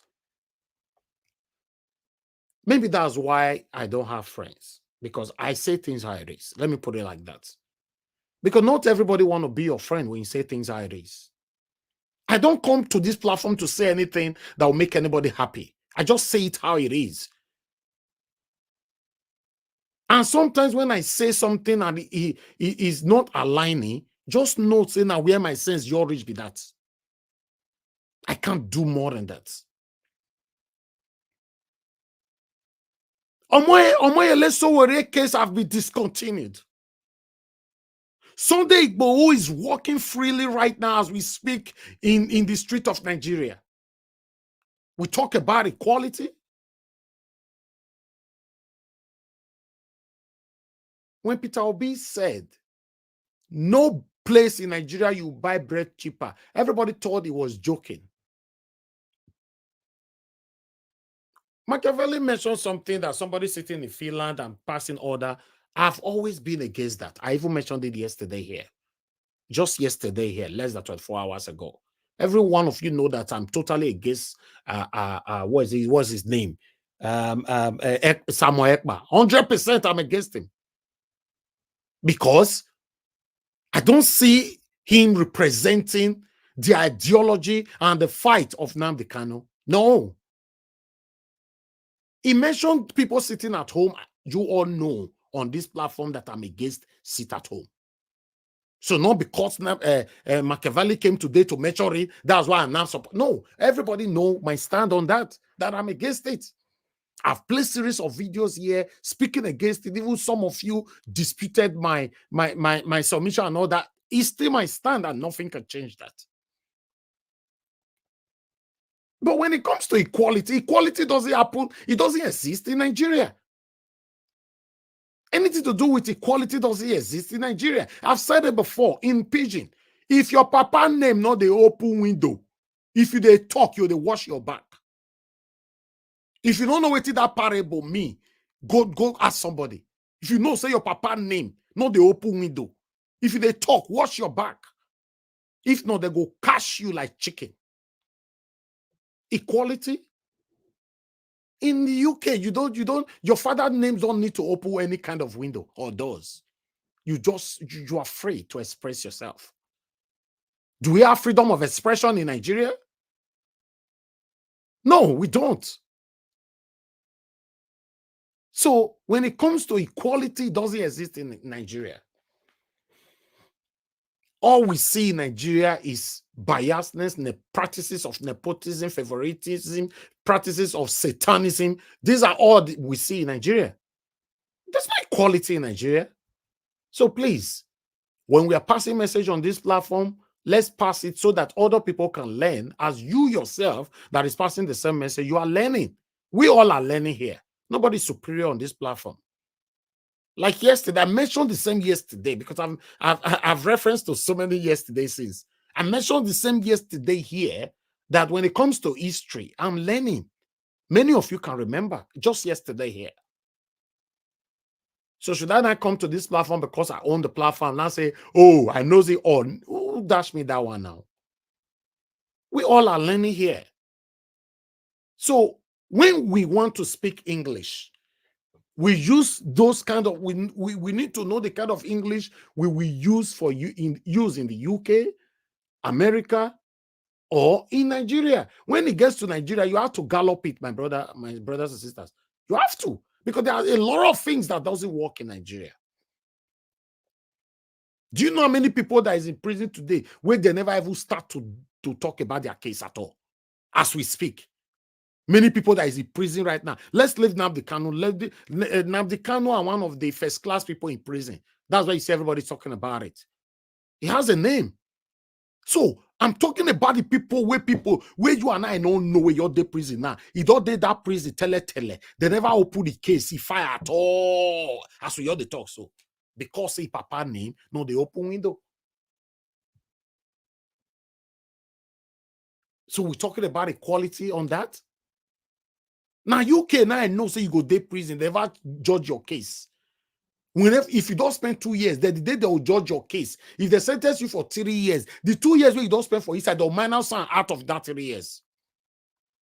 You go remain 1 year, you not do day and night. Then you are literally going to do 6 months, you'll be out. Nigeria and a lie. If you don't do 2 years, the day when they pass your judgment, you will start afresh. Then we talk about equality in that kind of country. Why are we here anyway? Why are we here? We all are here every day advocating, passing our voices. How we can have a better Nigeria that you and I can be proud of. So as far as I'm concerned, today, there's nothing at all that I'm proud of when it comes to my country. That's why I'm here every day. I'm not here because I want anybody to pay me. I'm here because I just want Nigeria to work in my time. So when Machiavelli said that, oh, nobody can come and threaten our country, I support him 100% of that. Because just yesterday here, I questioned somebody on that. Mr. Evis, sorry, is there any way you can give me like 60 seconds to clarify something? Yes, I'll come to you. No, I just wanted to clarify something because I'm doing something. I just wanted to, so that it doesn't pass. When you were saying equality, of course I understand what it is. I think you actually missed what I was trying to say. Now, the idea, do anybody actually believe on the Nigerian state right now? No. But do you actually believe that this is the only country? So two wrongs cannot make it right. If you are saying that somebody is sitting down in Finland advocating violence to actually doom a country, and somebody else is actually doing the same thing on the other side, on the other side, which is we call the Fulani headsmen, is also anybody unaliving or depriving anyone is actually causing a problem. So the equality I'm trying to say, if you want to make mention of them, you also have to acknowledge the fact that yours is also causing a problem. It's a hindrance because we Nigerians, we want a place where everybody can have a level playing field. That is the equality I'm trying to talk about. Not equality of depriving other people, just like Nnamdi Kanu. He's advocating for his right to have it. But what I say, and I have to stand by it, it has to be done in a democratic way. That's all I can say. Thank you. As let me come in. As far as I'm concerned, there's nothing like democracy in my country. I'm so sorry if I offend anybody on that. Do we have democracy in Nigeria? When Mahmoud Yakubu declared Tinubu the winner at 4:30 a.m. in the morning, that was the day they removed democracy in Nigeria. Do we have democracy? Yes, I understand constitutionally they are saying that Tinubu was democratically elected. Yes, nobody can dispute that because the law has cemented it. But between you and I, was Tinubu democratically elected? It's just like you are talking. If I say these platforms, we only talk. So you know, say they talk just now. Machiavelli saying you want quickly say something. I say, okay, go ahead. What about anybody want to talk? I say, no, you cannot talk. Just stay there throughout the whole 5 hours. After that, go home. Will you still come back here? That's what my brother, me, I even want to say something, sir, if you go allow me. Now, just quickly, sir, quickly. I mean, I understand the gentleman's opinion. I respect his opinion. But as much as he's trying to make his opinion known, he should not enforce it on Nigerians or the people or even come forcefully with his opinion. You are entitled to your opinion, well and good. Let others also have their right. Thank you, sir. Okay. You see, my stand here is that interjection is enough now because all of them don't talk. You know, I try to be fair on this platform. Everybody don't talk. If you know you have another interjection, keep it to tomorrow broadcast. Let me talk and end the show right now. I want to let everybody to understand that me personally, let me use myself. Since I was born, I don't have anything I can say I'm proud of that my Nigerian government have given to me. I've said this so many times, but I'm repeating it again. Since I was born, I spend more time in Nigeria and all that. I provide every single thing for myself. Every single thing. Yes, fine. The government provided the road for us. All the road, you spend heavily in mechanic on your car by using the road that the government provided for you. That is it. So, listen, guys. The only way we all can have a better Nigeria, we must be truthful to ourselves. You know, I've mentioned it on this platform so many times. When it favors you, you say everything is good. The day will not favor you, now they cry, come out. You see all those people that were crying in those states? No, they ring the election. Bola Ahmed Tinubu, come and help us. Come and do this. You are the best. You are be that.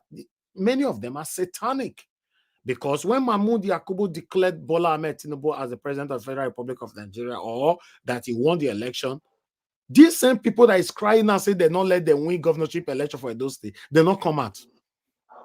They were happy. Some of them were happy. Yes. So when it favors you, you pretend say, you know, consign me. That is why you see, I always put this on the screen, which I would like to read again. A man could become the next victim of the evil he celebrates today. Don't defend evil because it favors you now. It could work against you the next minute. You see all those people from APC that came out there crying, no, Bola Ahmed Tinubu is the man, he's a this, he be that. Now, wait till you celebrate when they declared Bola Ahmed Tinubu as the president of the Federal Republic of Nigeria. It happened to you that you can't cry. And you celebrate just a few months ago on the same thing. The only way we can have a better Nigeria, we all must be truthful to ourselves.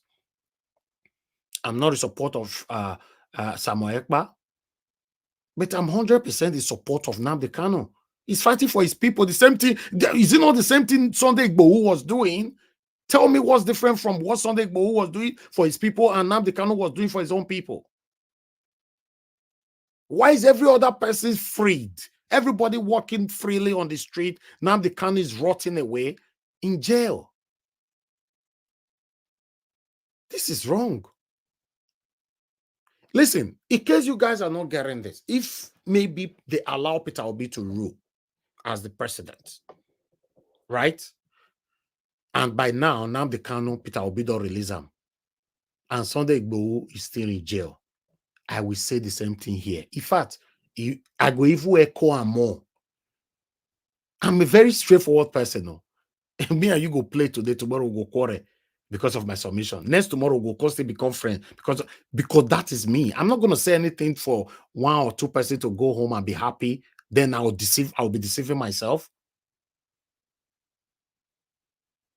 No. This is wrong. Let him go. Just let him go. And for you guys, as always saying, because I understand, Mr. CM, I have to mention your name on this. Because even when you responded to Machiavelli, you mentioned it again. I wanted to say something at that time. All of you were talking at the same time. You said, if they don't release Nnamdi Kanu, whatever they get, they take it. That's a threat. You can't use that. You are above that. Me, I have so much respect for you, and you know that. You are above that. I don't even want, because I believe the people that normally say those words are, I'm sorry, with all due respect, whenever they call in, I see them like Tao Tagberus, not people like you. I learn a lot from you. No, because obviously you know that there's nothing that anybody can give or take or see and take by when it comes to government. Who's that person that whatever you see, you take? Nothing. As Samuel Ekpa do reach, now your own people in the key, which I'm against. How many times, if you people want to be truthful, how many times I don't tell Samuel Ekpa say, if you are not coward, go and fight Tinubu in Aso Rock, you they kill your own people, or you punish your own people. So if anybody come to this say Nigeria will go down, you'll surprise say that Nigeria when you say may go down now, it go start for Southeast again. So for me, I understand everybody entitled to their opinion, but there's kind of opinionism that cannot be practiced on this platform. The word of Nigeria will go down is totally prohibited on this platform. The word say whatever Nigeria see, maybe they will take is a threat, and I'm totally against it as well. Everybody want Nnamdi Kanu to be out, although we still know there's still some satanic set of people behind this whole thing, to be honest. But let's continue to speak. At the beginning of this broadcast today, if you now remember, and I know say I like referencing a lot. If you now remember, wait till I talk. I say, please, guys, let everybody be talking on this Nnamdi Kanu. Even though you have a platform, please use your platform to talk. Use your platform. If you now remember, that's what I said. It doesn't have to be my platform. Because the more people talk, the more we will get results. And I also mentioned yesterday, if you guys still remember, that I strongly have this belief that Tinubu will soon release Nnamdi Kanu. I talked on yesterday broadcast. Everything why they talk is fact. Go and play yesterday broadcast. 26, because we have date in all our broadcasts. 26 February. Today's 27. I said I strongly believe Tinubu will soon release Nnamdi Kanu. And it's getting close. It's really close. Really, really close. For me, I don't believe Nnamdi Kanu will still be there for the next 1 month. Tinubu will release Nnamdi Kanu. If it was Buhari, now I'll say, Buhari not even want to hear anything concerning Nnamdi Kanu. He's not interested. Nobody even open page go Nnamdi Kanu at all. He's not interested. But I strongly believe that Tinubu will let him go pretty soon. Come on, guys. We can't continue to fight ourselves. We can agree, disagree with each other on this platform, but one thing is sure. We shouldn't attack each other. And we shouldn't carry ourselves in mind. I don't know how to put that on. Like hatred. I accommodate hatred for one another. You go to bed with this same hatred. There's no need for that. For me, I don't have any reason for that. Anybody can counter you here. Anybody can come here and say, oh, guys, here because of you are your con today. That's fine. As long as hatred is not part of it. For me, I want to hear that kind of. In fact, sometimes, don't you know that this kind of submission is good? You know, see when me and pass out for years, sometimes we basbos. But you still my elderly brother. Yes, I must always know that. Argument is argument. After the argument, you must recognize an elderly man. You take it like that. The same way, almost everybody on this platform, we've attacked ourselves. We've disagreed with each other. Me and Madam Luke, we have disagreed. Me and Madam Patricia, we have disagreed. Me and Mr. Jonathan, we have disagreed. Give us a mandate. Me and that one don't disagree so many times. Oga consign, we disagree here, but you guys are still here. Why? Why are you still here? Maybe you just know, say this guy, you know, they accommodate anything for mind. So I want you guys to also know that Machiavelli came in to give his own submission. He doesn't accommodate nothing. Yes, he might not put it how you want it to put it on, but that's his opinion. The area where you needed to correct him, many of you have corrected him. And the same way, you have the same right to correct anybody on this platform. So let everybody have that open arms where we all can be corrected. It's very, very important. Because this satanic, I don't like calling them just politicians without not adding satanic to it. These satanic politicians, where they derive their pleasure is when you and I are fighting ourselves. Yes, they are very, very happy. They are very, very happy when we are arguing like this. They'll be drinking their red wine. You see all those kind of red wine that they buy for 5 million naira.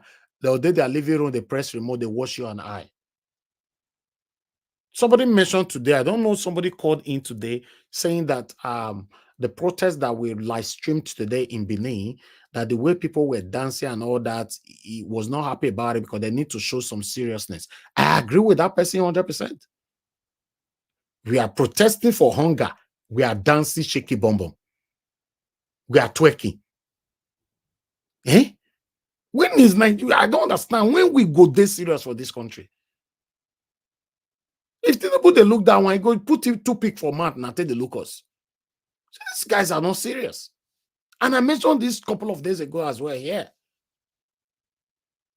That when we are serious, make Tinubu, make it tie that rope where we make our leg come off for ground. Because we are still not yet serious. We are not serious. People are suffering right now. So the only way you can express your plight, you must be dancing. I don't get it. Just be like say somebody want to ask you money and say, Mr. Jonathan, I beg, how you doing? I beg, borrow me. I hungry. Why you finish me? I beg, you just dash me. I don't know what I want to just the person they dance me dash and like 10,000 naira. You're looking like person we're not serious. Someone cannot they beat you. It's just like some people responded to people on Instagram say I need money to feed my child. People normally respond to them that the money we take by data will take come online. Why you not using feed your child? You see money take by data. Come beg money for social media. Come on, guys. Please. You know, on this platform, nobody is perfect. We all are learning. And in terms of the argument, for those of you that doesn't like it, because some of you normally write to me privately again, oh, Naija Wash, the broadcast yesterday was good until the argument, Mr. Pansat argument, you and Mr. Pansat argument, Oga CM and to Naija or whatever, blah, blah, blah, was very wrong. Don't allow this to happen on your platform. I'm sorry. All those kind of advice or sending me those things is inconsequential. I don't like it. You know why? That is what it's called panel. I don't have power to control things like that. It will certainly happen. It will certainly happen. As long as nobody is insulting each other, let us yell. Let's shout and yell and go home. Tomorrow we'll come back. We continue from where we stop. It's a normal thing. That makes you human. And every person here they pretend it's Agbada. You know, let it open. Pour it out. The situation of Nigeria alone is not enough. You know how many headache person they carry for here they go house. Sometimes I hear the hot. You say, God, which guy will be this? You know, please come on. You know, I appreciate every one of you. I like the way we hang on this. You know, in case you guys don't know, Oga CM and Machiavelli, they have always been like this. Anyway. Mr. Davis, thank you. I just want to say two words. I really had to go now. Okay. Mr. CM, I know you quite well. Some people who doesn't know me or doesn't know you here, they might think I'm fighting you. I never fight you. I'm my brother, and you remain my brother. As far as you're Nigerian, you remain. Whether you're from the east, south, north, or I don't care. As far as you're born in the territory of Nigeria, you're there. This is an argumentative. And anyone coming to say you are a paid, then you are wasting your time. As far as it's argumentative, please check it. I can argue with anybody. I don't need to speak to your own direction. And I can attack your words as far as I don't insult. Everybody knows me. I don't insult anyone. And I don't use insult. I will attack whatever you're saying. That is why it's called argumentative. I must speak to whatever pleases you. And I will not speak to it. And you can't confine me to that. And Mr. CM, if you think that is what I've done, I'm sorry, but this is how it has to be.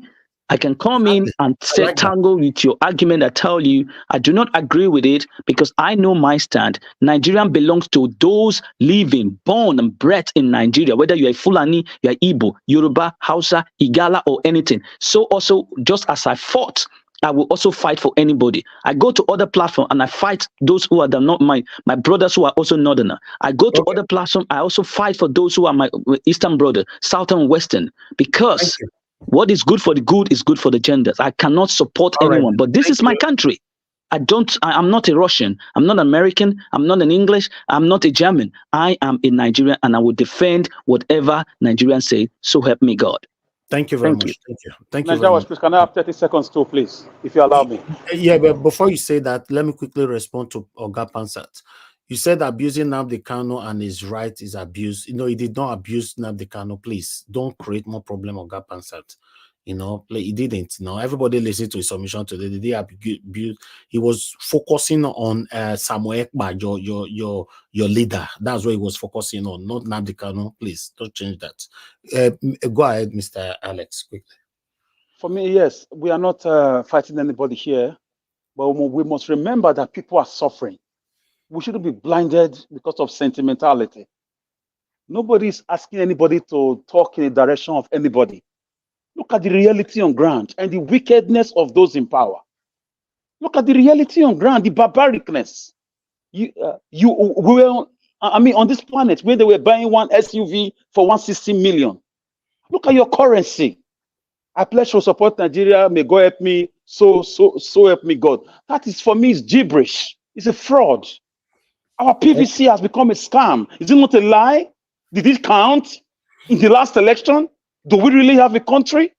These are arguments that we are supposed to be educating people, teaching them the right things, not blinded argument. For me, Nigerians have been kidnapped, they are being raped, no justice, no one single arrests. Monies have been borrowed, been stolen. Look at the minister now just sold 485 million. The matter is still pending.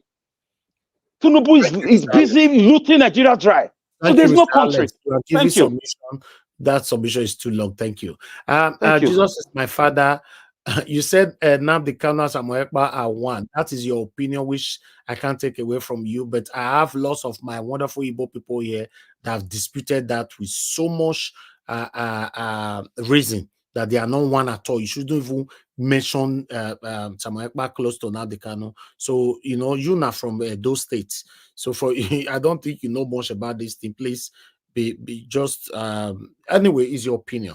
You can't say that. How can you say it's disrespectful to Nnamdi Kanu for you to say Samuel Ekpa and Nnamdi Kanu are one? Can you imagine? Please don't say that. If you know you are Biafran, that's fine. I don't have any problem with that. But you can't say Nnamdi Kanu and Samuel Ekpa are one. How? Who knows Samuel Ekpa? Where he come from? I don't know him. I know you know him. I don't want to know him.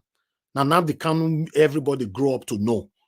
I don't know Samuel Ekpa and I cannot know him. I don't want to know him because everything to do with his name is violence. I don't want to know him. Thank you very much. And nobody can convince me on that, unfortunately. Thank you very much, everybody. Anybody want to quickly say something because I'm rounding up? Go ahead, Mr. CM, quickly. 30 seconds as well. Unmute yourself. Okay, You don't unmute yourself. Okay, thank you very much, Niger Watch. Let me start by saying I do not want to break the rule of the platform or seem to have broken it. So whatever it is I said that is sort of could be misconstrued as being a break. So I take it back with all honesty and I'm gladly take it back because there's no need breaking a rule.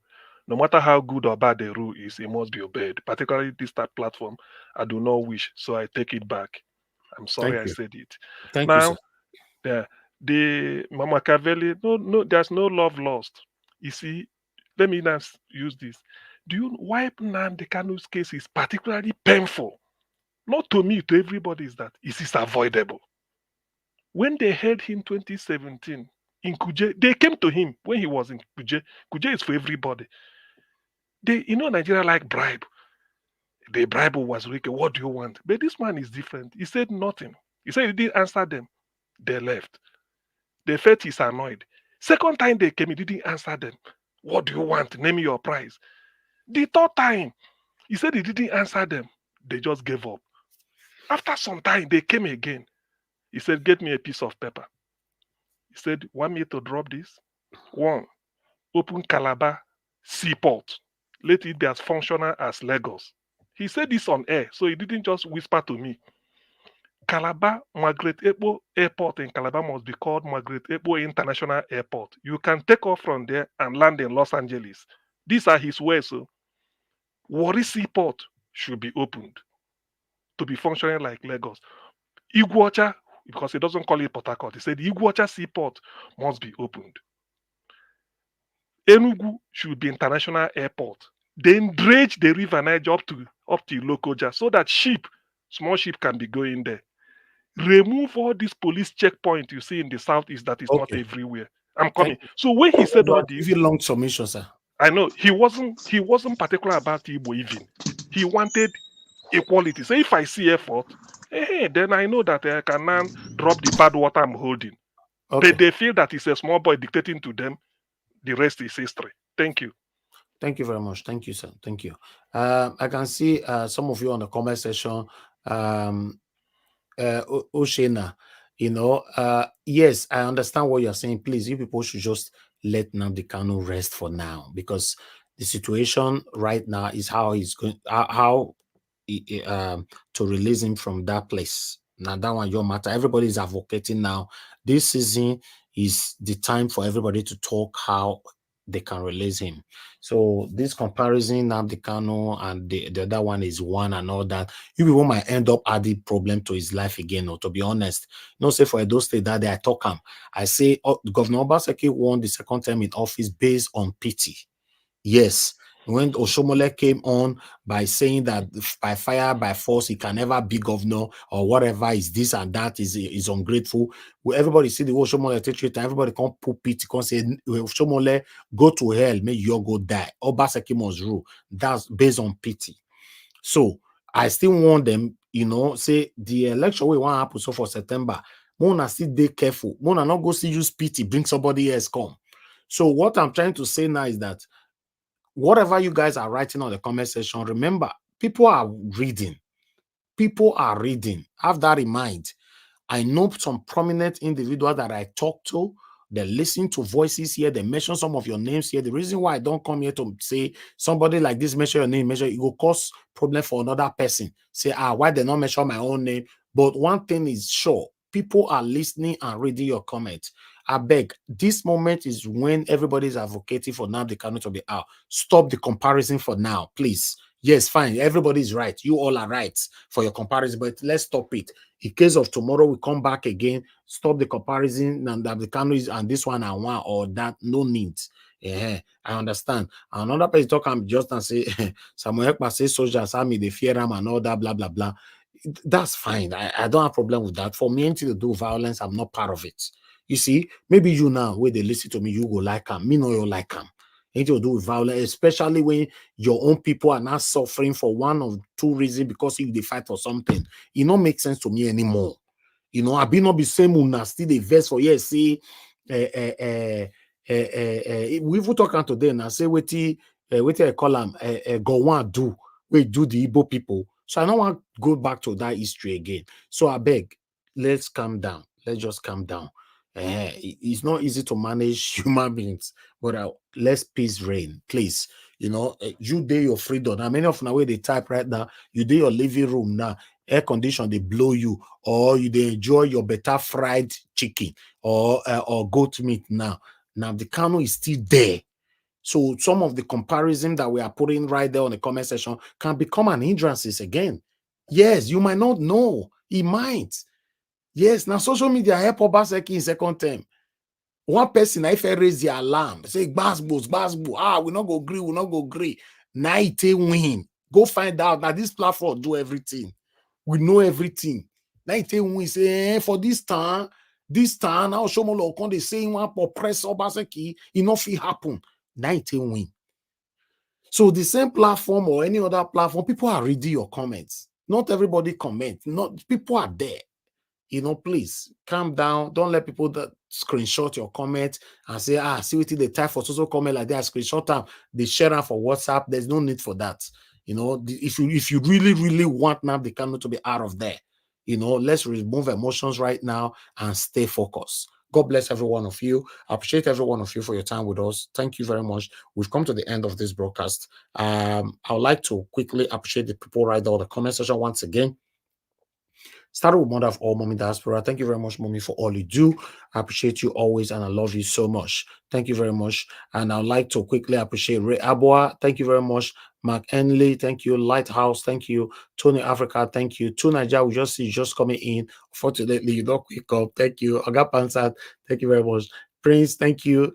And many others right there. And God will bless you now. I can see Darren, thank you very much. Madam Luke, thank you very much. Jesus is my father. Thank you. It's good to hear from you today. Thank you very much.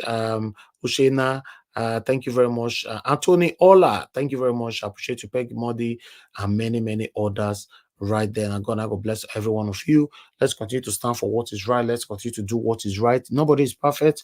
Don't get my word twisted. Say they talk about do what is right makes me to be perfect. I'm not a perfect person, but yes, if you know what is right, just do it. Sometimes it's hurtful, but stand by it.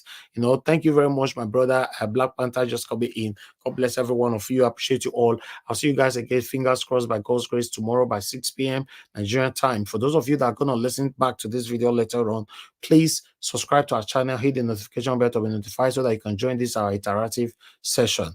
And also share our videos, like our videos, make use of the super thanks button and also the join button to join our membership program. Now, God bless every one of you right there. I appreciate you all. We come to the end of this broadcast. I'd like to use this opportunity to end the show right now. Good night. Augustine, thank you very much, and many others right there that are still on the screen. Now, God bless you, my people. Bye for now. No more bad government in Nigeria. In other words, the only media that have been consistent speaking against the bad government and for the purpose for reformers. Niger what yo?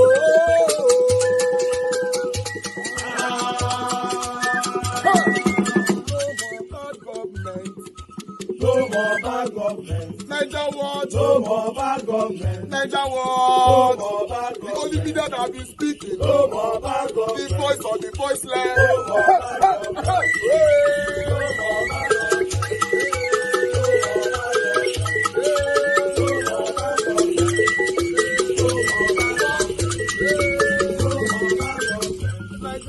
No more bad government. For the poor, no more bad government. Niger what? No more bad government. Niger what media? No more bad government. No more bad government. No more bad government. In Nigeria, no more bad government. No more bad government. No more bad government. The only media, no the number one media in Nigeria, no more bad government. That have been speaking against government. No more bad government. Niger what? No more bad government. Niger what you? The voice of the voiceless. The voice of the voiceless.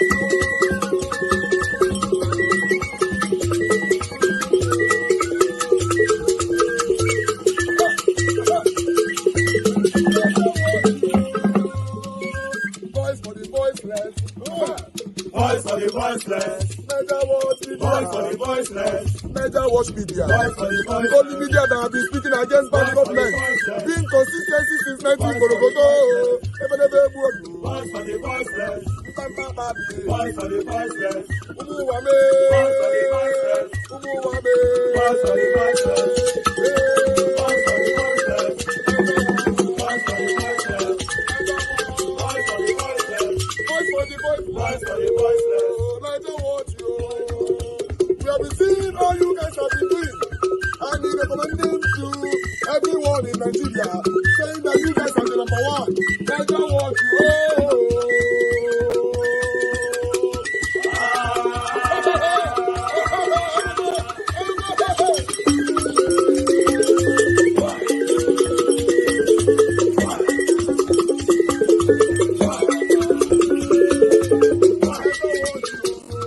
Come on, Niger, watch family and friends. Let's do this together. Anything you put your hands is blessed. As you press thumbs up. Anything you put your hands is blessed. As you do thumbs up. Amen. Favor will locate you. Amen. Praises will locate you. Amen. Anything you put your hands is blessed. Is blessed. Is blessed. Come on, Niger, watch family and friends. Let's do this together. Anything you put your hands is blessed. Before we run away from you, as you press thumbs up, amen. God will favor you. Amen. This week we favor you. Amen. Every day we favor you.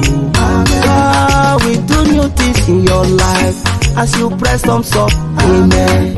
Amen. Amen. Amen. Come on, Naija, watch family and friends. Let's do this together. Anything you put your hands is blessed. Amen, amen, amen, amen. As you press thumbs up, amen, amen, amen, amen.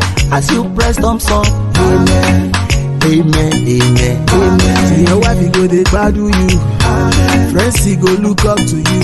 Amen. Every blessing go dey follow you. Amen. Oh yes, as you press thumbs up, the calamity go run away. Oh. Amen. Bad thing go run from you. Oh. Everything go come better, better, better. Amen. So far make you just do thumbs up. Oh, oh yeah, do thumbs up. Amen. No, no, no, no, no, no. Amen, amen, amen, amen, amen, amen, amen, amen, amen, amen, amen, amen. Anything you put your hands is blessed. As you do thumbs up, favor will locate you. Praises will locate you. Anything you put your hands is blessed, is blessed, is blessed.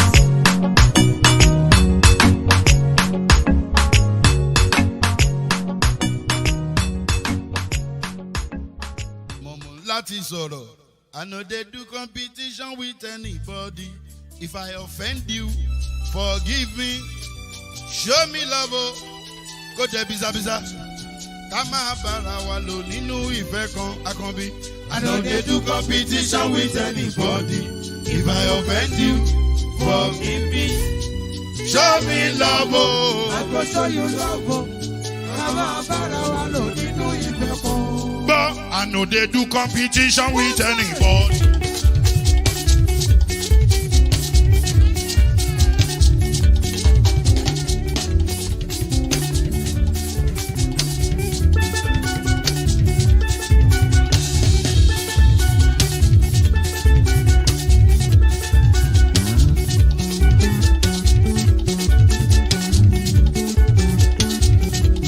If I offend you, forgive me. Show me love, oh, I go show you love, eh. Ká má bára wa lò nínú ìfẹ́ kan. I no dey do competition with anybody. If I offend you, forgive me. Show me love, oh, I go show you love, oh. Ká má bára wa lò nínú ìfẹ́ kan.